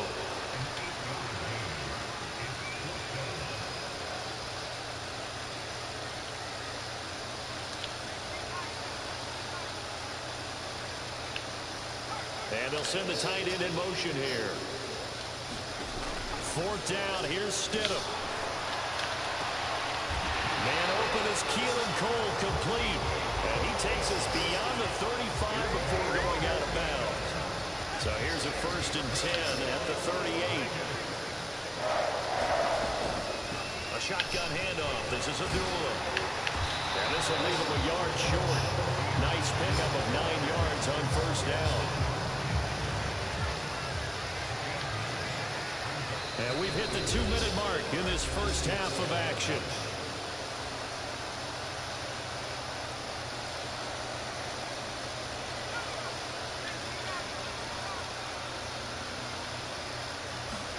They go play action now. Stidham.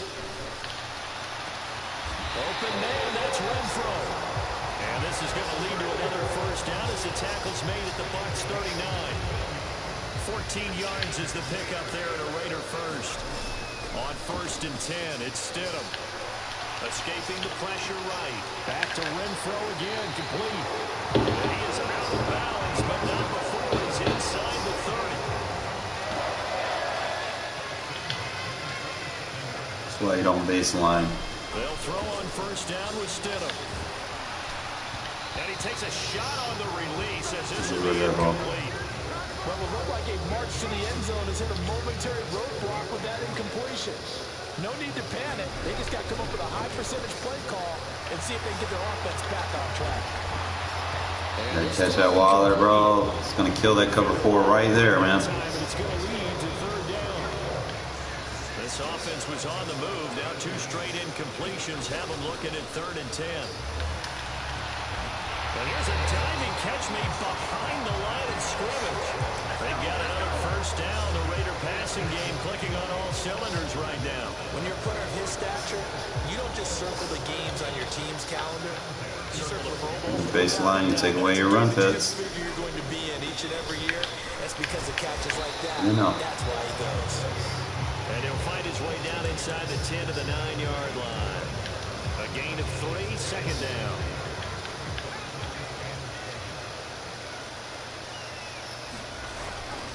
Once again, it's Jacobs. And he'll take it into the end zone for a Raider touchdown.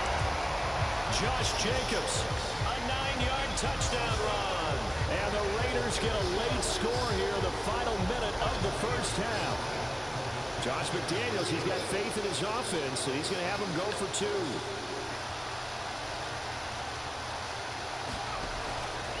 They'll try and run it here.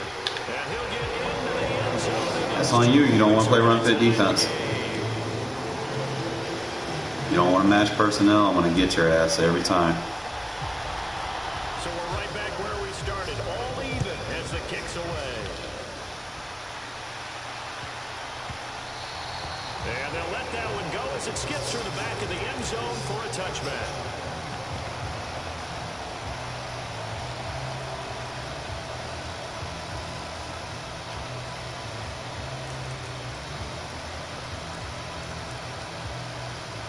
The Bucs offense set to begin their next possession. And with time quickly fading here in the 2nd quarter, not sure how aggressively, offensively they want to play this. He's got him in, complete. And he'll take this to the other side of midfield before going out of bounds.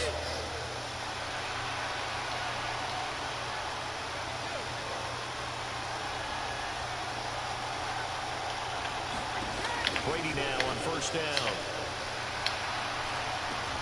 This complete to Jones. The Bucs going to go ahead and use the 2nd of their timeouts as they'll stop it with 14 seconds to go in this 1st half.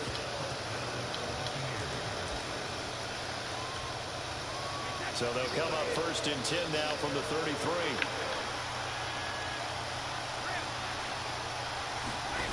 On play action, it's Brady. He's going to let this go. Back of the end zone. That's out of reach. Touchdown, Bucs. Mike Evans in the final seconds of the 1st half. And the Buccaneers have taken the lead here in the final stages of this 1st half. So, Charles, that's 3 touchdowns on 3 drives, and it's just been an offensive barrage so far.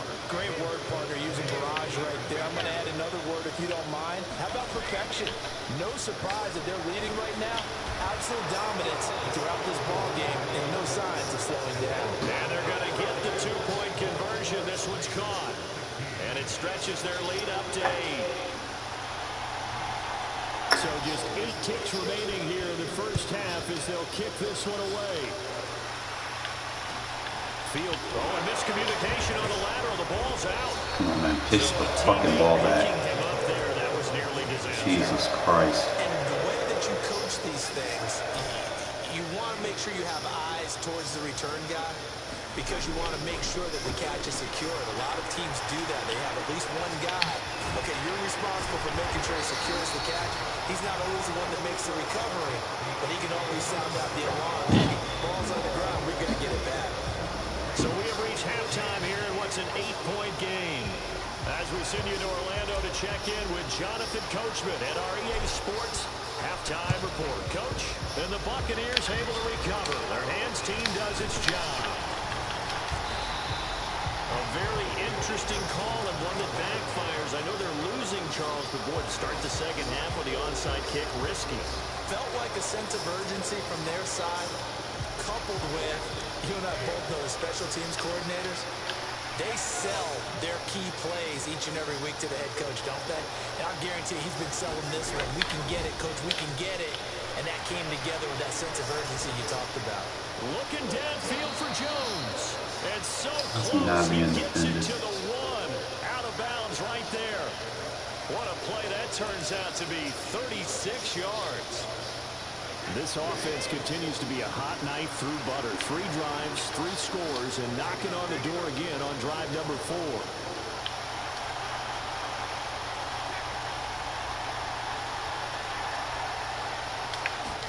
To throw, it's Brady. Got your ass. And oh, it'll be intercepted. Picked up by Rocky Sin. And the Raiders are going to take possession here. It's a touchback. And they'll take over at the 20-yard line. CD, I know from working with you that you're about as old school as they come. Too predictable. Spamming. I just got done walking my dinosaur, as you well know, and ordinarily I'm screaming, run the football from the 1-yard line. But if you are going to throw it, just take extra care. That didn't happen there, and they turned the ball over. Ooh, that would have been a touchdown. Back to his own 18. That would have been a touchdown. That would have been a touchdown. You don't want to play run fits. And motion left goes a tight end.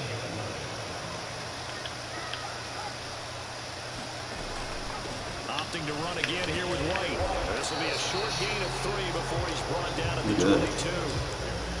Not the start to the drive they were hoping for. That run doesn't get them much at all. No, not at all. That leaves them with 3rd and long, which means you got to dial up something pretty good. Think your best player with a play that he likes to run best. They'll be in search of 8 yards here as they hope to convert the first down. Now Stidham. Got a man open. It's Darren Waller. Finding space at the Stop spamming the same shit, bro. Better mix it up. We at halftime. Better get out of that formation.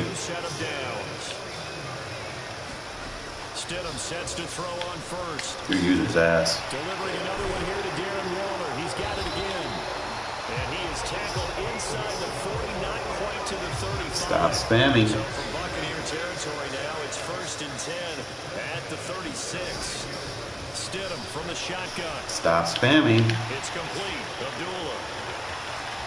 He'll get it inside the 20. And they'll have it in the red zone before he crosses over. Get out of it. So from inside the 20, here's 1st and 10 at the 18. They'll send the tight end in motion. Stidham 1st down in the red zone. He goes underneath to Abdullah. And he's going to be marked down just outside the 10. Stop spamming. We just see back-to-back nice gains, but we're also seeing the confidence rise, not just for the guy who caught it, but the guy throwing it as well. And these back-to-back catches here out of the backfield, that can set something up downfield in a later sequence. Stop spamming. It starts to draw the defense closer to the line of scrimmage. So to your point, show this swing. Oh, man, too small to be in there trying to tackle like that. Too small. Too fucking small. The 8th play of the drive here. 3rd and 4. Trying to run for it with Jacobs. And he picks up the first as he's able to take it down to the 7-yard line.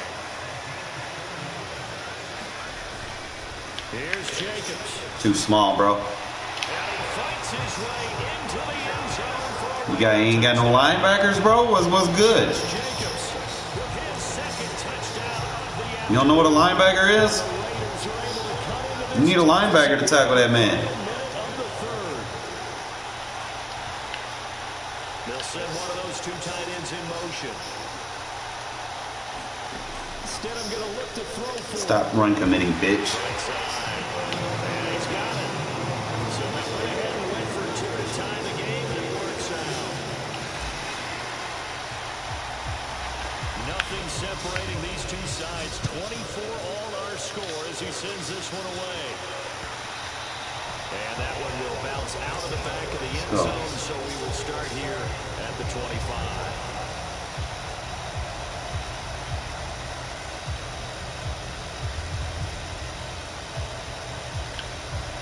The Bucs offense set to begin their next possession. As this offense takes the field against CD, remember last drive they were moving the football, but then they threw that costly interception, so we'll see if they can right the ship here on this drive. And doesn't that just sum up football? We see it all the time, don't we? The defense goes from losing the battle to making a huge play and stealing the momentum. So you know they're riding high right now, and they're ready to challenge this offense and that quarterback one more time. And we'll see if the offense is up for that challenge here as things start to get more interesting here in the second half. Back-to-back receptions for him, and it's another first down. 3 quarters have come and gone. You are watching the NFL on EA Sports.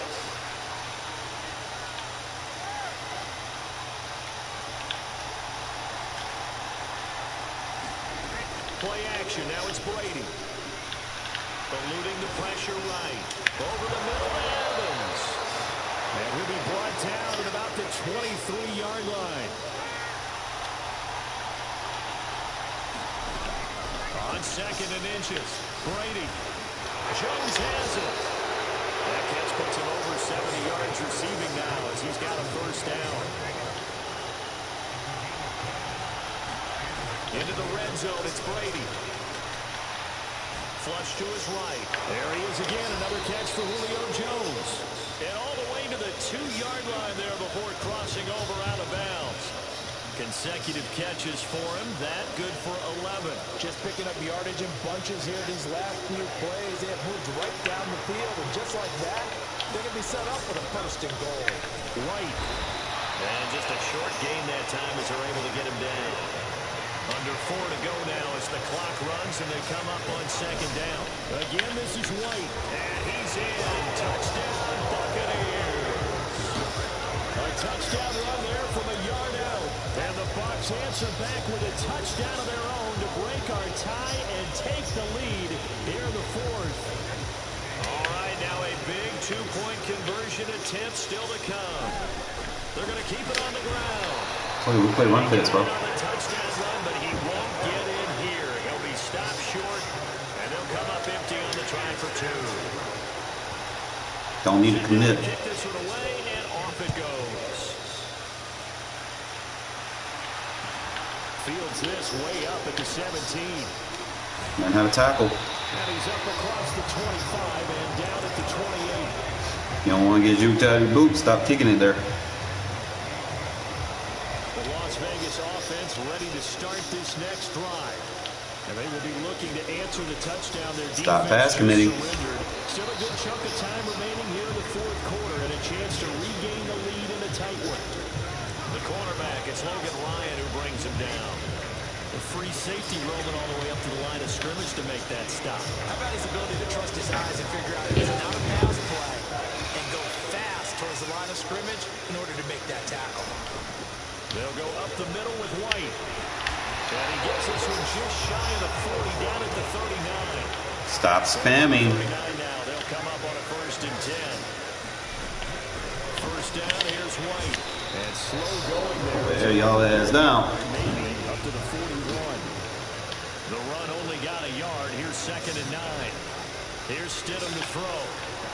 BS. A huge mistake late. It's intercepted. Picked off by Levante David. And it's a pick 6. This shit was so low. He brings it back to the house for a Buccaneer TD. Charles, he was looking for just a short throw, kept it in range for the rare linebacker pick 6.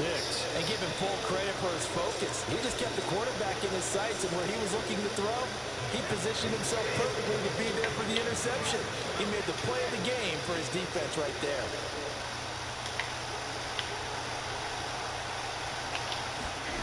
Brady's going to look to throw. Toward the back corner of the end zone, but he could not get the feet down. This will wind up incomplete. So they throw the pick 6. They'll get another shot at it now as this one's in the air. A short kick taken at the 18. If you don't want to get juked out of your shoe, you might want to stop kicking it over there. He's out of bounds right at the 35. The Raider offense set to get this drive started. Counter the baseline with my alignment. After the pick six, it hurt badly, but still within striking distance. A two-score game with a good chunk of time on the clock. And he'll go out near midfield at the 49. Thou shalt not baseline press. In motion goes the tight end. Now Stidham off play action. He's going to fire one deep over the middle. It's caught at the 10. Worried about the wrong one, trying to double team Devontae. You double Devontae, you give me the one-play touchdown. What do you want to do? 51 yards. And the Raiders have made it a one-score game again here in the fourth. Here we go now as we get set for a big two-point conversion. They'll look to throw. Too easy. And he's got it for the two-point conversion. So they tack on a pair more here to narrow that deficit a bit further. On is the Raider kickoff unit now as they will send this one away. This will be fielded inside the 5. Now he brings us out past the 20 to the 24.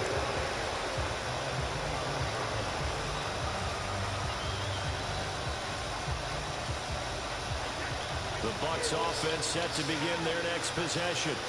And with that last touchdown, I mean, we're set up for a good finish here. Some things to consider, Charles. Obviously, it's a very close game.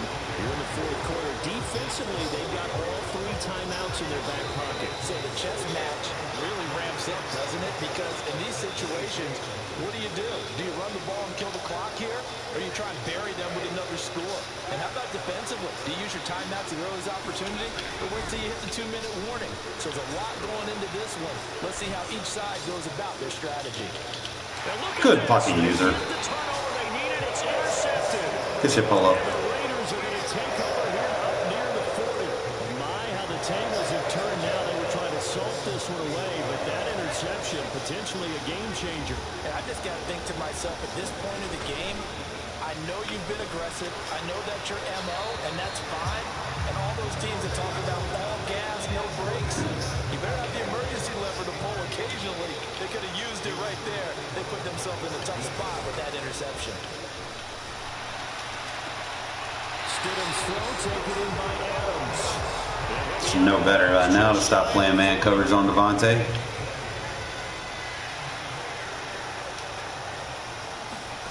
Stidham. Oh, this one incomplete. The pressure got The blitz spamming. Just fucking trash. Here now is 2nd and 10 again for the 41. Now Stidham. He hits Adams. Too easy, bro. Stop playing man coverage. But not before he's inside the 30.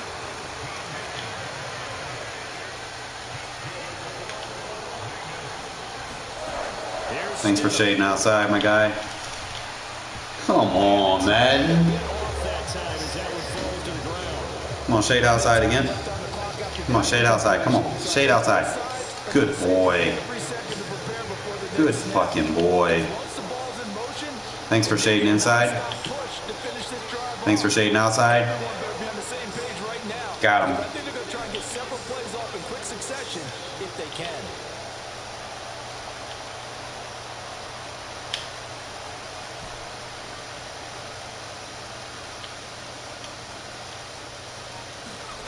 Now Stidham.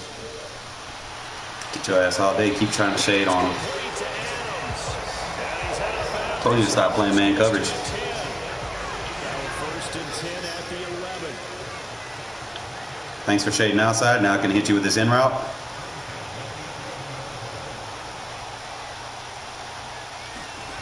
Throwing now is Stidham. Love when they shade outside, bro. Woo! The end zone, but that's going to wind up incomplete. They took their shot. Come on, shade outside again, bro. Come on, shade outside.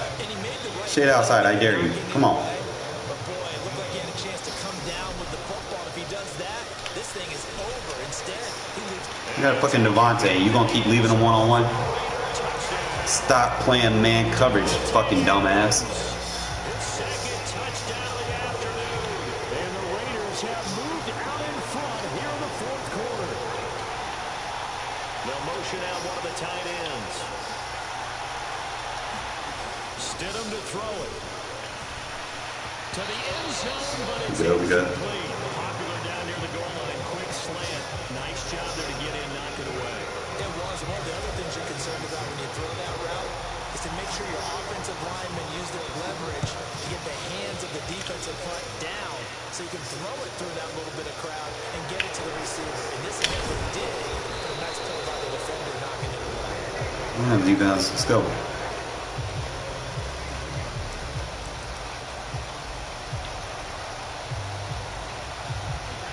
The Bucs offense set to begin their next possession. We have seen a lot of points here in this quarter. For us up here in the booth, it's been fun to watch. The defensive coordinators probably scratching their heads. Yeah, they're going a little bit crazy right now. But let's face it, all of our friends who play fantasy, they're enjoying the heck out of this show because most of them are creating and getting a bunch of points. Yeah, points certainly not at a premium here. And now here's a deep shot that's complete. And he gets us to the other side of midfield across the 45 before going out.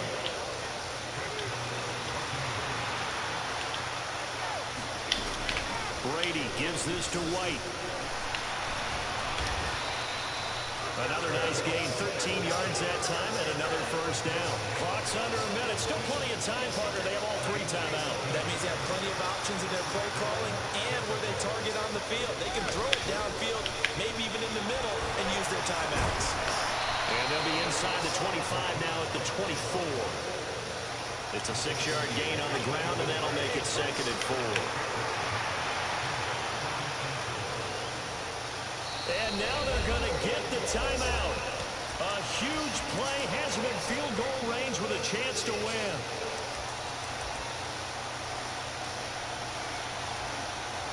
On now is Ryan Succop for the field goal try. And we will get a timeout with 2 ticks left. And now it all rests on the right foot of their kicker. 2 seconds on the clock. This for the win. And the 13-year man puts it through. And it'll be a hot time at Ybor tonight. Shouldn't have missed my 2-point conversion. What a finish in this one, Charles. You know, this group, they come in, they have to fight a hostile atmosphere every snap. It is what it is. Like, he should have lost, but it's going to be a little sweeter after this. Stidham fought back, man. Started off sloppy. Stidham did his thing, man. I can't even be mad at him. I like games like that. Big time moment. No one shied away from it. Makes me think, you know. He did good early, man. We were getting sacks, but it was fucking Brady, man. Just, I don't know what his stamina was. Like, we were getting after him.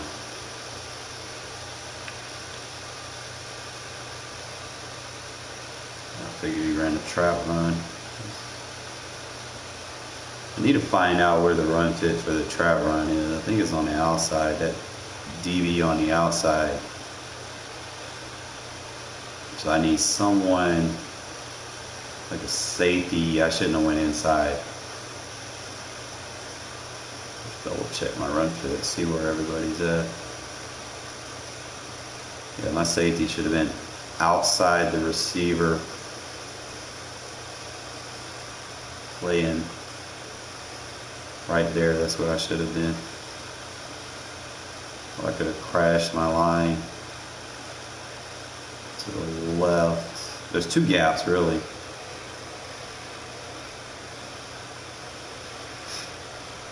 Safety can shoot right there, behind 69. But you got to be good with that. So you'll have to.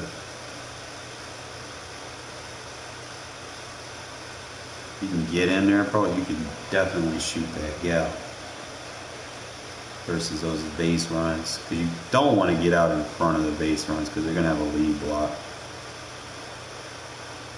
Just double see. So I could probably play like a cover 6 defense. And what I would want is I would need the soft squad over here to play the outside run fit, that deep half would sit there in case it's like an RPO pass. He would sit right there, and then I would play that inside A gap with the inside quarter. Try not to run into my guy. Just trying to see what other. See if I can get those linebackers to loop. I just got to play the other side safety, not the weak side. I need to play the strong side safety. That's fine. Those base runs, those power runs from shotgun can catch you, man, if you ain't ready for them. I was expecting the inside zone, but I didn't do bad, man. My defense made plays for me. Just Brady being Brady, had the clutch straight, making every goddamn throw. It's annoying, but it is what it is. What time is it, fellas? It's 10:52. Probably gonna make me something to eat, fellas, man. Hopefully you watching, you tuned in, you picked in on some topics that I was talking about earlier, especially gonna try to go over more defense as the week progresses, and hopefully as well we can pick up some guys for my franchise league. And I gotta get, like I said, I gotta get that Discord up and popping again, because the BS that happened yesterday, like, you gotta be kidding me, right? You're a grown man and you're doing childish things, like, come on, man. But like I said, I don't cry over spilled milk. Like, you do stupid shit, you get stupid, right? But I'm gonna check, see if anybody else joined the franchise, so I can get everybody in the Discord, get this thing up and jumping again.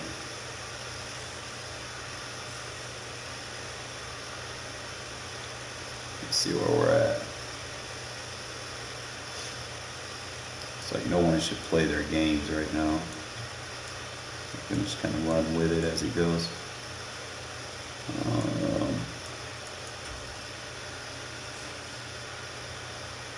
Okay, we got, still waiting for EL.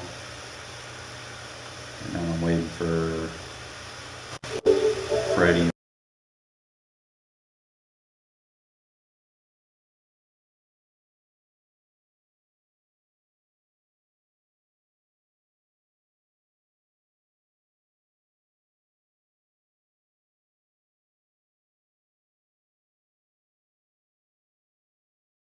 Screenshot to this guy real quick so you know.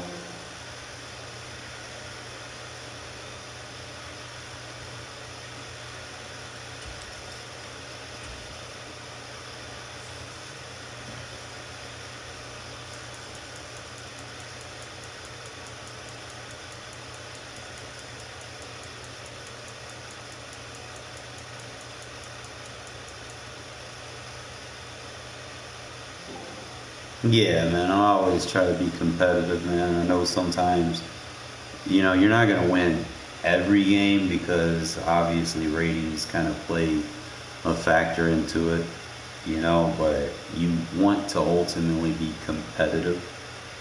And that's, ultimately what I try to kind of, get out and teach people. You can be able to compete with, like I was using a 61 overall quarterback and slinging against Tom Brady. It's like, it's just the small stuff that people don't pay attention to. It's like, bro, you're out there just you're doing that with a 61 overall.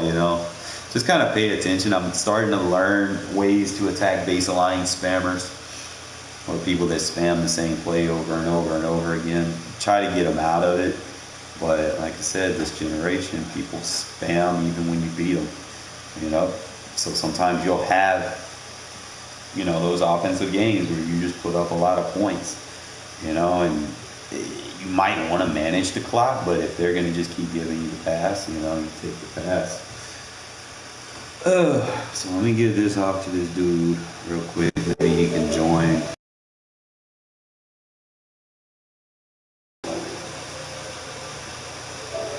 Like I said, ultimately,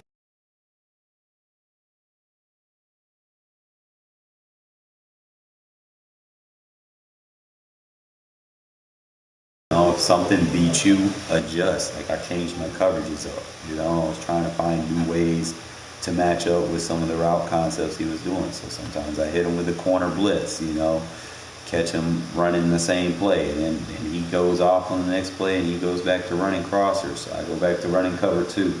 You know, I mix it up, you know, and trust the run fits. End of the day, you got to play the run fits. You start playing defense by playing for run fits instead of just spamming one play, I guarantee you'll notice an immediate improvement on how you play defense. Like when you start seeing your AI pick your blocks up, you know, you play the assignment, you play your run fit. You know, usually I want you guys to play like the contain or the loop. Because sometimes that contain or that loop has to go through that A or B gap from the D gap, you know, to play that run fit.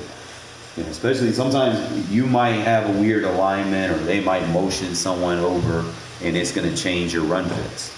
You know, you kind of explain what I mean right here, because there was a couple plays where I caught him doing that shit and I was able to catch him out of run fits. So you can force people out of run fits. They'll have to change up either they'll have to change up their slides and stuff that they're doing, or B, you're just gonna just keep scoring on them until they learn. They're gonna learn today. But at the end of the day, I'm actually starting to get better. The more I get good at something, the better it makes me on the other side of the ball. So like if my run defense gets good, then I can guarantee you I can run better on offense. So I'll just kind of give you a clear-cut example. Once you understand the run fits, and once you understand the coverages run fits, like if they're running cover 2, you know the outside corners are responsible for specific run fits. You know, if you spread them out, they run the cover 2, you know, you can run inside or whatever. Don't run it outside, just run it inside. If you're running cover 6, you know who the inside quarter is. He's going to play the A gap. You know the cover 2 is going to be the outside run fit. You know that deep half, he's not even going to play a run fit. You know, sometimes they might try to user him, but if he doesn't know or pull up his run fit options, he's not going to know where he's supposed to secure, you know, a cutback lane with that guy that's defending the pass. If, you know, if it's a full run, do not run commit. You know, like you said, you run commit. You've seen what I did to him. Do not run commit. If you pass commit, if you got guys playing run fits and you pass commit, they don't play the run fits. And that's the thing that I'm trying to, you know, get everybody hip to. It's like when you commit and baseline. Those are the two things that take your run fits out. So if you baseline, that means instead of the outside corners playing the run fits that they're supposed to, like in cover 2 and cover 6 and, you know, those types of defenses, then you have to, you know, basically like Newton's law of motions, for every action there's an equal but opposite reaction. You know, so if those corners can no longer play those run fits because you baselined them and got them outside the numbers, that means you're going to have to compensate and move those linebackers to play the other gap, and then you're going to have to drop that safety to defend the linebackers gap. You know, you always got to make adjustments for every adjustment you make. You know, sometimes I'll baseline, like if I'm in the red zone and I know that they're going to spam corner routes like that guy was doing. You know, I just came out in that big nickel and made sure I had that baseline cloud flat on the field, because that's the only way to defend that deep corner in the back of the end zone. Okay, especially if you have like a 93 jump corner, you want to make sure that you got guys in position so that they can make plays. You know, so like that's what I was doing right there. And then, you know, once he caught on to that, then he tried to run a dig across the middle of the field because I didn't have a defender picking it up. And then I started usering that, you know. He was trying to run that little flat and deep corner out, like a flood concept or something, out of gun bunch. He was audible to it. So I manned up the flat defender, let the cloud flat play from the baseline to the deep corner, and then I tried to user the dig route. You know, it's just like, pay attention to what your opponent does, because I guarantee you more often than not, they're going to go back to doing it. It's just human nature. All right, so we're going to kind of teach you guys how to read these run plays, man. That's a random run play. All right.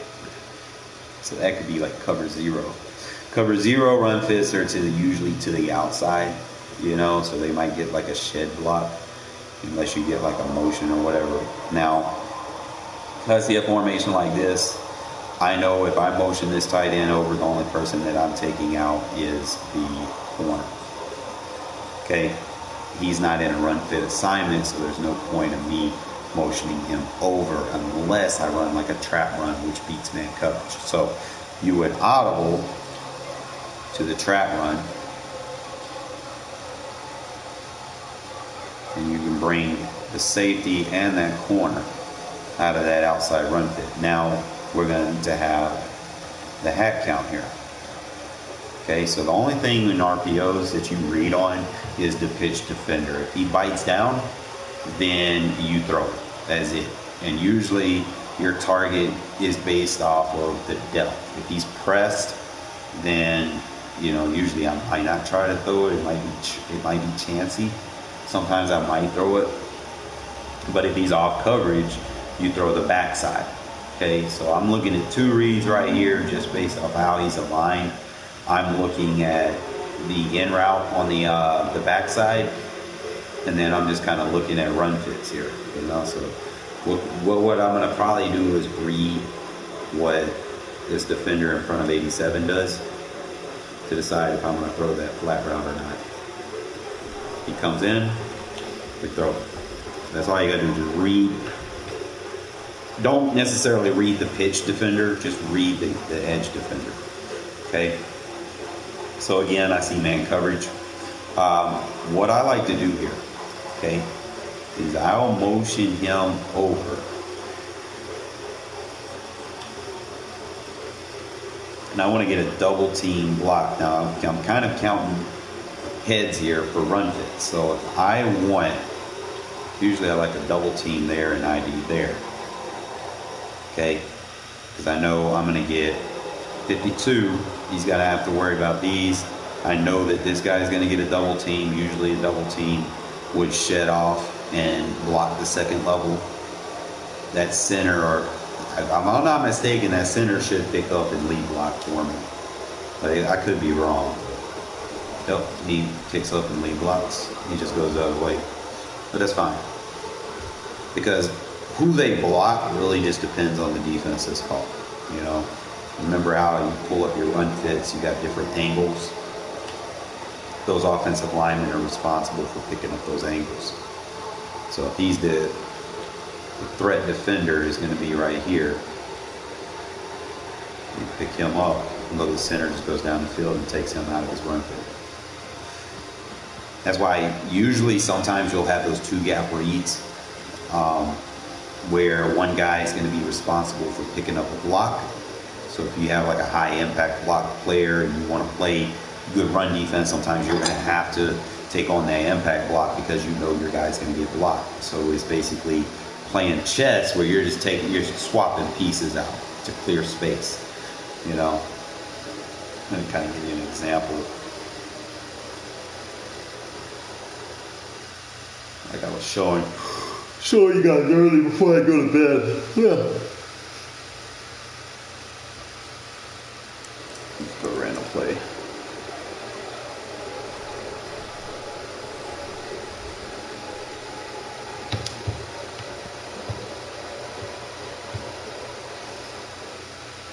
Alright. So for instance, like 4-3-6-1, what I want to do is I want to put a guy that can play run fit, block shit there. I want a guy that can have decent pursuit and hit power and tackle here. And like this guy as well, same thing. And then you want to put your edge rusher right there, because he's going to be the new edge defender once you do the motion. And the play that I like here is this buzz defense. I should be able to do this versus random. Like that. Now, pull up your run fits. Okay, that's going to tell you what's going to happen before it happens. Okay, I got 3 guys playing the pass. I got 1, 2, 3, 4, 5, 6, 7. I got 8 guys playing the run. Okay, now if I'm worried about him getting to the outside, sometimes I'll drop him like 2 or 3 yards But other than that, we're good. Now, what I can do right here is I can take on initial block. If I see that he's going to have a blocker in that gap, I can go ahead and take him out with the impact block. So we'll sit right here. We know our assignment. I can go down here and cut back on the stick unless he passes the ball. I don't need to do that. So just slide the linebackers to the right.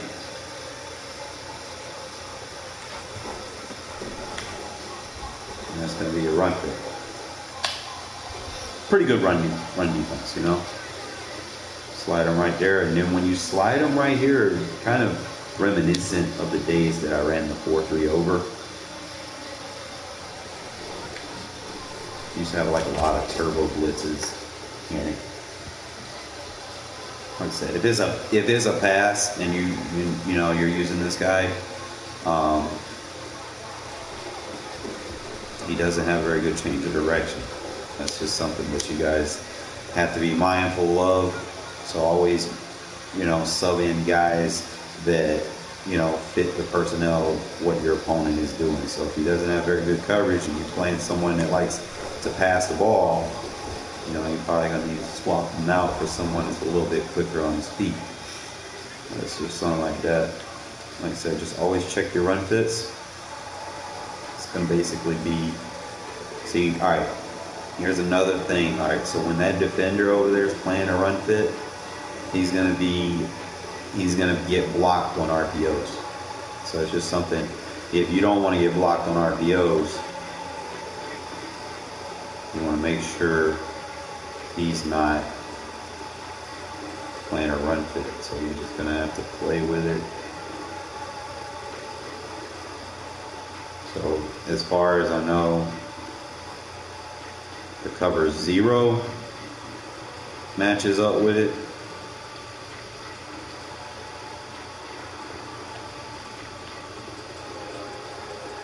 Now he's responsible for that outside run fit, so he's probably going to stay right there. And I'm going to have to shoot the gap with the safety, who's also responsible for the tight end and man coverage. So it's just something that you have to key in on. Run fits do change a little bit.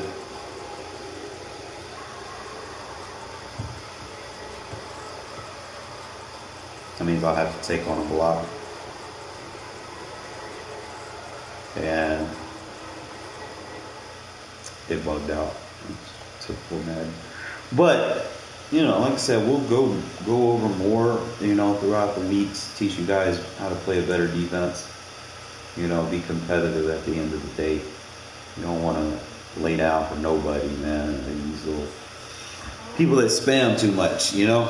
But other than that, man, appreciate y'all tuning in. Hopefully, you know, if y'all want to get a one-on-one with me, you know, for a session or whatnot, you know, definitely hit me up. You know, say I'm like a full of knowledge in this type of stuff, man. So hopefully anything that I got can help you, and if you can get a session with me. All right.